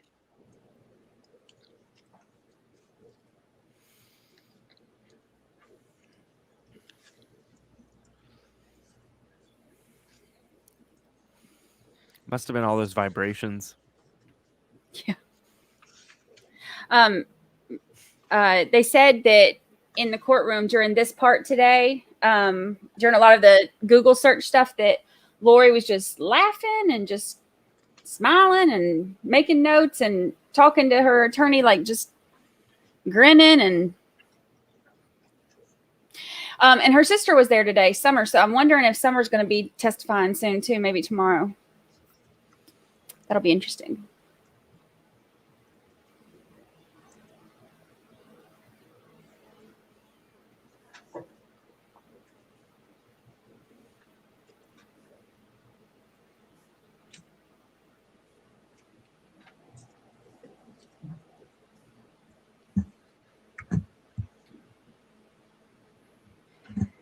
All right. Thank you for your patience. I think we have it running on this one now. So looking at this, this is the second page or the second slide. There's 3 individuals listed here. Why are these 3 individuals listed? We identified these 3 individuals as the primary subjects in this investigation. And are there specific dates that you were focused on? Again, back to the October 2018 timeframe through January 2020. And the first individual on there listed is Chad Daybell. How many phone numbers did you ultimately attribute to him? Approximately 9 during this timeframe. And of those What got 9, into did the you narrow business? that down? I did 2, And- 3. And with Lori Vallow, how many phone numbers were attributed to her? Approximately 6. Did you also narrow that number down? I did. And how many was Every that? narrowed? time. There's one more after this. Yeah. Same thing with Alex Cox. How many phone numbers were attributed to him? Approximately 6. And 6 did you phone numbers. ultimately narrow that down? Yes. And when we talk about narrowing it down, how did you determine for each of them that there were 3 phones that you focused in on or 3 numbers? For the purpose of this investigation, there was a lot of information contained in text message content through the iClouds and also geolocation data. They primarily focused on 3 numbers, actually for each of them during this relevant time frame. So to minimize some of the noise of all of the phone numbers that we identified, the ones being presented today are the ones that are going to be the most frequent, which you're going to hear from other people testifying if they haven't already, coming forward. And if we focus in on the phones or the phone numbers, associated with Chad Daybell first, looking at that first one on here, can you read that number into the record? 208-690-9374. And on there are 9 things listed. Are those the 9 items that assisted you in attributing this number to Chad? Yes. Were there other things that also would have assisted with the attribution? Yes. On these that you focused in on, can we go through those? Yes. Want me to just read them? Yes, if you'll just kind of provide either reading them or providing why you focused in on those.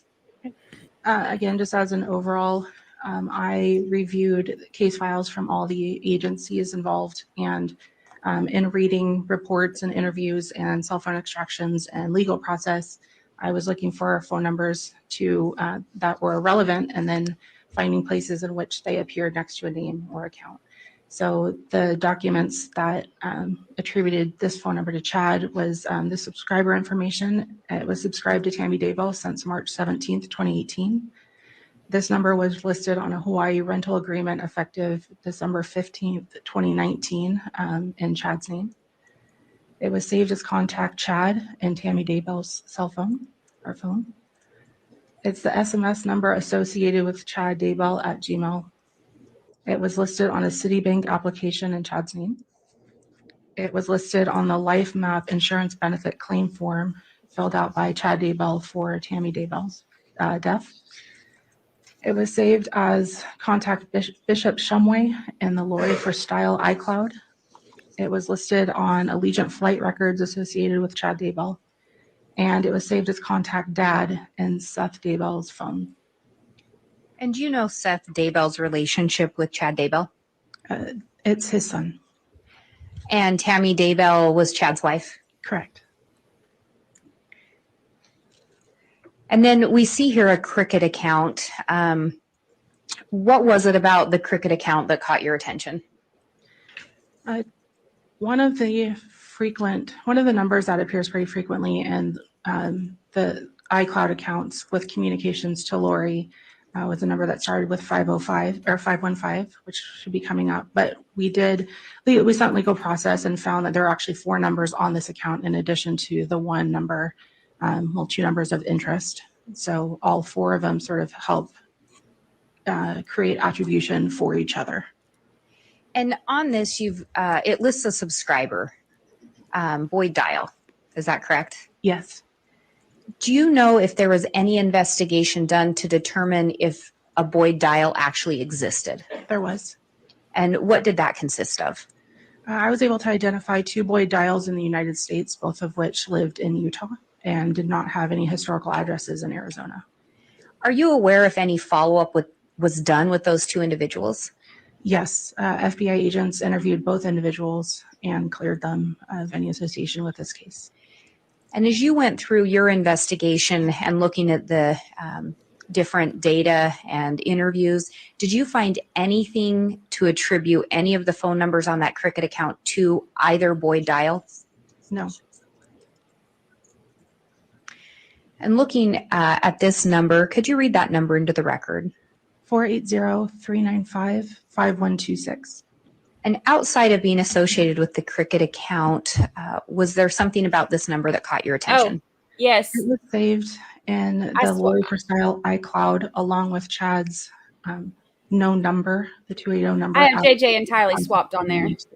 Good catch. Helps to attribute them to each other. And that was the 208 number associated with him?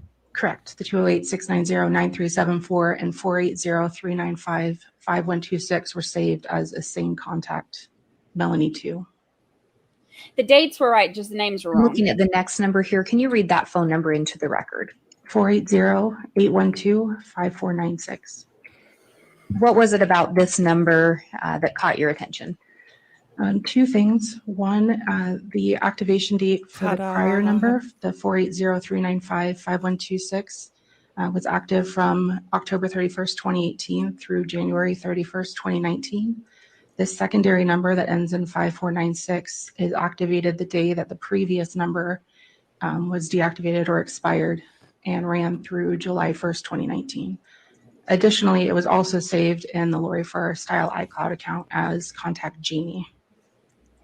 And these 2 numbers are in white. Were these 2 of the 3 numbers that you focused in on? Because they weren't in the way. Not so much as far as what you'll hear in the investigation, but they do provide further attribution for the other relevant phone numbers. And this next number, if you could read the number into the record. 515-402-0143. Yes, a lot. I like this one again has some more things listed than the last one. Could we go through what it was about this phone number that drew your attention? It was first identified by the Chandler Police Department in Lori's 480-692-9562 call detail records and saved as contact Bubby in the Lolly Time iCloud account. It was active. It picked up the activation from July 1st, 2019, the date that the prior number, the 5496 number, expired, and was active until October 8th, 2019. In the call detail records for this number, we found a call to the Valley of the Sun mortuary on July 11th, 2019. in which Chad Daybell calls and has an interaction with the mortuary, which was recorded. There was a text message from Lori with the content reading conf number 99NBQ4, which was an Allegiant Airlines flight in Chad's name. A text from Lori on August 11th, 2019, birthday kisses all over. And finally, it was saved as contact Rebecca Shumway in Lori for Style, the iCloud account.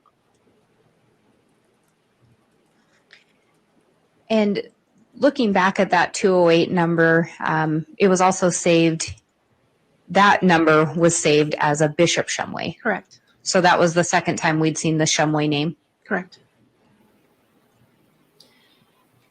And then looking at this next one, if you could read that swear, number. I think it's from Spider-Man.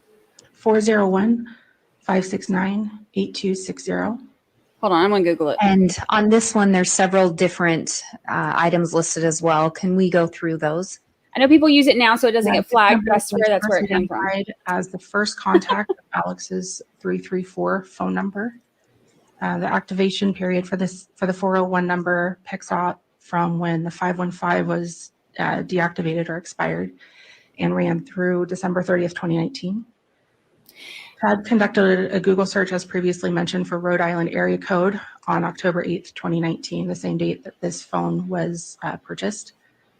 There was a text from Chad's known number, 208-690-9374, to Lori on October 9th, 2019, saying, "I will call right now," from a 401 number. This number is only in contact with Lori's 480-489-4652 and Alex's 334-744-4205. My kid loved Spider-Man. I love Bishop it. Miller and Lori for Style iCloud. And through these different ways, you were able to attribute all of these phone numbers to Chad Daybell. Yes, either through content or it's being attributed to somebody that, in Lori's iCloud, there's knowledge of that these two people are connected. And looking back again at that first number, the 208 number, was that active for the duration of these other numbers being active? I believe it was. Based on the legal process, I don't know that we ever had a deactivation time. So it would have meant that Chad Daybell had at least two active phones at the same time. Correct. It's become something that we say online because other words get flagged. And in looking at this next slide, there's two more numbers listed here. What was it about these two numbers that drew your attention? Well, these don't necessarily, these numbers are relevant in the sense that they help further attribute Chad to additional numbers, but also Chad and Lori's aliases that are used throughout the investigation. And what are those aliases? Raphael and Lily for Chad and Lori, and James and Elena. And with both of these numbers, looking at the first one there, can you read that number into the record? 602-290-7288. And what was it with this number that assisted with attributing that to Chad? Aliases. Between these two bullet points, Chad, the text from this number to the Daybell children, it was a group text on December 4th that began, "Hi, this is Dad." And in conjunction, it's saved in Zulema's phone as contact with Raphael. So those two together would help attribute that this is Chad's phone, and he's also known as Raphael to others. And the next phone number, if you could read that into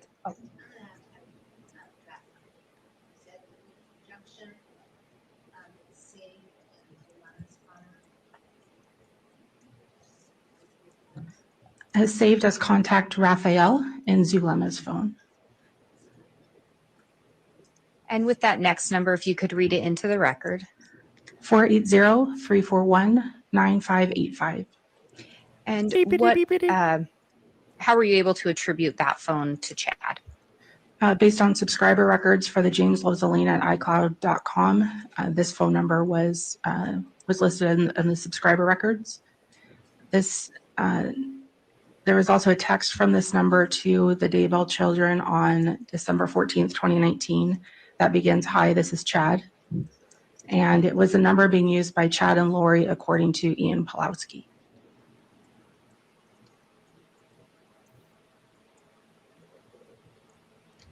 And both of these numbers would have been in use later on in the investigation? Correct, after the homicides, yes. And would this have been after Chad and Lori had left the Idaho area? Yes. Then looking at Lori and the cell phone numbers attributed to her, if you could read that first number into the record. 480-489-4652. And there are several things listed there identifying this phone as being attributed to her. Did you I have find not out in this also trial. attribute this I haven't phone to heard. her, or this number? Yes. Were these the main things that you had focused in on? Yes. And if we could just go through those. It was identified by Chandler Police Department during a review of the Lori for Style iCloud account. There was no based on the provider records, there was actually no subscriber name associated, but the account IDs were similar to Lori's known email accounts, which were lollytime at iCloud and Lori for Style at Hotmail. Additionally, the credit card information associated with the provider information was in Lori Vallow's name. This phone number was effective from January 31st, 2019 through December 28th, 2019. This number is also listed along with Lori Vallow's name on Allegiant flight records. It's saved as contact Lori and Lily in Melanie Boudreau Pulowski's phones. It's saved as contact Lori Vallow in Zulema's phone, along with an additional phone number, 480-692-9562. It's listed on Delta flight records along with kkwalker75@yahoo.com. And it was a contact number on a Hawaii wedding quote request. And looking in at the Delta flight records associated with kkwalker75@yahoo, what was it about that that drew your attention? We had identified 2 emails sent from this email to Chad Daybell that Charles Vallow had have found in the iCloud accounts and confronted Chad and Lori about being a false representation of wishes he was making to have somebody write a book for him, and asking for Chad to travel to, I believe it was Houston, for a children's camp. And looking at this next phone I number, just dropped a phone the record. thing in here. We'll get it pulled up. 480-692-9562. And again, there are several things listed here. Were there other things that attributed this phone number to Lori? There were. Were these the things that you'd focused in on the most? Yes. And if we could go through what those are. 480, oh, I'm sorry. The first one was Chandler Police Department's review of Charles Vallow's cell phone, reviewed this as another number for Lori. So Charles had this saved in his phone. It was subscribed to Lori Vallow effective February 4th, 2019 through January 5th, 2020. Based on legal process, we found that this number was associated with the lollytime at iCloud, Lori for Style at iCloud, and lollytimeforever@gmail.com accounts. It was listed as the Amazon shipping contact for Charles Vallow at 565 Pioneer Road, apartment 175 in Rexburg, Idaho. JT has it playing on his end, so when he gets back, we'll see how much is left. There's one more witness after this, but it's not a long one. They go over It was the saved as contact Lily and Lolo. location data. Pulowski's phone, and similarly to the prior number, it was listed as a contact number on the Hawaii wedding quote request. And looking at that Amazon shipping, the 565 Pioneer Road, is that an address JT, that was ever associated to with Charles Vallow that you're aware of? 2 things. I put a cell phone Is it an image in the address folder. that he And ever then lived also, at? can you see how much is left? They were asking, somebody Is asked how that much. an address that was associated with Lori Vallow? Yes. And did she live there? Still 2.5 hours. Can we put this part faster? At the next one, could you read that number? No, it was not.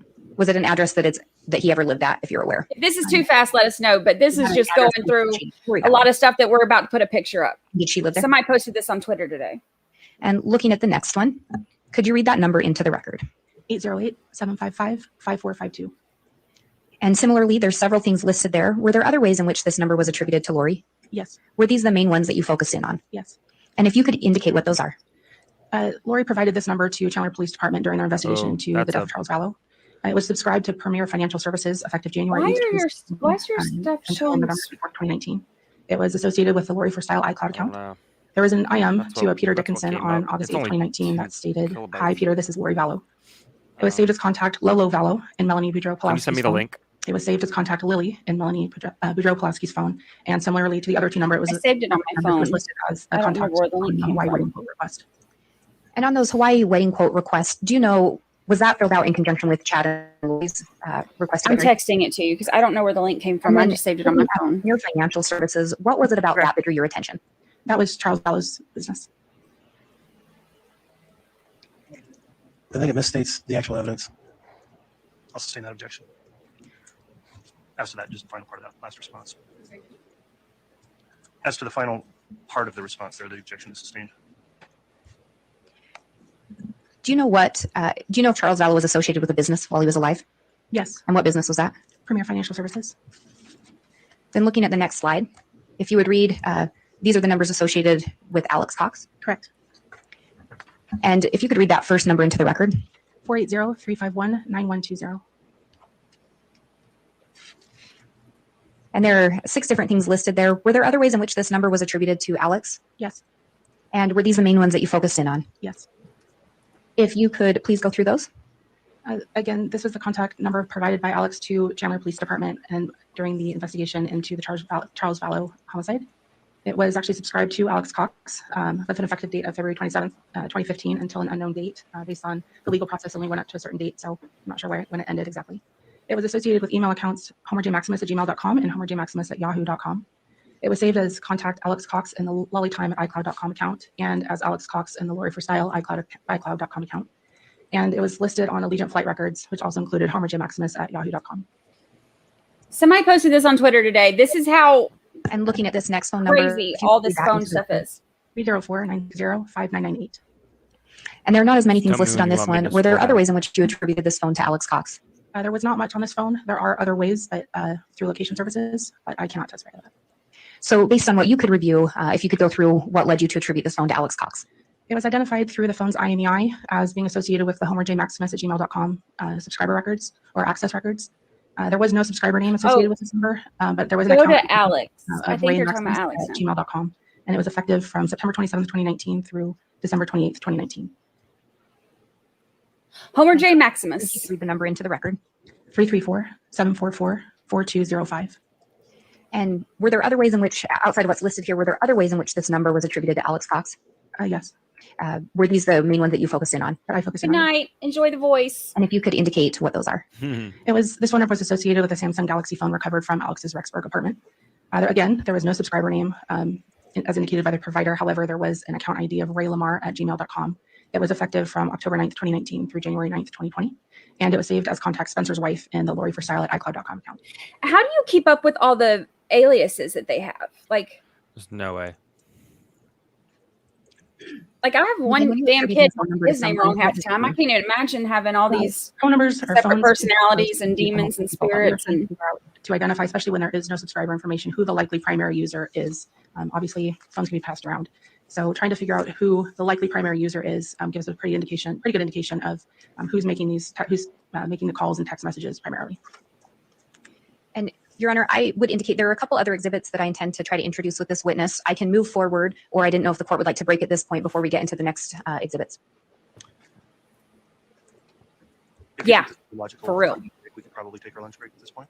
The next exhibit I think will take more than 10 minutes to go through, assuming it's admitted. And so given that, I wondered if now would make sense to break. Okay, I think we can do that. That makes sense as well. So we will take the lunch recess. We'll try to get started before 1 o'clock, obviously maybe 12:45 to restart with more testimony. That'll give everyone time to get lunch. All right.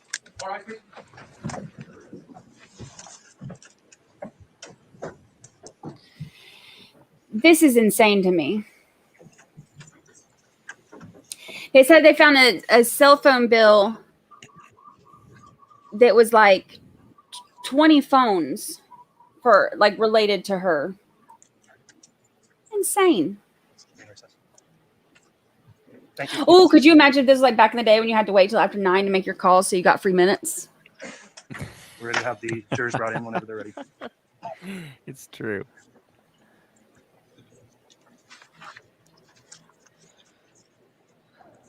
Having all these phones reminds me of like the little Twitter trolls who have like their little burner accounts. Oh, all of them. Yep. And then when they come at you, like they'll like attack you with themselves. They'll attack you with themselves, or they'll like boost themselves with their own burners. Yeah. You're like, no, I think she's telling the truth. What? Yeah. It's still you. Yeah. Oh. I called one out on that because it was literally same exact misspellings and like all the things, and he got so mad. So mad. Free talks on weekends. Yes, I remember those. Be like, hey, call me after 9 or anytime on Saturday and Sunday. Oh, sorry, Betsy. Those are real people. You have a burner for every personality.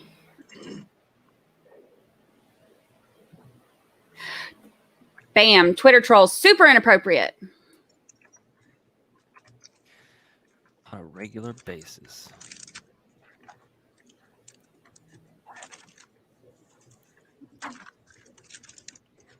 Can we skip forward to when they're... Oh, I hear them now. We can. Of your responsibilities, were you... Oops. Ms. Heidemann, as part of your responsibilities, were you also asked to look specifically for evidence of wedding planning? Yes, I was. And again, did you review phone data? Yes, Night Diet Coke, Mama. Search warrants I did. and responsive documents? Yes, Did you discuss the case with other investigators, yes, both special agents and detectives? yes, But what if Did you don't also have any read friends? reports of interviews? I did. And in preparation of your testimony today, did you create a PowerPoint exhibit? I did. I'm getting bugs. And Your Honor, I'm going to ask that both the witness, the court, and the witness be handed what's been marked as State's Exhibit 185. Similar to the other ones, these are pages that are part of a PowerPoint, but for courtesy of the court, counsel, and the witness, we printed out the pages associated with that PowerPoint. All right, thank you, Ms. Blake.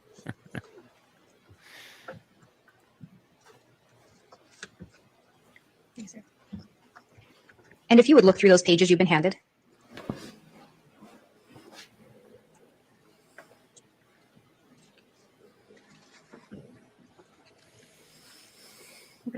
Do those appear to be an accurate representation of the PowerPoint you created?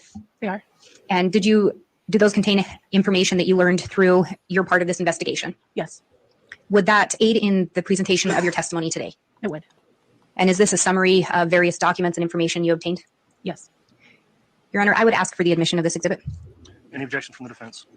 Yes, Your Honor, we believe that pages 2 and 3 of this exhibit are irrelevant and have nothing to do with this case. We believe that page 4 contains 404B evidence. We believe that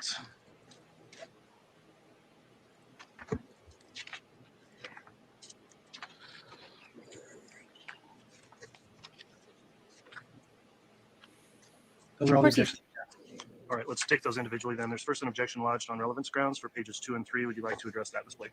Yes, Your Honor. And if I may ask some questions of the witness in aid of that. And before publishing them, if you'd make reference also to make sure we're tracking the same page, all of us, meaning you Just and don't defense mix the counsel, two which is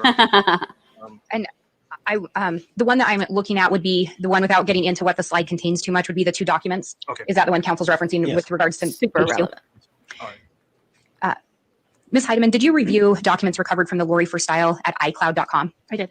Were there some documents that were recovered in addition to messages and other information? Yes. And looking at page 2 without describing what's on it, is that one of the documents that was recovered from the Lori for Style at iCloud.com review? It was. And then similarly with page 3, was that document also recovered from the Lori for Style? It was. iCloud? And it was? Your Honor, I think given the fact that these were discovered in the Lori for Style iCloud, which has already been submitted to the court, that account and the documents retrieved from that and the information, I believe they're already in evidence.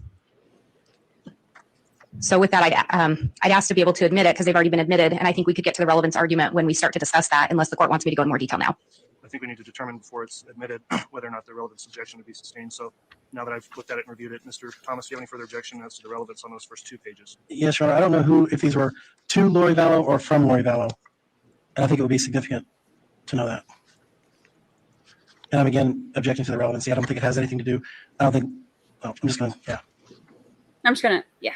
The question I have looking at them, Ms. Blake, on pages 2 and 3, I think given the theory of the case of the state, there is relevance here and would overrule an objection just based on relevance looking at the content.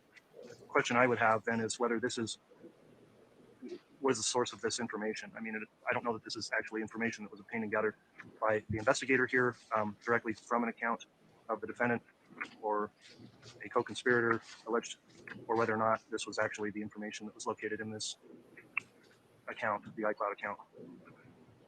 If I made that clear or not. If I can ask some additional questions, I may be able to clear that up. So a foundational concern is what I have.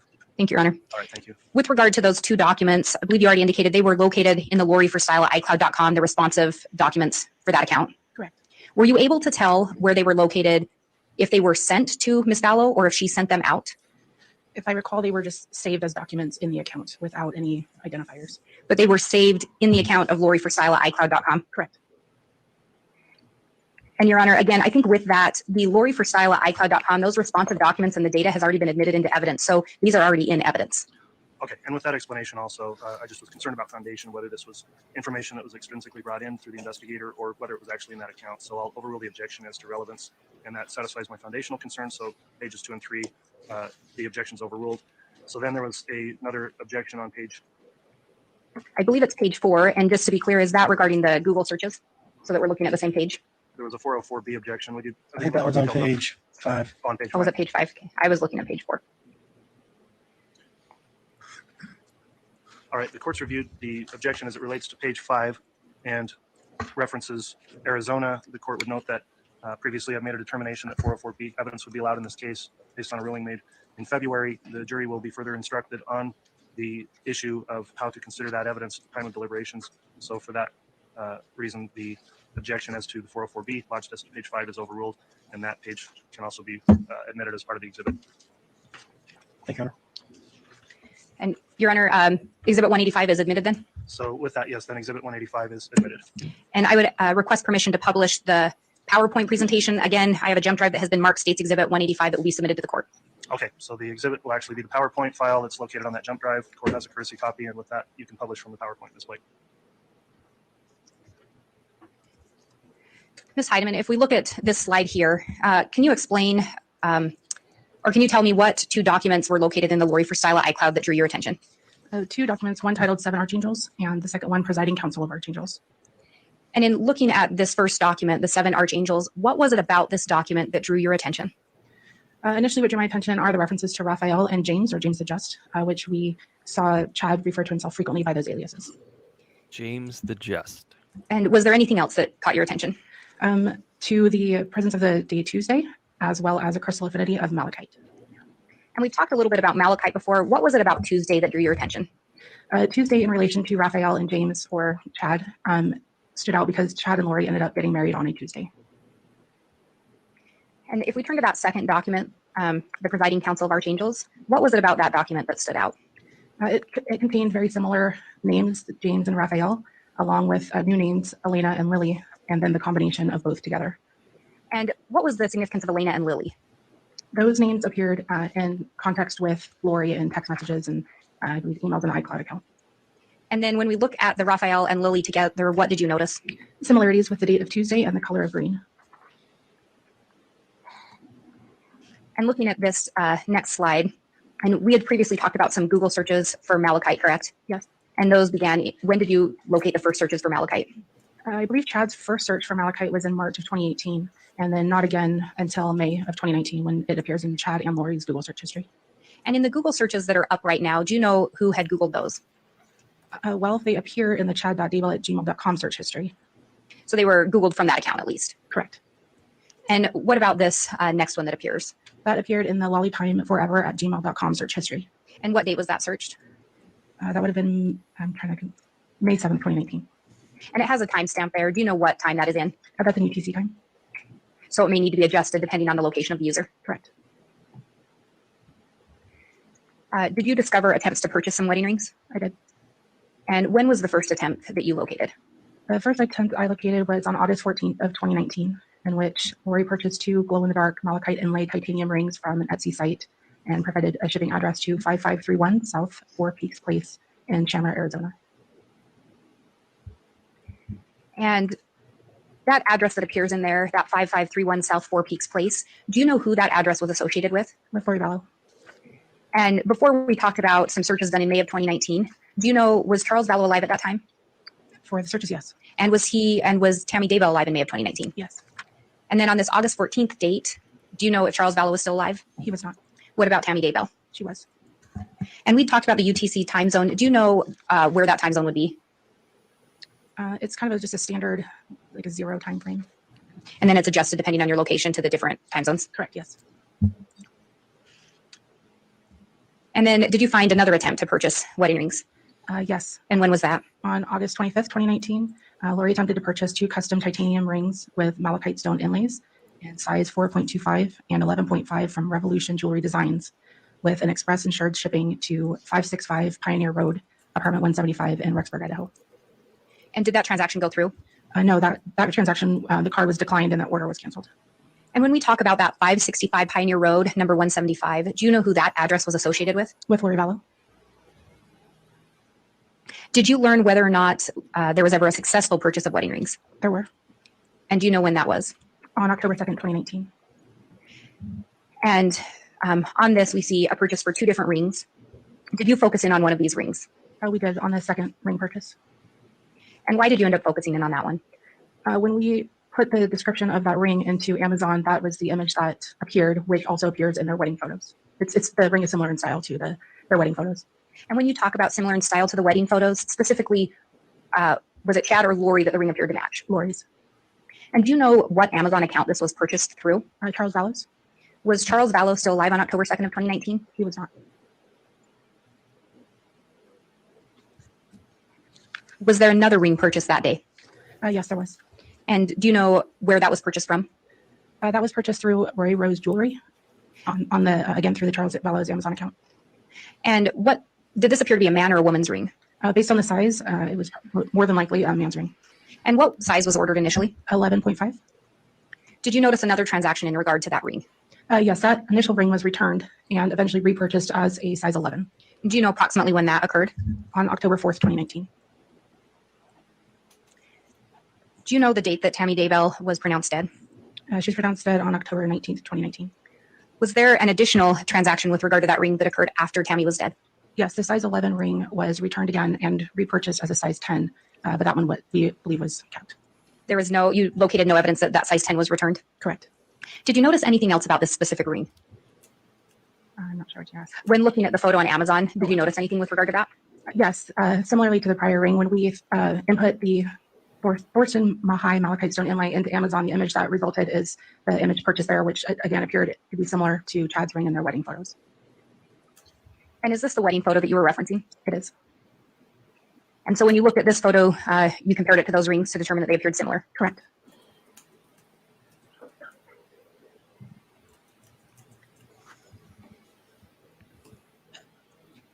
Did you also look at a text message that had been sent? I did. And looking at the slide, is that one of the text messages that you'd focused in on? Yes. And I say text, but it says SMS message. Is that correct? Yes. Could you determine most likely who that message was sent from and to whom? Again, based on phone attribution, we believe the 515 lobby number to be attributed to Chad. And who would the message have been sent to most likely? This is in the Lori or the Lolly Time account, so to Lori Vallow. And what was the date of that message?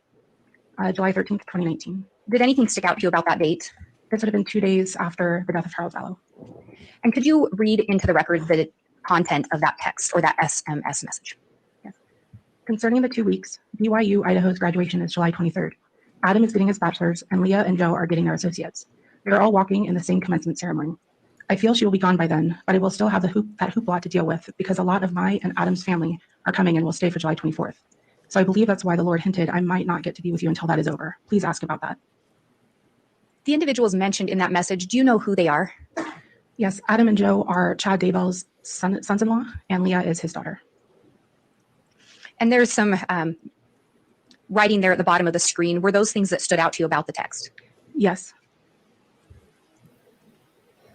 Did you also review some texts between Chad and Lori from July 22nd of 2019? I did. And on this slide, you have regarding quiet and the plan. When you're referencing the plan, was this in relation to a specific plan? It appears to, with the totality of everything, to be the plan to be in Hawaii together. And to ultimately be together? Correct. And in looking at that text exchange, could you indicate who the text originates from and to whom, or who we believe that it originates from and to whom, and the content of the message? Yes. Similarly to the prior text, the iCloud shows that it originated, or in this situation, a to-from situation, from the 515 Bubby number previously attributed to Chad to Lori. And what is the content of that first message? Love you. Going with Garth in an hour to see Other Side of Heaven too. Missing you desperately, but so excited to be with you. And is there a response from Lori? Yes, Lori responded, you will love it. And then the next message? The 515 Bubby number responds, not as much as I love you. And does Lori respond to that? She does. She says, I love you. You'll enjoy the scenery. It looks like Kauai a lot. And is there another message then from Lori? Hopefully we will be there someday soon together. And what is the number associated with Chad's response? That is the plan and my greatest desire. Did you then locate anything regarding Lori requesting a quote for a wedding? I did. And when was that quote requested? On October 30th, 2019. And where were they requesting to hold the wedding? Or was she? At the Kauai Beach in Hawaii. Did she specify a specific day in her request that they were wanting to get married? November 5th, 2019. Do you know if Chad and Lori were actually married? They were. And what day did they get married? Tuesday, November 5th, 2019. And do you know if they exchanged rings? They did. What type of rings did they exchange? They appear to be Malachite rings.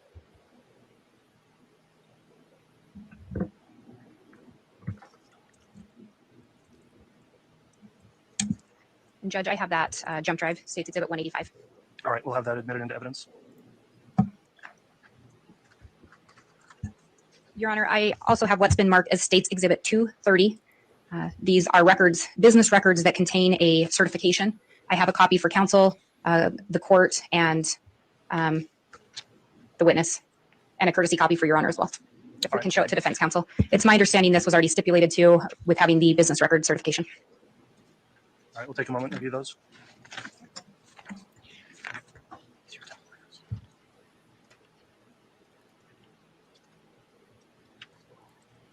Of that exhibit based on stipulation. And Your Honor, again, the state would move for those admissions, the admission of that exhibit based on stipulation. Any objection as to admitting Exhibit 230? I'm just going to object to the completeness of it. This is not a complete record of what was sent, or that what was received in this search warrant or subpoena. All right, response to that, Ms. Blake? Your Honor, if I may have just a moment. Yes. They had some kind of power. Malachite. What did they do? What did the Malachite do? Something about spirits and something about Judge, if we could maybe approach for a brief sidebar. I Like can't protection remember. or something? Yeah, something about a bunch of nonsense that didn't help them because they're both in jail. All right, on the sidebar, Ms. Blake, I understand there are some additional records that would be included with this particular exhibit, and the state's going to retrieve those at this time. Is that correct? That is correct, Your Honor. All right, well, we talked about that. I think it would be efficient for us to just keep, to do that at this time in lieu of trying to bring it back later at another point. So for that reason, then, the state indicates it's not going to take very long to do that, but it will take a few moments. So we'll take a brief recess at this time until those records have been located and provided, and then we'll come back on the record for additional directs. So we'll take a recess now for maybe 10 or 15 minutes. Thank you, Your Honor. Thank you. All right, we're going to take a quick second. So we're at 2 hours and 30 minutes. We're going to take a shift. We're going to shift the audio over from my computer to Brandy's computer. I have to go. Brandy's going to stick it out like a champion. You said 2 hours and 30 This minutes? rarely happens. Yes. Okay. We're going to see how it goes. So I will remove my screen. And then I'll stop it, and we should be able to present. And then share entire screen.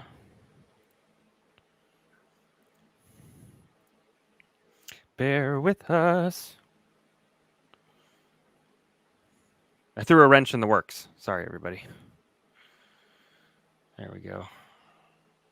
Okie dokie. Yeah. Let me know if y'all can hear this. Let me get to 2:30.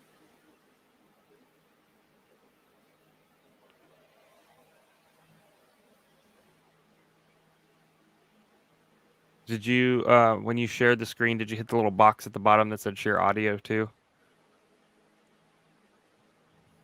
I don't know. Let's see. It's okay.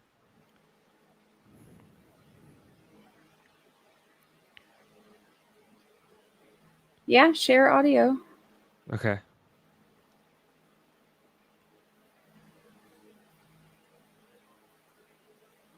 Oh, I have that muted. Or I was trying not to be loud. Now it's unmuted. Now see if you... Right now they're just ruffling papers. That's right. Do you have your computer audio turned all the way up? Yep.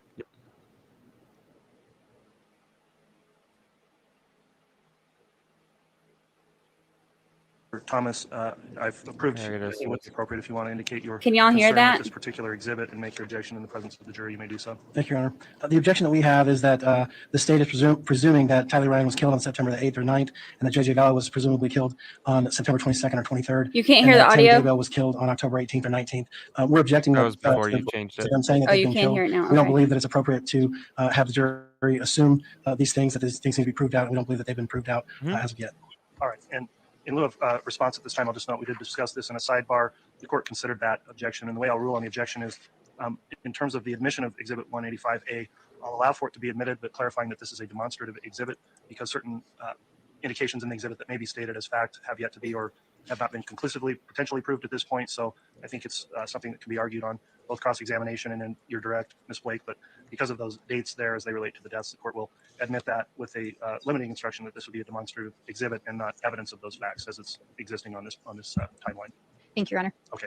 Given that, the state would ask to publish Exhibit 185A. You may publish it.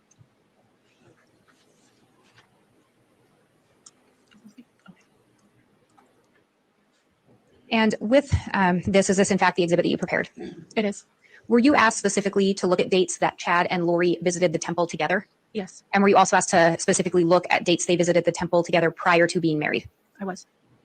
In looking at this chart, were there specific dates that you located where they had in fact attended a temple together? Yes. And looking at those, can you indicate the dates that they attended temples together? November 16th of 2018, they attended the Gilbert Temple together. On April 3rd, 2019, they attended the Idaho Falls Temple together. On April 27th, 2019, they attended the Houston Temple together. On September 7th, 2019, they attended the Idaho Falls Temple together. On September 17th, 2019, they attended the Rexburg Temple together, although that one had a more significant time difference than previous and subsequent visits. On September 28th, 2019, they attended the Rexburg Temple together. And on October 29th, 2019, they attended the Rexburg Temple together. And when you talk about that September 17th visit and the time difference, what are you referencing there? The temple records show when a member, I believe, scans a card and it tracks the date and time to the second. And all the previous and post September 17th, they're all within a minute, 2 minutes, and sometimes seconds of each other, which is why we're saying that they're attending together. The September 17th, 2019, there was a 25-minute time difference. So I just wanted to caveat that to make it clear. And it was a 25-minute difference from when between Chad or Lori scanning their card in? Correct. And the other visits they scanned there together. you go. In seconds to. I was just trying to figure out a way to keep chat up, but And I looking don't at think I those can. first 3 dates, Oh. was Charles still alive at that time? He was And do you know when Charles was killed? on July 11th, 2019. And then looking at those next 3 dates in September, do you know if Tammy was still alive during that time? She was. And for that first visit on September 7th, do you know if Tylee was still alive? She was. And was JJ still alive? He was. And there's a note there indicating on September 8th or 9th, Tylee Ryan was killed. Do you know the last time Tylee Ryan was seen alive? Yes, she was our last proof of life of Tylee was on September 8th, 2019, based on photographs of her in Yellowstone found on one of Lori's iCloud accounts. So is that the presumptive date regarding when she was maybe killed? Correct. I don't know the exact date or time. And September 17th, was JJ still alive at that time? He was. Do you know the last time JJ was seen alive? Well, we know that there is a photograph of JJ saved in one of Lori's iCloud accounts the morning of September 22nd. And so when we have September 22nd to 23rd, J.J. Vallow killed, is that the presumptive date? Correct. And you would gather this information and then turn it over to other investigators, is that correct? Yes. Then there are, and then there is also the indication there of Tammy being killed on October 18th or 19th. Do you know when she was pronounced dead? October 19th, 2019. And there are two things there in yellow regarding some attempted shootings. Did you learn that information through your investigation? I did. And so we have the October 2nd Brandon Boudreaux shooting. That was learned through the investigation. It was. And the October 9th attempted shooting of Tammy Daybell. Yes. And so while these events were occurring, there were temple visits in between. Is that correct? Yeah, they were approved, yes. These stars up And here, I just put a moment, their Ronnie. temple visits. I have no further questions at this time, Your Honor. All right, thank you, Ms. Flake. Mr. Thomas, cross-examination? Yes, Your Honor.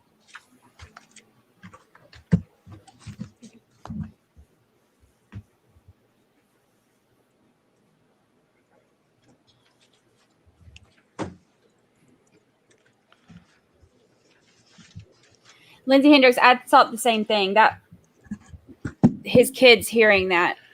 Good afternoon, Agent Heidemann.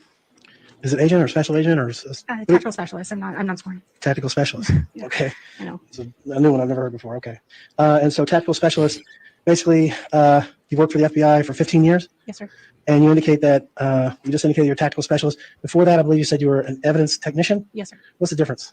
An evidence technician in the FBI, we were charged with maintaining custody and control of physical evidence brought into and out of the FBI. Okay. They said they have to And now like your scan job their is to cards or analyze- you're more of an something to analyst? get in for the temple visits. Let's just start with some of these exhibits that the state has brought to your attention.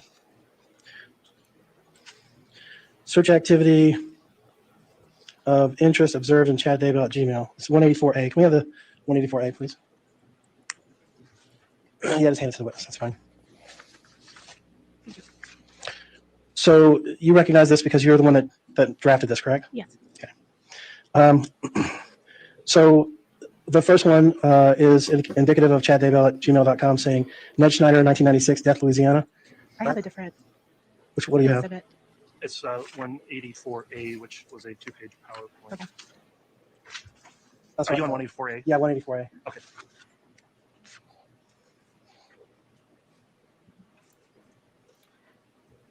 And it is a jump drive exhibit. So we've got courtesy copies in the jump drive. Can I wrote on mine. So Mr. Bailiff, there's a courtesy copy the witness can look at. If you want to publish it again, you can, Mr. Thomas, or you can just refer to the courtesy copy that's provided to the witness.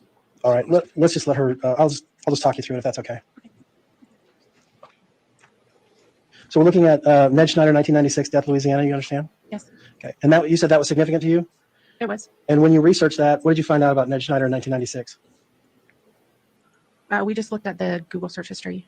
You mean research what he was searching? Right. I just looked at the Google search history in these situations. You didn't look into what he was looking at? I did not. No. Is there any reason why you didn't do that? No, I suppose not. Okay. So what was so significant about Ned Schneider? Somebody told you that Ned Schneider, 1996, Death, Louisiana, was something significant? The name Ned Snyder or Schneider was significant. The death dates or location was not quite as significant. You didn't think that it was important to find out who this guy was? I hate his attitude. Okay. The next one, 131, 2019, Ned Schneider, Louisiana, obituary, 1997. You didn't look into that either? I did not. In fact, you didn't look into any of these? Other than maybe the Rhode Island area code to confirm that 401. No. So your search was very narrow. Your task was very narrow, just to find things within these search histories, because these search histories are huge, right? Yes. And your job was to find things that might match up to things that the state could use to prosecute. Is that right? Potentially, yes. Okay. So you weren't tasked with the job of actually finding out what any of these meant or what significance that they drew. You were just tasked with finding names. That's it, right? With finding information that had already been presented in previous reporting or interviews, things that had already happened in the case that we were aware of, and then they appeared also in the search history. But you didn't dig into them any further than that. It was just a cursory search. Correct, sir. Okay. And the same thing with lollyforever@gmail.com, the next part of the exhibit. Correct, sir. You mentioned, let's see, where am I at?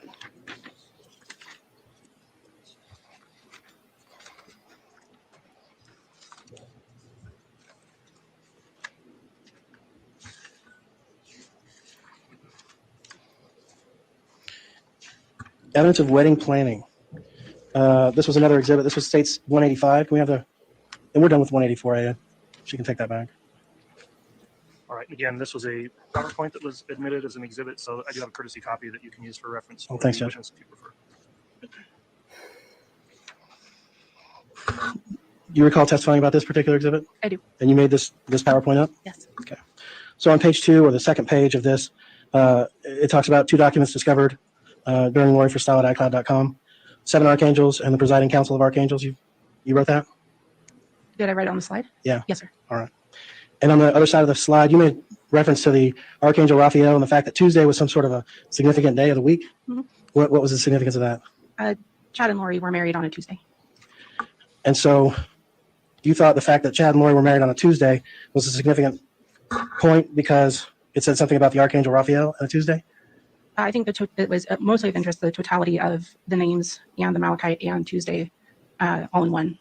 I think on each on their own, probably not, but the totality of it we thought of importance. What other things happened on a Tuesday that were of significance?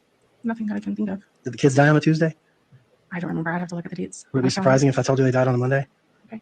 Would that be surprising to you? No. I hate his Tammy Daybell die on a attitude. Tuesday? I don't believe so. Would it be surprising if I told you she didn't? No. Okay. Were any of these searches that were done, were any of them done on a Tuesday? Which searches, sir? Any of the searches in 185, 184A, the ones that we talked about? I don't know. Didn't check? No. It wasn't that significant? Not in reference to the search sheets, no. The day of the week? Not significant? It was not. Okay, thank you. Oh, I can't stand him. As far as the Malachite rings, He's not these doing were himself any special order favors. rings, were they? I don't. In what respect? Well, they weren't manufactured for the purpose of this particular couple. I don't know how they manufacture them. I believe the first attempted purchase on August 14th was likely a special order because the manufacturer stated he did not have time to fulfill the order. So, but I can't speak to whether the other ones are custom made by the manufacturer or if it's a Etsy company, if it's just that individual. I don't know how custom they are. Okay, so you didn't really look into that? I did not know. Okay. So basically we have 2 Malachite rings. You don't know if they're special order or if they were custom made, right? I do not know that. No. What we do know is that they were not the right size, Correct. apparently, right? Chad's correct. Yes, Chad's was not the right size? correct. Okay. So what size ring does Chad wear? Based on the last purchase, I would assume a 10, but I can't say for certain what size ring he wears. So you don't know what size ring he wears? I do not. All right. And what about Lori? Do you know what size ring she wears? I don't know for certain, but based on the ring purchases, I believe they were a 4.5. Okay. So you don't know what size ring Lori wears? I do not. Do you know what size ring Alex Cox wears? I do not. Do you know what size ring Zulema Pastinez wears? No. Did you research any of that? No. Yeah, he's been saying all along, we don't know when the kids died. And now he's like, oh, they died on a Monday. Again, looking at States Exhibit 185, the evidence of the wedding planning. Let's get you to the right page here. 1, 2. I hate it when he's trying to point out stuff, though, that. Page 9. Oh, so you didn't Would be think a that was text from important? Chad to Lori on 7/13. He's trying to make it sound like she So you said you had some significance with that. didn't Would do a you good job. argue with me if I told you that 7/13 was a Saturday? No. Was there any significance to that? No. The text message specifically says, concerning the 2 weeks, BYU Idaho graduation is July 23rd. Would it surprise you if I told you that was a Tuesday? No. Was that a significant day? July 23rd, no.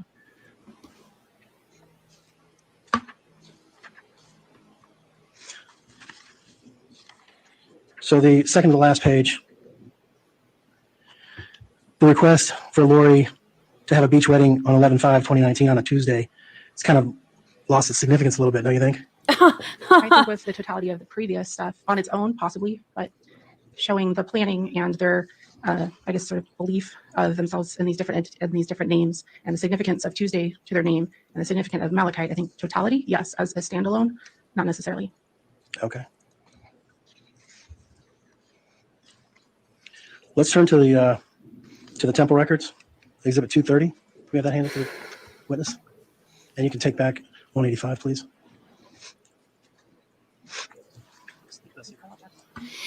Lindsay, there was something that was said in a reading or something that they did where The last 3 pages of in one of the Exhibit documents 230, they found that was saying those are Tuesday all was the important. dates and times that Lori Vallow and Chad Daybell had gone to the temple. Is that correct? I don't actually have those pages, but I believe they were, yes. Well, let's get those pages. Ugh, I I can't stand him. 230. Should look like this. You all good? These are the last 3 pages. Yes. Okay. Thank you. Bye. Bye, everybody. Y'all say bye, JT. Sorry, I have to cut out. I feel terrible. I feel bad for about 48 hours or more. We'll see you tomorrow. Do you have those last 3 pages? I do. And those are the actual attendance records of Lori Vallow and Chad Daybell for their temple attendance. Is that right? Yes, sir. And do you see what day these temple records start? Betsy, we're waving. You have to say that now. We learned that with RA. You have to. Lori Vallow's starts on October 5th, 2018. Okay. And Chad Daybell's start on October 10th, 2018. Okay. And when's the last day that they have records for? For Lori's, it is November 20th, 2019. And Chad's is November 20th, 2019. Okay. And let's, in conjunction, I'd like you to also look at 185A. So I'd like her to have both of those at the same time, if that's okay.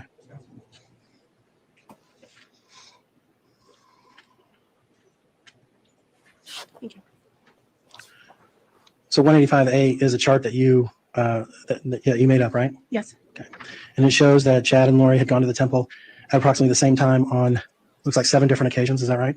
Yes. And that would be during the time between all these records, right? Correct. Okay.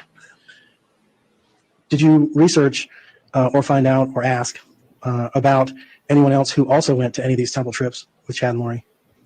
No, the records I were given just were for Chad and Lori. Okay. So you don't know if they went in a group? I do not. You don't know if they went with each other or by themselves? They just showed up at the same time at the temple? Yes. All right. And as far as Chad and Lori's temple attendance, this is but a fraction of the times that they had actually gone to the temple, right? Yes, sir. A very small fraction? Yes. I agree with this.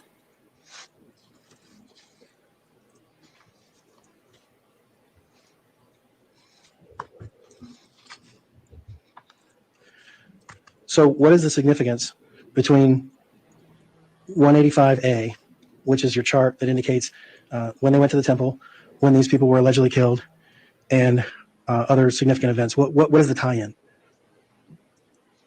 I believe that investigators, I don't want to say noticed a pattern, but saw that some of the temple visits occurred within a relatively short time frame to some of the homicides.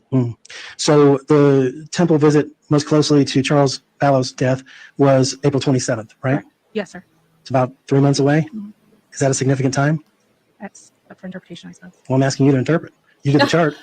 Not as significant as some of the others now. All right. But so you're saying basically the fact that there was a temple attendance on September 7th would be significant because Tyler Ryan was supposedly killed on September the 8th. Correct. Is that your understanding? Yes. Okay. And that's what the significance was? Potentially. Potentially? Yes, I can't. Well, I guess what I'm asking is why would you make a chart to show this evidence if you don't believe in it? What? Objection, Your Honor. Counsel's testifying and misstating. I'll sustain that. Wow. So, okay. That's another question. Sure. So you're saying that there's some significance between Lori going to the temple and Chad going to the temple and the deaths of these people? I don't know that I can testify that. We're just putting it in relation, in time frame relation. What they did at the temple or spoke about, I can't speak to. I can speak to the records that was presented and how they interact with the timeline of the investigation. And the way that you're portraying that is in a specific way of trying to show that these events and these temple visits were somehow connected. Your Honor, objection. I think this was asked and answered. And again, counsel's testifying.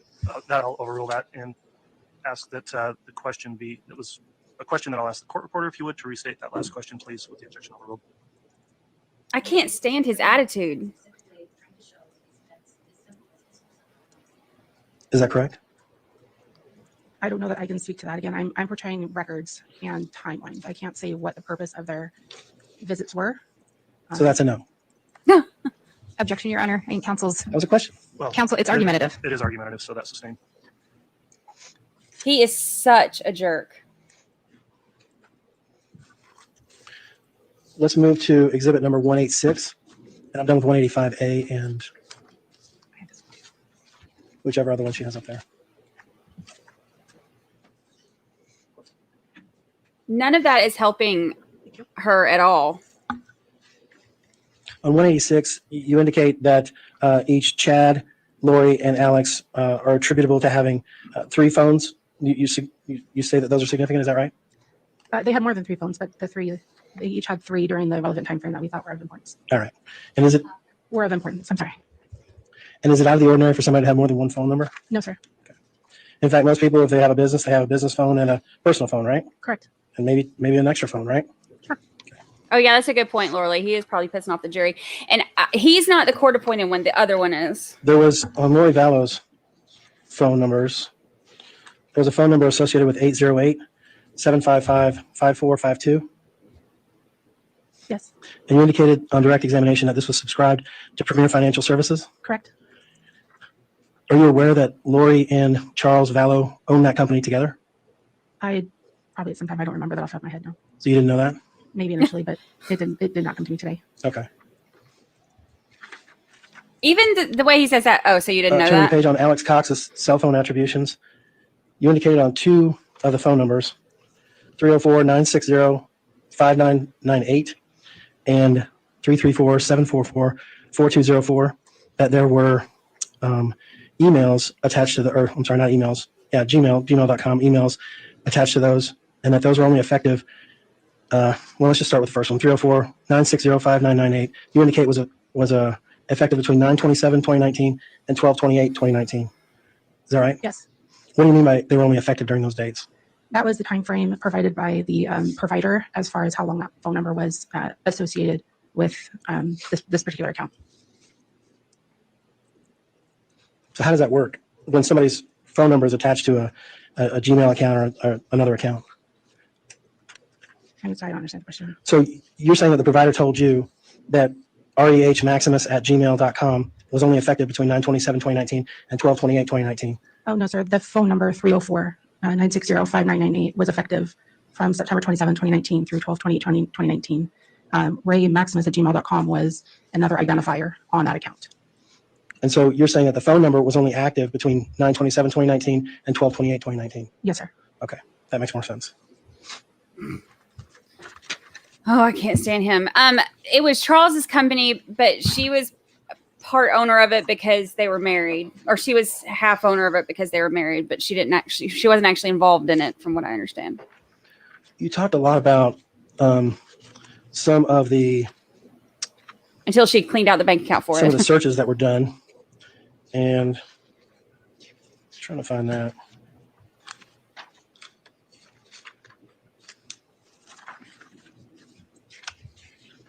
Good night. We'll see you tomorrow. So yeah, if I could just go back to 184A, if we could have the witness handed that. I think this is the snarkiest I've seen him be so far.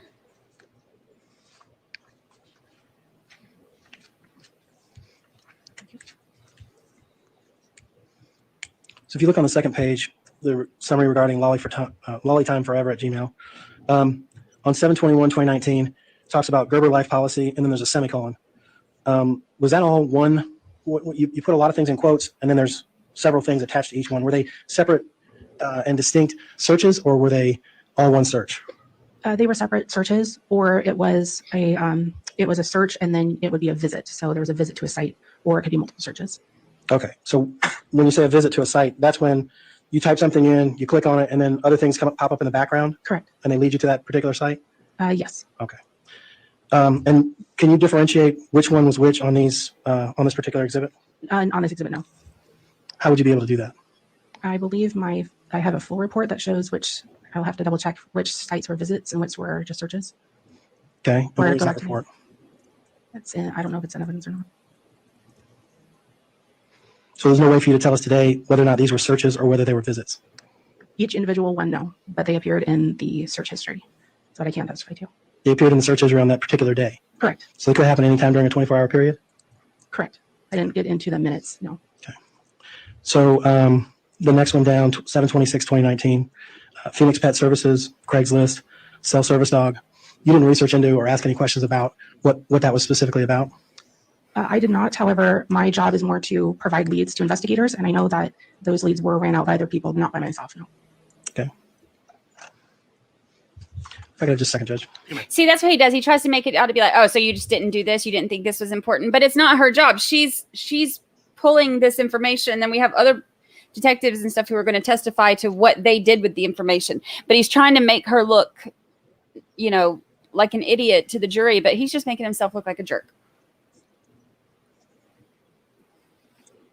Yeah, she searched life insurance on the kids. All right, thank you, Mr. Thomas. Any redirect?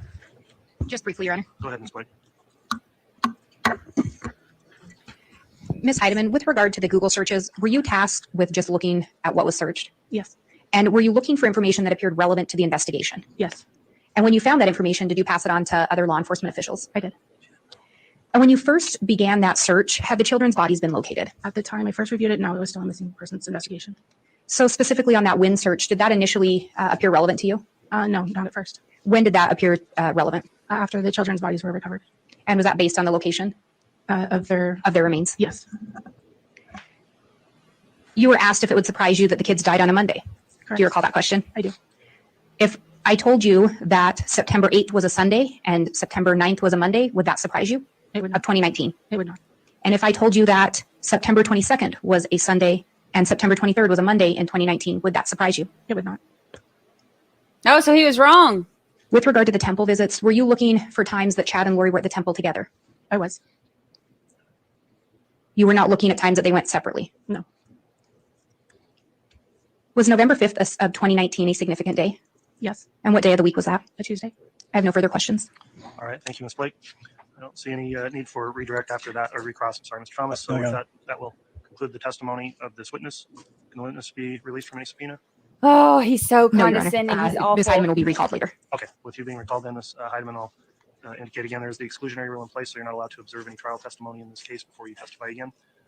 You can go ahead and be escorted off the seat there with the bailiff, and then once you've done that, I'll ask the state to call another witness. So thank you for your testimony.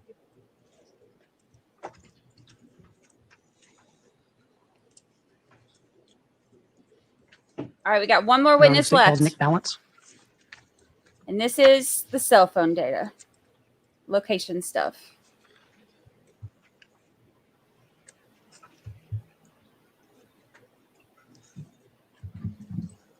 Oh, Nan-R, that's the sweetest thing ever.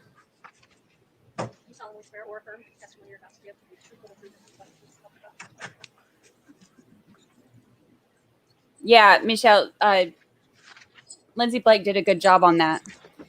And I'm glad that she pointed out that he was wrong about those dates because he was so snarky about it. All right, What if I Counselor, told you it was before on a conduct your Monday? direct examination, I'll just ask the witness, now they've been placed under oath. Have you reviewed or listened to any of the trial testimony in this case before testifying today? No, Your Honor, I have not. All right, thank you. With that in mind, then please make sure to make verbal responses to any questions you're asked and try to avoid talking at the same time as any attorney asking you questions so we can keep a clear record of the case. With those rules in mind, Mr. Wood, if you'd like to inquire on your direct, you may. Thank you. Will you please state your name and spell your last name for the record? Certainly, my name is Nicholas Balance, spelled Ballance. Thank you. How are you employed? I'm a special agent with the FBI Okay. And how long have you worked as a special agent for the FBI? since June of 2016. And where are you assigned? So I'm assigned to the Boise, Idaho Resident Agency out of the Salt Lake City Division. Prior to being a special agent with the FBI, were you previously employed in law enforcement? I served as a deputy U.S. Marshal with the U.S. Marshal Service for approximately 9 years. Are you a member of a specialized unit within the FBI? Yes, sir. I'm a certified member of the Cellular Analysis Survey Team, or CAST for short. What kind of work does CAST do? In a very broad sense, CAST takes cellular records and geolocation records and puts those onto a map so we can look at where a phone was located either historically or where a phone is located now. Okay. And have you used those techniques successfully in the past? Yes. Okay. What kind of cases have you used this technology in? So hundreds of cases to include, fugitive investigations, homicide investigations, missing kids, and in general, just cases where it's important to know where an individual's phone was during a specific date and time that might be of interest to an investigation. Did you do similar work when you were with the U.S. Marshals? Yes, sir, I did. And how long have you been a member of CAST? Since October of 2019. And do you assist other agencies with this type of analysis? Yes. So I'll routinely assist other federal, state, and local law enforcement agencies, as well as I've assisted search and rescue in the past as well. How do these investigators or other agents contact you? So as a member of CAST, I do a significant amount of teaching and outreach to different prosecutors' offices and other law enforcement agencies in the area and throughout the United States. So an individual could have met me at one of those trainings and could reach out for assistance on a case, or people can also reach out through our unit, and then our unit would assign cases to individuals that are usually in the same geographic area. And how many members does CAST have nationwide? Fluctuates, but approximately 70 to 80 nationwide. And how does one get selected to be a part of CAST? So there's an application process for anyone that has interest in being a part of the program. And so if your application is accepted, there's multiple trainings that you would go to. The first 3 vary between a couple of days and a week in length, and they basically start with learning how to take records and put those onto a map. The first iterations of training are very instructor-led. There's a lot of teaching points, whereas when you get to the third piece of that training, it's more of you're given a problem and you have to work that problem out, map out those records, and then provide the solution, and then that's graded. So if you complete those 3 pieces of training, then you would go to our 4-week certification process. So that includes lectures specific from the different major providers, from their legal compliance people, as well as their network engineers talking about how their networks work, how their records work, as well as instruction in radio frequency theory from university professors. And then we also get instruction on what's called drive testing, which I can speak to a little bit more later if asked. But drive testing, learning how that works. And then at the conclusion, we get a practical exam where we have to take a case and work it start to finish, as well as traditional written exams that we have to pass. When you complete that training and those written examinations, are you considered to be certified? Yes. With regards to the Rexburg, Idaho area, how many primary companies operate cellular networks? Primarily 3. It would be T-Mobile, Verizon, and AT&T, and then historically Sprint as well prior to them merging with T-Mobile. Okay. And do they all operate independent of one another? Yes, they do. What does that mean in terms of cell towers? So basically what that means is if you have a T-Mobile phone and you're paying your bill to T-Mobile and utilizing their network, your phone's going to utilize the T-Mobile network. And even though an AT&T tower might be very near your house, your phone would utilize that T-Mobile tower, providing coverage to your phone. Okay. We talked about cell towers. What specifically do cell towers do? So from a broad sense, if you think about, I'll speak in a lot of analogies just to kind of explain things. But if you think about your phone as being a radio that you could go get from an electronics store, and so you have 2 of them and you can communicate back and forth on those 2-way radios. So the problem becomes is those radios aren't powerful enough to go, say from Boise all the way to Rexburg. So that's where your cellular network comes in. So if you think about that radio or your phone, it's going to communicate with a cell tower. And so those cell towers are going to be placed throughout a particular city, throughout a particular area. And what it's going to allow it to do is that radio can then take that call or text message, whatever it is you're trying to send out, and put it onto the traditional telecommunications network through that tower. So if I were sitting here with a 2-way radio, I wouldn't be able to talk to my buddy, say in Rexburg, because it's just not going to transmit that far. But with a cell phone, I can transmit to that cellular tower, and then it can route that call to the person that I'm trying to reach that might be a great distance away. What is the range of a cell tower? So it varies. Typically, you'll see it follow the population of a particular area. So as an example, here in downtown Boise, you're going to see towers a lot closer together because they're providing coverage to a lot more cell phones just because there's a larger population here. Whereas if you get out into the more rural areas out in the counties or even over to Rexburg, you'll see that those towers will provide coverage to a much larger area away from where they're located. And are cell towers responsible for providing coverage to a particular area? Yes. Generally, what the cell phone company is going to do is they're going to aim the antennas on that tower to provide coverage to a specific area. If I use the word sector in relation to a cell tower, what does that mean? So if you think about that cell phone tower, and let's say that we're looking at it directly above it, and we're looking straight down at that cell phone tower. So typically what the provider is going to do is they're going to hang the different antenna that they're utilizing for that tower, and they're going to face them in different directions to provide that coverage. So a traditional tower is going to have 3 sides or 3 sectors. What that means is basically there's going to be sets of antenna that are facing 3 different directions. So whenever we talk about a sector, again, going back to an analogy, if you're looking from the top, think about that tower as a pizza, a whole pizza. You're dividing that pizza into 3 equal parts, and each one of those equal parts would be representative of a sector for that particular tower. Can you briefly summarize how a cell phone engages a cell tower? Sure. So your cell phone, if you have it in your pocket right now, you don't necessarily have to be talking. It's constantly taking a measurement of which towers are in the area and what that signal strength is for each particular tower and a particular sector on that tower. So it's taking those measurements and it's ranking them based on the different cellular technology that it sees at any given time. So whenever you go to make a call out, your phone is going to select the strongest, clearest signal in order to allow that call to happen and communicate with a particular tower. So where that's significant is that your phone is making that decision. It's not the network. Your phone has that measurement going on in the background whenever it decides which tower and sector it's going to utilize. Yes, Betsy, they should have used walkie-talkies instead. Do cellular companies record the activities instead of their customers? 20 phones? Yes, they do. And so typically you would see this, several years ago, you would get this in the mail and it would be your call detail record, or CDR for short. And what you would typically see is a copy of your bill and all the activity that you had on it for that particular billing cycle. So you would see the date and time of particular calls that you made or received. Christine, do you live like in the city? Who you called or who called you, the duration of that call. That's crazy to have one that close in it.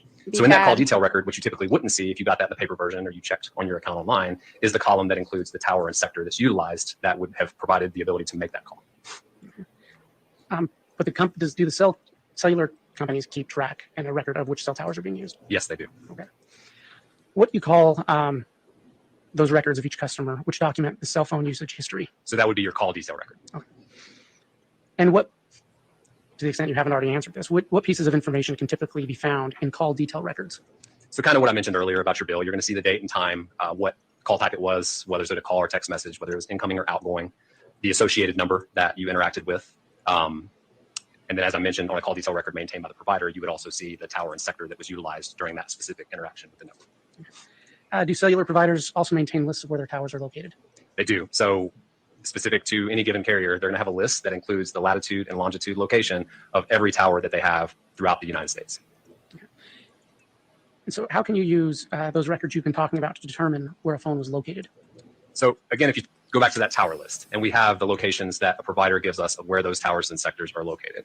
So we can place all those on the map, and I give the analogy like placing a bucket on the map. And so if you're looking at, mapping out the towers in Boise, you're placing a bucket at all of those latitudes and longitudes.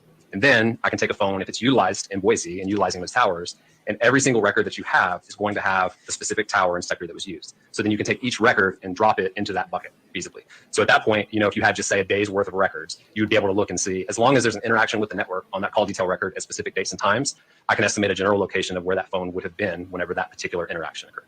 And you say a general location. What do you mean by that? Yeah, so whenever I talked a little bit before about the distance that a tower would provide coverage to, what we're looking at is generally a tower provides coverage out to the next tower so that there's overlapping coverage. And whenever you go to make a call, you don't get an error. You actually make the call and it goes through. So because of that, we estimate a tower's and sector's coverage to go out approximately to the next neighboring tower closest to it. Okay. You mentioned drive testing. What is that? So drive testing is a technique that is utilized in the cellular industry. Thank you, and Kim I'll compare Foster. it to looking at the I'm weather. waiting for them to get through So all this whenever I'm looking explanation at stuff so just we on a can map, get to I've mapped the. out the towers in an area, and I've mapped I out wanna hear him. what the coverage I believe to be looked like. That's based on my training and experience of knowing what networks Given look all like, the but it's a forecast. Just movements as the of weatherman can Chad take a lot of different data or into Alex. his equation and figure out what he anticipates is going to happen with the weather tomorrow. Well, just like we all live in Idaho, we know that can change drastically. So the best way to know what the weather's going to look like would be to walk outside and see, is it raining? Is it snowing? Whatever it is. So the same thing with a drive test. The drive test is equipment that is taking measurements constantly of the different radio frequency that's being emitted from all the different providers. So we would drive around with that equipment in a vehicle into basically everywhere we anticipate that tower would provide coverage to, and it's constantly taking those measurements. So once I complete that, then I can put all that onto a map and I can see the true coverage area of where a particular cell tower and sector provides coverage to versus just what my estimate would be based on looking at the network. It's my third bottle of water. In the case of the state versus Lori Since we Vallow, started. did you conduct a drive test? Yes, And when was this drive test conducted? in June of 2020. Why was it conducted in June of 2020? So in June of 2020, there were significant developments in the case. And at that time, I traveled to Rexburg, Idaho, and conducted the drive test. Now, can the data that's determined by a drive test, can that change over time? It can. And again, it varies with depending on the location. So for instance, Boise's seen significant population growth in the past few years. So a network, the engineers are constantly going to be looking at particular areas that, say, for instance, they may not have needed to provide coverage to a rural farm that didn't have a neighborhood on it. But that was 2 years ago. And now there's been a completely new development with a bunch of houses that would need service. There's only about So 25 you can see minutes things left. like that 20 happen. minutes Typically in more rural areas, there'll be changes, but they are just not as quick, I would say. Okay, so in an area the size of Rexburg, would you expect to see significant changes in the results of your drive test data in the space of a year? No. I love when the ocean sounds so So are you loud. able to determine where a phone is located 24 hours a day, 7 days a week by identifying the tower and sector it used? No, because the limitations, like I mentioned, are going to be that we can look at what a tower and sector provides coverage to, but we can't say specifically down to a 1 inch by 1 inch location of where that tower or where that phone is located within that tower and sector. Second to that, all of these mapping of records are going to be based on there has to be a record generated with the provider in order for me to look at a particular date and time and estimate a phone's general location. Okay. Does a cell phone always select the geographically closest tower? No, and I mentioned before that it's going to select the strongest and clearest. Typically, that can be the closest tower, Sorry, but you can have Betsy. a lot of different obstructions, like say a parking structure with a lot of cement in it, or a mountain in a particular area, to where then the cell phone, it might be closer to that tower, but it's going to Christine select C. another tower started that's it. providing a stronger, clear signal. Okay, but does a phone have to collect that data? Does it have to be within the coverage area of a tower and sector? Yes. So in order for a phone to interact with a particular tower and sector, it has to be within the coverage area of that tower and sector and be able to see that radio frequency signal from the tower and sector. So based on that, regardless of the phone selecting a tower closer or slightly Those further away, cell phone the phone's towers that look approximate like area can still trees be estimated, correct? That's correct. remind me of like the Charlie Brown Christmas trees, but like fake ones because they look fake. And But you they look talked like earlier the about fake Charlie Brown Can ones you can buy in pinpoint the exact store. location of a phone with cellular records? No, and it's really based on the specific records that we're looking at of how close we can determine a phone's general area. Do you regularly use cellular telephone technology in your work? Yes, on a daily basis. You stated earlier, correct, that you provide instruction in the field of historical cell site analysis? Yes, so I've taught, I believe it's 6 or 7 iterations of our CAS basic class, which is our first class that you would go to if you were interested in the program. And then I've done numerous presentations for law enforcement, prosecutors' offices, both in the United States and in Mexico. Okay. We've been talking about cellular data from cell phones and towers. Does CAST use any other type of records other than that provided by cellular providers? Yes, so as you know now, your phones are not just used to make calls and texts. There's numerous applications, communication applications, maps, the internet, things that go on your phone that you can utilize. So as an example, with a company like Google, so if you're utilizing services from Google, you have a Google account, Queen Olive. you can opt in to have your location information stored historically by Google. So typically that's just part of the user experience where you can see locations that you've been in the past, and it's really just dependent on the user if they want to opt in for that. So if a user does opt in, then Google stores that location history in a format that we can utilize to also put onto a map and see where a specific device that was reporting to Google, an estimate of where that device would have been at a specific date and time. Okay, and what other types of location information can be stored in those records? Michelle, I'm on the beach. So with Google, it's basically they're going to store the latitude, in a longitude, condo. the device associated with that particular record, the date and time of the particular record, the margin of error, or how accurate She they loves believe to that bark at the specific location seagulls. be with that data point. It's the cutest thing. And then as well, how they source that. So typically with Google, there's 3 types of data that they would source in order to get that location information. GPS, which is looking at satellites and is usually their most precise method of determining a location.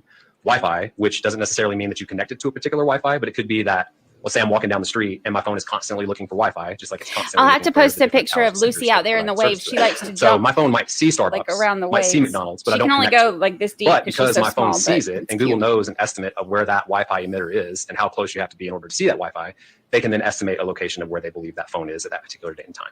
Then the third and final way would be cellular, which we're looking at those records from the provider. So typically the cellular records have a large margin of error. They can be helpful for estimating that a phone was in a particular state, but if we're looking at more specific locations like within a city, they're not usually as helpful just because of that larger margin of error. So you mentioned latitude and longitude. How is that related to if I say GPS? So when you're talking about GPS, you're referring to global position system, looking at satellites that are looking down onto the Earth and giving estimates of the distance away that a particular device is. So when you have multiple satellites, you have multiple measurements of the distance away from the satellites, and you can get more precise location information that way.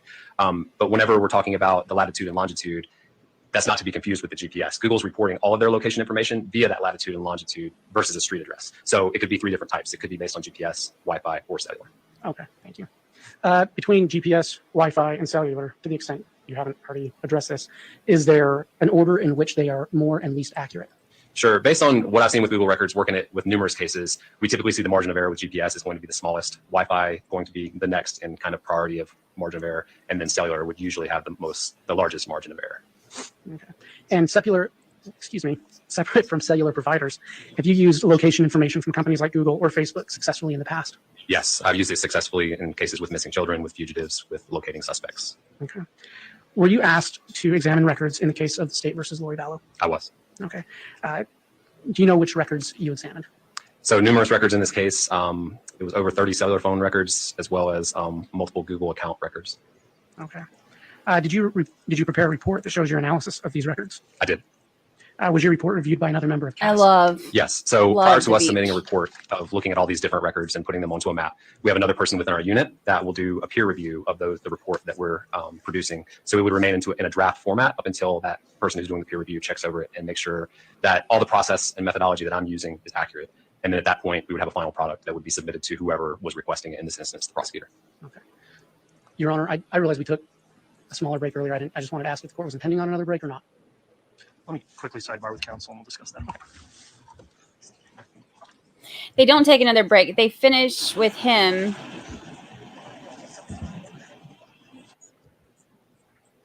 And then they dismiss for the day. So we're... All right, thanks, everyone. In lieu of a break, I think I'd suggest we go about another 30 minutes and then call it an afternoon. Is that fine with the jurors to do that in a break now? So 30 minutes, and we're listening to it at at increased speed. So Thank it'll you. be I'd ask that the witness be handed States Exhibit 156. less for us, This but copy this is was the part provided I've been earlier to waiting the on. court and counsel. I say disc, I mean a USB. Do you recognize States 156? I do. What is it? So it's an envelope that I was given earlier that contains a USB drive, which contains a portion of my report. Okay, and have you reviewed that that USB and that portion of your report? Yes, I have. What format is it in? So it's in a PowerPoint format. Okay. Upon review of that, did you initial the USB disk? I did. Okay. And once you put it in that envelope, did you seal the envelope? I did. Did you sign, or did you initial or sign and date over the seal? Yes, I initialed and dated. Yeah, sorry, I should have waited for your answer. And is that envelope in the same condition as when you signed and dated it? Yes. The report that's contained in there, you mentioned that you created it after examining multiple cellular records and Google records. Yes. Was your report, so when you look at the Google records, for example, approximately how many pages of Google records are in the record that you had access to? So I was looking at the Excel spreadsheet, so I don't know about pages, but it was several 100,000 lines on that Excel spreadsheet. Okay, so it's voluminous. Yes. Are the cell records, are they, how are they stored? And can you give the jury size of the quantity of size of one of those records? So it depends on the particular provider. They can be stored in text format, in PDF, in an Excel format. It's readable. And it really just depends on the amount of use of a particular provider and over how long, of how lengthy they would be. Okay. In your report, did you summarize that data for specific dates and times? Yes, I did. Okay. And would that summary be helpful in you? Be helpful to you in testifying to the jury about the records you found for those date and times? Yes, it would. When you looked at that USB earlier, was that a true and accurate representation of the slides from your report? Yes, it was. Okay. Your Honor, pursuant to Rule 1006, I'll have to look it up, Betsy. I would ask States Exhibit 156 be entered into evidence. Any objection? Yes, Your Honor. Lodge your objection, Mr. Thomas. Thank you, Your Honor. I would object as to completeness. I understand that the state did provide us with a copy of Exhibit 156, and it does have specific pieces of that report. The report's not that long. I think it's only 100 and something pages. He objects to everything. 101 pages. I just asked the court to require the state to submit the entire report and not just the portions that they're requesting. All right, so give me just a moment. I'm repeating the row again. Response to that, Mr. Wood? Your Honor, the state has picked out the slides it believes are most pertinent for this witness. We can certainly provide the full report, but I would ask that we be able to go ahead with testimony now. And if the court deems it necessary, we can certainly provide the whole report at the end of his testimony. And I'm okay with that. As long as we get the whole report in. I understand he's probably not going to testify to every page in the report. He's probably only going to testify to the ones that he has there, but I would like the jury to be able to review the entire report if they wish. All right, so Rule 1006 does cover summaries to prove content. So to be clear then, Exhibit 156 is in fact a summary. It's not the entire report, correct? Correct. Okay, well, the objection is overruled as it relates to Rule 156. Rule of Evidence 1006 does require that the originals or duplicates be available for examination. And based on the objection of the defense, I would require that the complete report also be provided as an exhibit at some point to correspond with the exhibit. He wants the jury to have all You can have that, 100,000 provided by tomorrow something lines of the data to review. With that was 156 admitted. It is admitted. Thank you, Your Honor. I'd ask to publish to the jury. You can publish it. Your Honor, I'd ask that the witness remove the USB from the sealed. All right, based on the foundation laid to submit the exhibit with his testimony, I'll find on the record here that he is allowed to open the sealed envelope and remove the contents, which is a USB jump drive.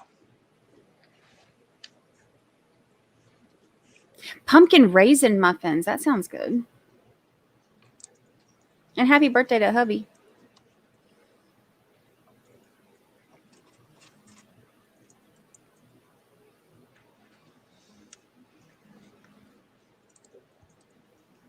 No, Lindsay, they've just been going over the establishing the crap. We're just now getting into like the actual Agent, can you movements. explain what's on page 11?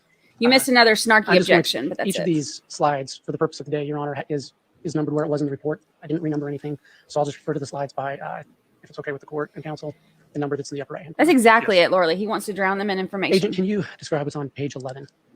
Yes. Page 11 is a part of the report that's basically showing more of a legend and showing how I'm going to be representing call activity whenever it's placed on a map.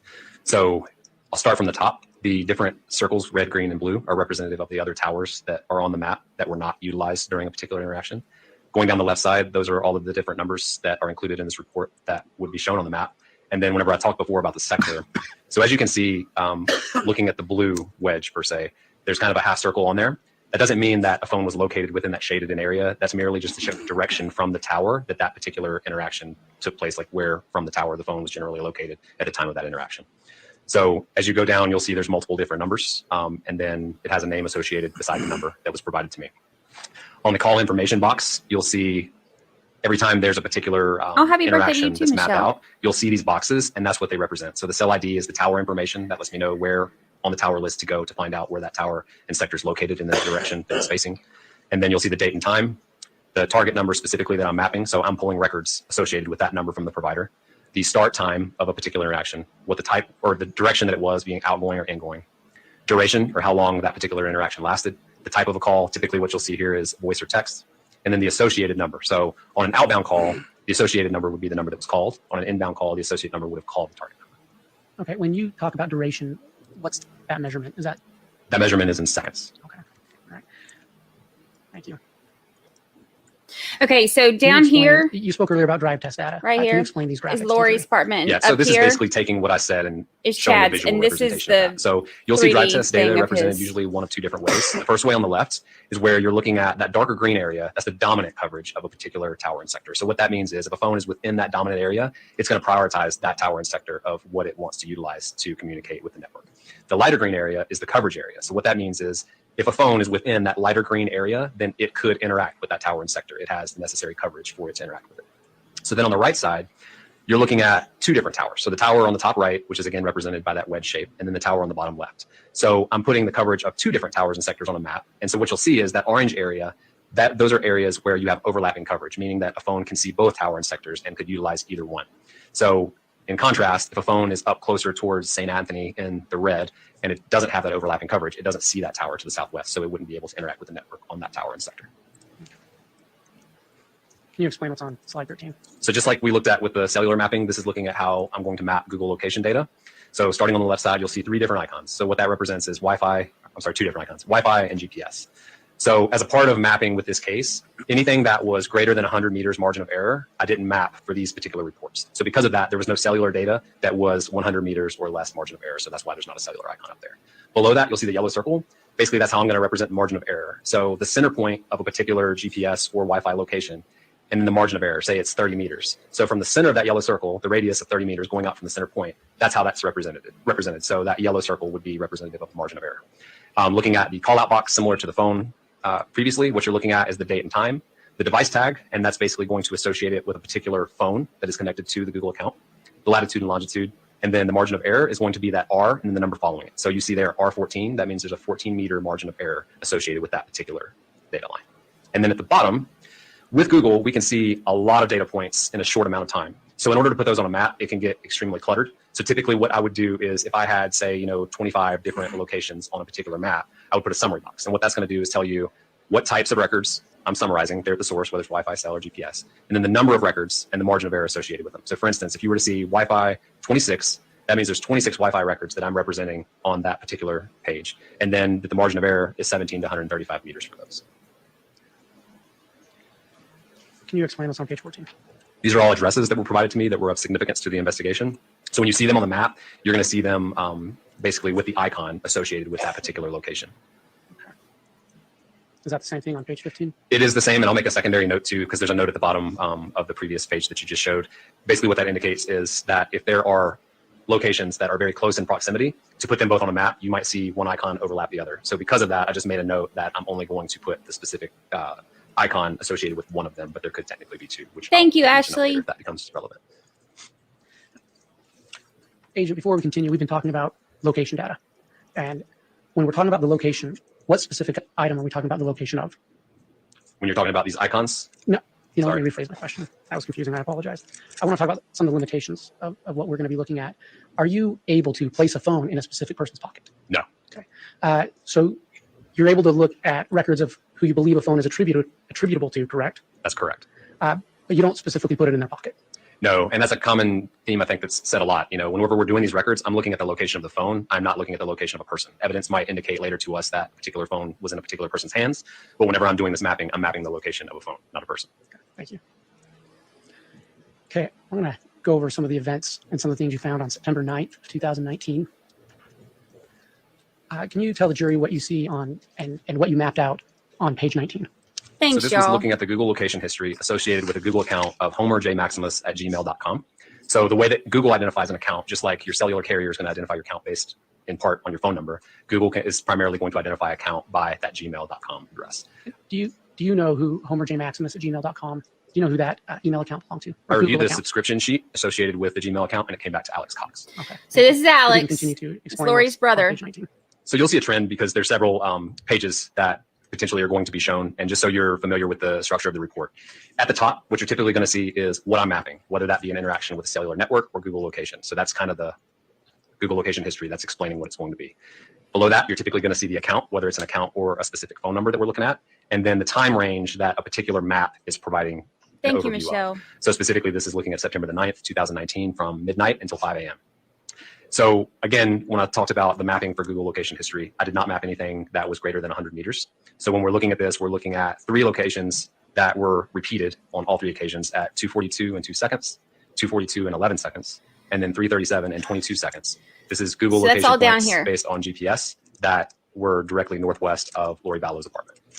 And I'm going to stop you really quick. Would it be helpful for you to use a pointer to show the jury specifically what it is you're talking about? Yes, it would. I don't have them on Discord, but I can get them on there for you tomorrow morning.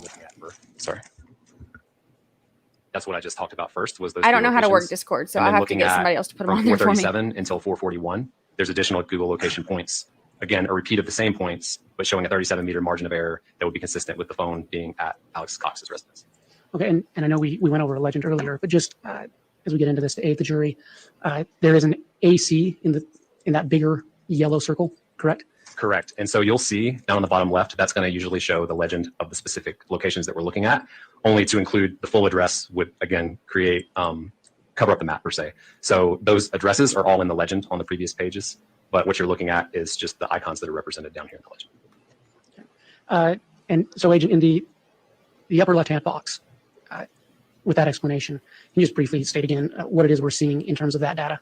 Yeah, so you're seeing locations that reported to Google between 2:42 and then 3:37, indicating that the device reporting to Google was just northwest of Lori Vallow's apartment. Yes, So I that would be stay a up device late. that's I have trouble signed into this sleeping. homerjmaximus@gmail.com. Correct. That would be a device that the user associated with that account has opted in for location data on that specific device. Okay. So on the night of September 9th, and we won't necessarily go into so much detail on each slide, but just so that we're tracking, on the night of September 9th, that device was just northwest of Lori Vallow's apartment. Correct. And I would say the early morning hours. Or, so thank you. that semantics. Yes. No, that's the more accurate way to say it. Thank you. So Agent, this is the day after Did you ever track or Tylee find other times when a died. device signed into Homer J. Maximus was located at Lori Vallow's apartment between the hours of 12 and 5 or in the middle of the night? I did. I looked at the time period from, I believe, August 1st until October 31st, and there were, I believe it was less than 10, but there were other times other than this specific date and time where the device reported a margin of error that was small enough to be consistent with it being at Lori Vallow's apartment. Okay, thank you. Was there anything else on this slide that was significant to you in your investigation? I'll add one more piece just because the arrow will be recurring throughout. Anytime you see an arrow, that doesn't indicate that that's the specific pathway that a device took to travel between 2 points. I'm just simply showing that we have an earlier time from 2:42 to 3:37, and then there's the later time of 4:37 to 4:41. So basically just to show that arrow to indicate that the device moved that direction during that time period. Can you explain what's of significance on page 20? So this is looking at the first time that you're seeing at least cellular records mapped onto a map depicting a particular area. So again, if we start at the top, we're looking at two different numbers, the number ending 0143 and 4652 during the time period of September 9th from 7:20 in the morning until 8:04. You're seeing Chad Daybell's residence represented here in green with CD. Lori Vallow's residence represented down here. This is a good example to say too, where I don't have an icon for Alex Cox's residence, but that's because if I were to place it, they're so close in proximity that they would overlap each other. And then we're looking at the location of the BYU library. So over here, again, if you want to see which particular color is represented from the particular interaction with the network, we see that 4652 is represented in blue. And then up here, we see 0143 is represented in orange. And then you're looking at the summary of the activity that took place on each one of those towers and sectors. So on the 0143 number, we see several incoming and outgoing SMS messages with 4652 utilizing this tower and sector, which would provide coverage to Chad Daybell's residence. And then we see a call that is between 0143 and 4652. Down here, we see the other side of that call where 4652 is receiving that call from 0143, utilizing a tower and sector that provides coverage down in Rexburg. Okay, and can you remind the jury the number 515-402-0143? Who has that been attributed to? I had that attributed to Chad Daybell. And the other number 480-489-4652. Who has that been attributed to? I had that attributed to Lori Vallow. Okay. And so on the morning of September 9th, 2019, you see between 7:20 and 8:04, there were multiple communications between those devices. That's correct. Okay. Can you explain what's of significance on page 21? Yes. So what we're seeing, again, the summary at the top, I'll only mention this one more time because then it might be redundant, but we're looking at tower interactions with the network between 9120 and 9374 at 8:11 in the morning. So this is a call made by 9374 utilizing this tower and sector, which would provide coverage to Chad Daybell's residence, to contact 9120. And this is showing the other side of that call where it's receiving it as an incoming, utilizing a tower and sector, which would provide coverage to Rexburg to include Lori Vallow and Alex Cox's apartments, respectively. Okay. And again, those numbers, can you tell the jury who they're attributable to? Yes. So I had 9120 being attributed to Alex Cox, and then 9374 being attributed to Chad Daybell. So is it a fair summary to say that there was 180-second or 3-minute conversation between those two devices That is on correct. the morning of September 9th at 8:11? Sorry, I didn't mean to cut you off, but yes, that is correct. That's okay. What is of significance to you on page 22? So this is looking at 3 different towers and sectors that are being utilized by the 0143 phone. And the different activity is shown in each of the call boxes. So this is an outgoing text to 4652. This is an incoming SMS from an unidentified number. And this is an outgoing and incoming SMS, both with 4652. So when we're looking at this, we're seeing 3 different towers and sectors that are being utilized within about a 51 minute time frame. And what does that mean to you as an analyst of these type of records? So one of the things that I talked about earlier is looking at where we estimate that a phone could be based on tower and sector usage. So anytime we see usage between towers and sectors that are a vast distance apart, what I would anticipate is that the phone, especially when you're looking at 8:58 and 9:05, that's less than 7 minutes apart.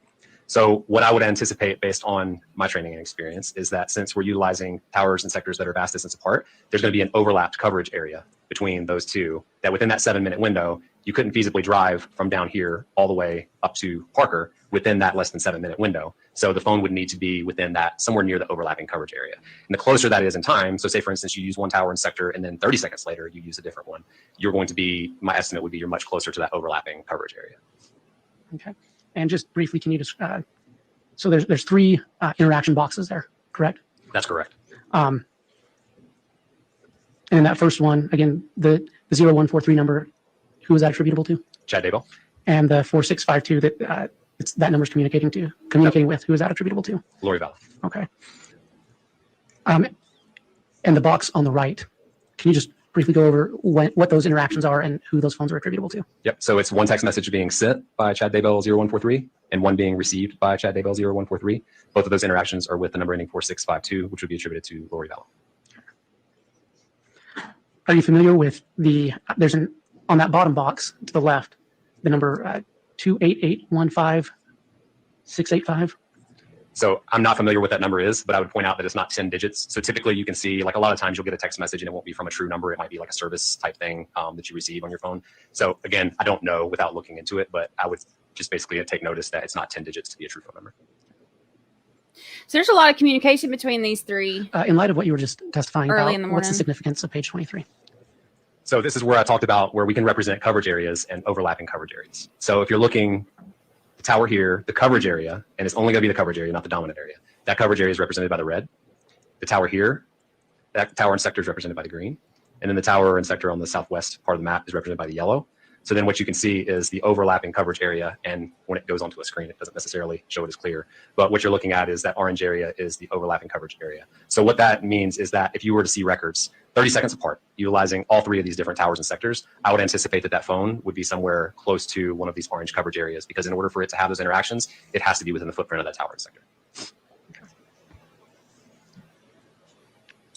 What did you map on page 25? So this is looking at, again, mapping some of the Google location history. So we're looking at 8:49 to 9:15 approximately, showing that at 8:49 and 19 seconds, the account associated with Homer J. Maximus at Gmail, which we attributed to Alex Cox, that phone is reporting to Google a location down in the area of his apartment. And then at 9:15 and 43 seconds, that phone is now reporting a location just south of Chad Daybell's residence. And what is the margin of error on those? So he's so the one down here on traveling. the bottom, you can see the R8, which means 8 meters margin of error, and then R3 on the one on the top, meaning 3 meters margin of error. He's traveling north. And again, the arrow doesn't mean that's specifically the path followed, correct? That's correct. It's basically just representing that this locate down here preceded the one at the top. Okay, thank you. What did you map on page 26? So again, this is mapping location history for Homer J. Maximus attributed to Alex Cox for the time period of 9:21 and 36 seconds to 10:57 and 3 seconds. And this is mapping any point that I saw in the Google location history that was of 100 meters or less. And so what that gave is 4 location records that indicated where Google believed this device was during the specific times on the called out boxes. Can you specifically point out those times and the margins of error with those? Sure. So the first one that we see is at 9:21, which is a 6 meter margin of error. And that's going to be represented by this smaller circle here. I realize the other one is over top of it. The next one that we see is at 9:22 and 50 seconds, which is going to be up here by a gate into the Daybell property. And that's a 3 meter margin of error. Then we're going to see at 10:39, this 43 larger circle margin of error, which is where the Google location is indicating that the device is basically a 43 meter margin of error in the backyard. And then we see at 10:57 and 3 seconds, a 5 meter margin of error, which is plotted just south of the location that I was provided for the burn pit. Okay, can you, I see that you've got your legend labeled. But just for benefit of the jury, can you point out where each of those labels are located on that map? Sure. So Chad Daybell's residence is represented in green here with CD. The location of Tylee Ryan's body is here, which is represented by TY in red. And then BP is the burn pit, which is just southeast of. So this is the burn. My thing is different. I don't have access to there. So this is, but I found this one. This is the burn pit. This is where the bodies were. So these were the locations that he was all during that time. Okay, I appreciate that. All right, we will call it a day then and be back in the morning at 8:30. Ladies and gentlemen of the jury, thank you again for your jury service. I will advise you as. I don't need his advising. So this was the kind of the part I was waiting for. You can see where this is the morning after Tylee was, like they said that she was killed on the 8th. So this is the morning after. Lindsay, I hope they make them public, but I don't know, only because of Chad's trial still coming. So I don't know what they're going to make public and what they're not, but I know it will eventually be made public, but I don't know if it will before his trial or not. I'm not sure. But his attorney was in there taking notes today, by the way. So this is the morning after, and there's a lot of communication between the three. And then you can see him going from, now he lives down here too. So you could see him and he's trekking his little way up here to Chad's house. And then he is all up in this area. So that is why they are thinking that he was in on all of this. So sad. So sad. Yes, I think we joke here to cover our heartbreak too. We have to take, these things get heavy and we have to take those little pockets of moments where it's not so heavy and laugh and make fun of, mostly make fun of the defense attorney, let's be honest. But make fun of those things because, it helps to ease some of it, which is why we do the pet parade too. That's why I ask for pictures of people's pets, because on the nights when the trial is heavy, I like to see everybody's little fur babies.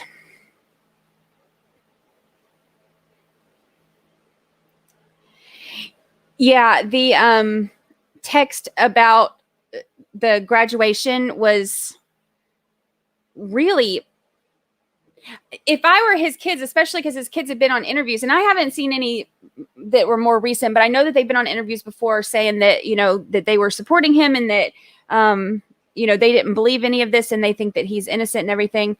So I'm curious to see or to know how they feel now that they are seeing some of that. And it's only going to get worse during his trial for them because the stuff that's going to come out, because this is only parts of it, but there's going to be more stuff that comes out that they're going to have to sit through. I can't imagine.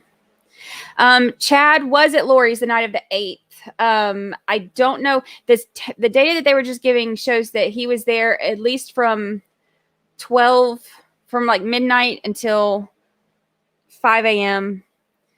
And then there's a bunch of calls between all of them going from 7:20 to 8:04. And then he makes his way up there. And then he's in the backyard. The graduation was, Tammy was still alive when the text was being sent. And correct me if I'm wrong on that, Lindsay, because it was this morning when I was following along with that. But I think that she was still alive, and he was saying something about how he's going to have to deal with them or something like that. Or he's going to have to deal with, she should be gone by then, but he'll still have to deal with all of it. You know, when your kids graduate, it's like one of those things, it's like an exciting moment, not something you're going to have to deal with. And if your wife is dead. Yeah, he can't really pass on the being framed thing.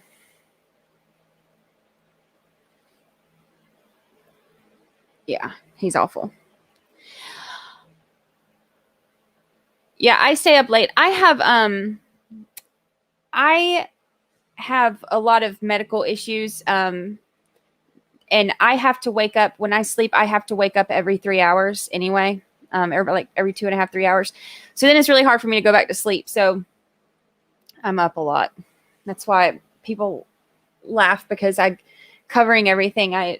People say I never sleep, but that's why it's really hard for me to sleep. Y'all, I appreciate y'all hanging out till the end, and I'm going to let y'all go live your lives and get to bed, because we've got Letitia tomorrow. If you are not watching anybody during the day, I recommend Recovery Addict. He's my favorite. I love him, and I love his chat. I know a lot of y'all that are in here are also in there. And then also, if you are a night owl like me, there's a channel. Let me show you. This is what it looks. True Crime Web is a good one for the night folks like me too, because he's awesome. He does shows, and he usually does one like I think it starts at midnight, and that's Eastern time. And I tried to get on last night, and I was like, I'm going to get on early and check out the chat too, and I forgot that I'm in a different time zone. But check him out too for the night owls, and then check out Recovery Addict during the day. And our fabulous guest, Bob MOTTA, also check out Defense Diaries. So, oh no, you can joke about sleeping. I joke about it all the time. Oh, good. All right. Good night, y'all. I love you all.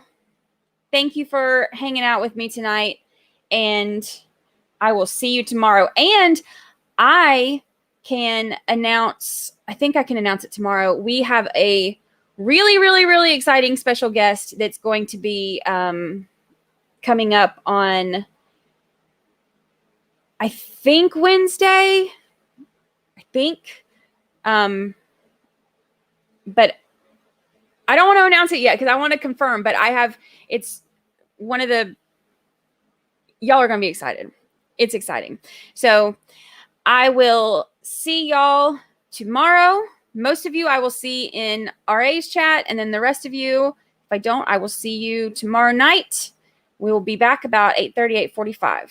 We'll put the link up on Twitter too. And then I will get those charts over to JT, because I don't know how to work Discord. So I'll get the charts and stuff over to JT, and he can put them in Discord too. So, oh yeah, and Shaming a J, he started a new trial today too. So he's doing it's one in Florida, I think South Florida, like Miami area, where it's the roommate murder trial thing. So you can check him out too. All right, y'all. Good night, and I will see y'all tomorrow.